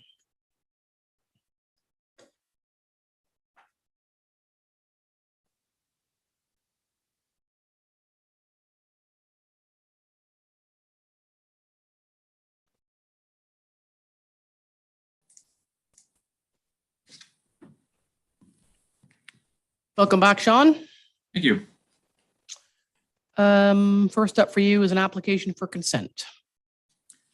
Yes, this is for a lot addition. It was originally presented to council for pre-consultation comments. And this is the formal application, which remains consistent with the previous one. So staff are recommending approval with the same conditions. Any questions? Liz has one. Sorry, Sean, I know that I've raised this before and I'm going to do it again because it's with respect to the sketch. I just want to be clear because it doesn't say, it's not clear on the sketch what the benefiting parcel is. I don't believe that it even says the word benefiting on the sketch. And it's that question came up at the land division. There was a lack of clarity there. The clarification was provided, but just for council's purpose, can you indicate to us what the actual benefiting parcel is? Yes, so I have indicated on the GIS mapping what is the severed and benefiting parcels. So if you turn to the GIS map. The purple and the orange. Right, so the purple is the benefiting parcel and the orange is the part that's being severed and added to the purple.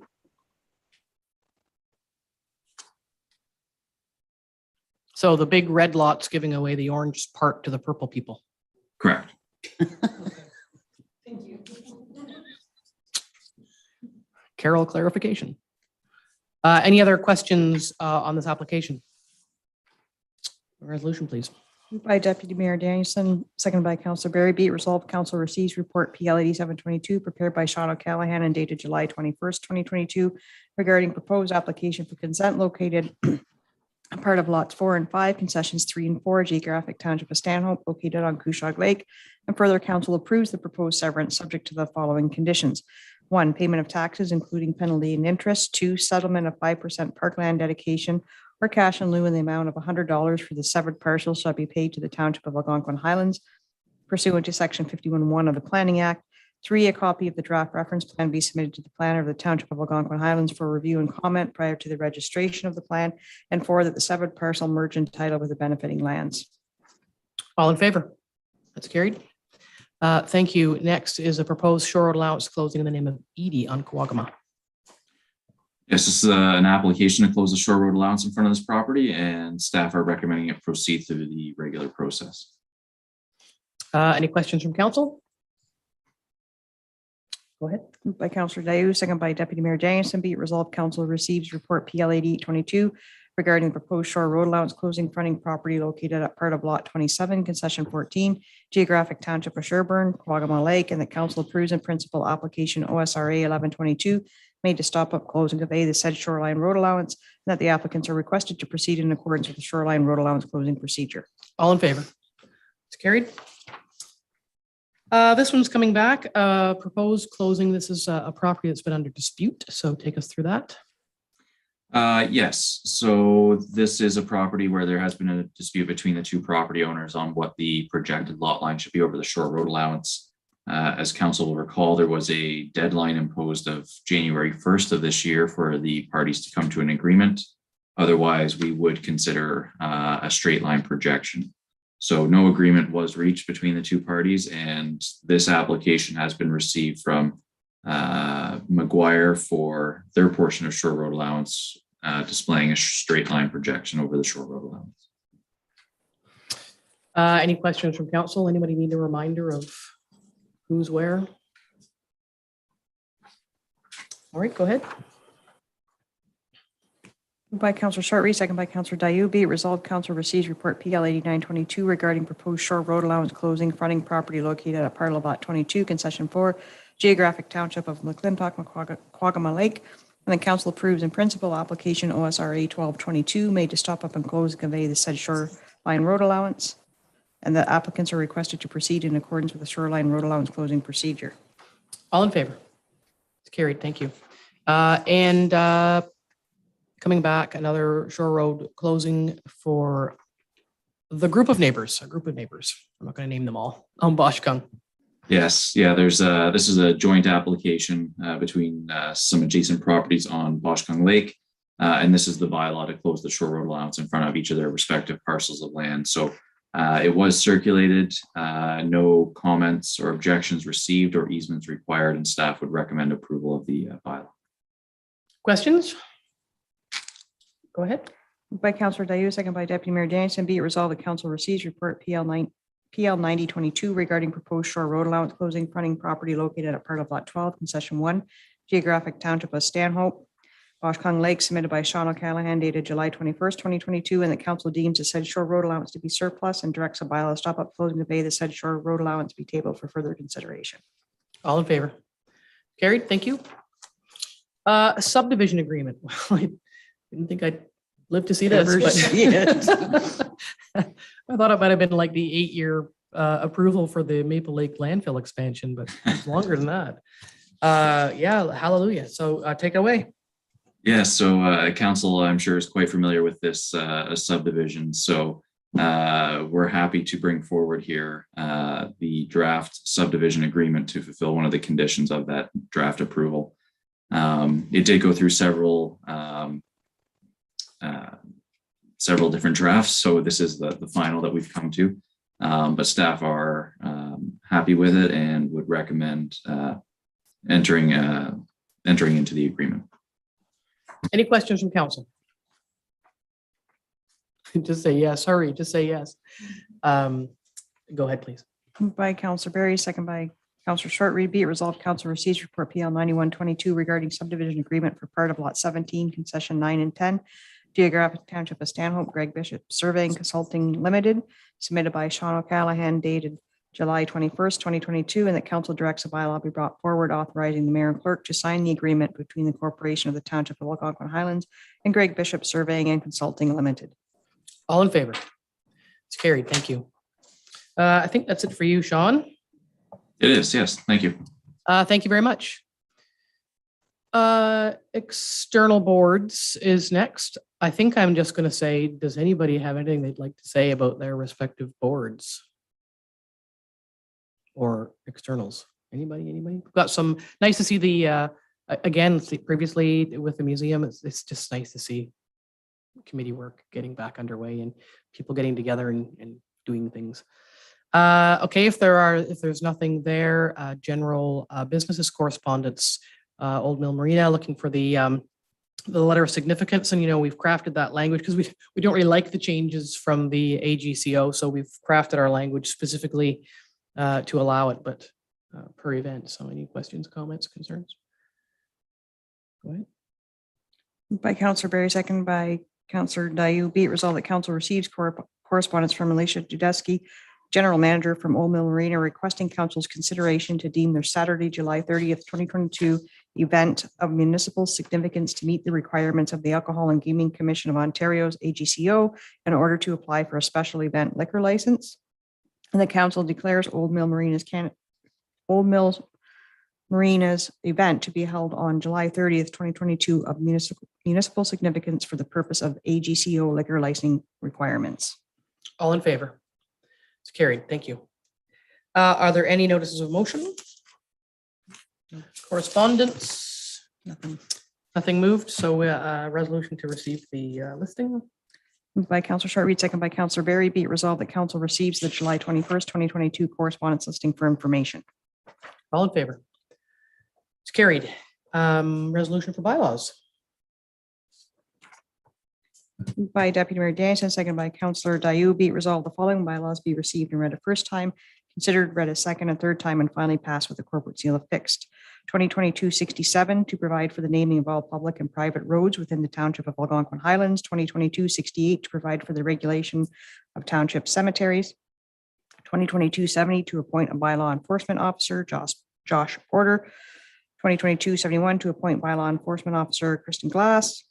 2022-73 to amend bylaw 2022-49 as amended, being the comprehensive zoning bylaw application, AHZBA 522 grant 2298407 Ontario Limited, part of lot 13, concession 4, geographic township of Stanhope. 2022-74 to stop up closing of a part of the original shore road allowance in front of lot 12, concession 1, geographic township of Stanhope, Boshkong Lake. 2022-75 to authorize the execution of a subdivision agreement with Greg Bishop Surveying and Consulting. And 2022-76 to regulate and control parking and traffic on township roads. All in favor? It's carried. Confirmatory bylaw. Moved by Councillor Berry, seconded by Councillor Dayu. Be it resolved that bylaw 2022-77 being a bylaw to confirm the proceedings of council held during its July 21st, 2022 regular meeting be received and read a first time, considered, read a second and third time, and finally passed with a corporate seal affixed. All in favor? Carried. And adjournment. It is 3:38. Moved by Councillor Short-Reed, seconded by Deputy Mayor Danielson. Be it resolved July 21st, 2022 regular meeting is hereby adjourned at 3:38 p.m. All in favor? It's carried. Thank you to staff and council for hanging in for what was a long day with some really meaty topics. And thank you. We are adjourned.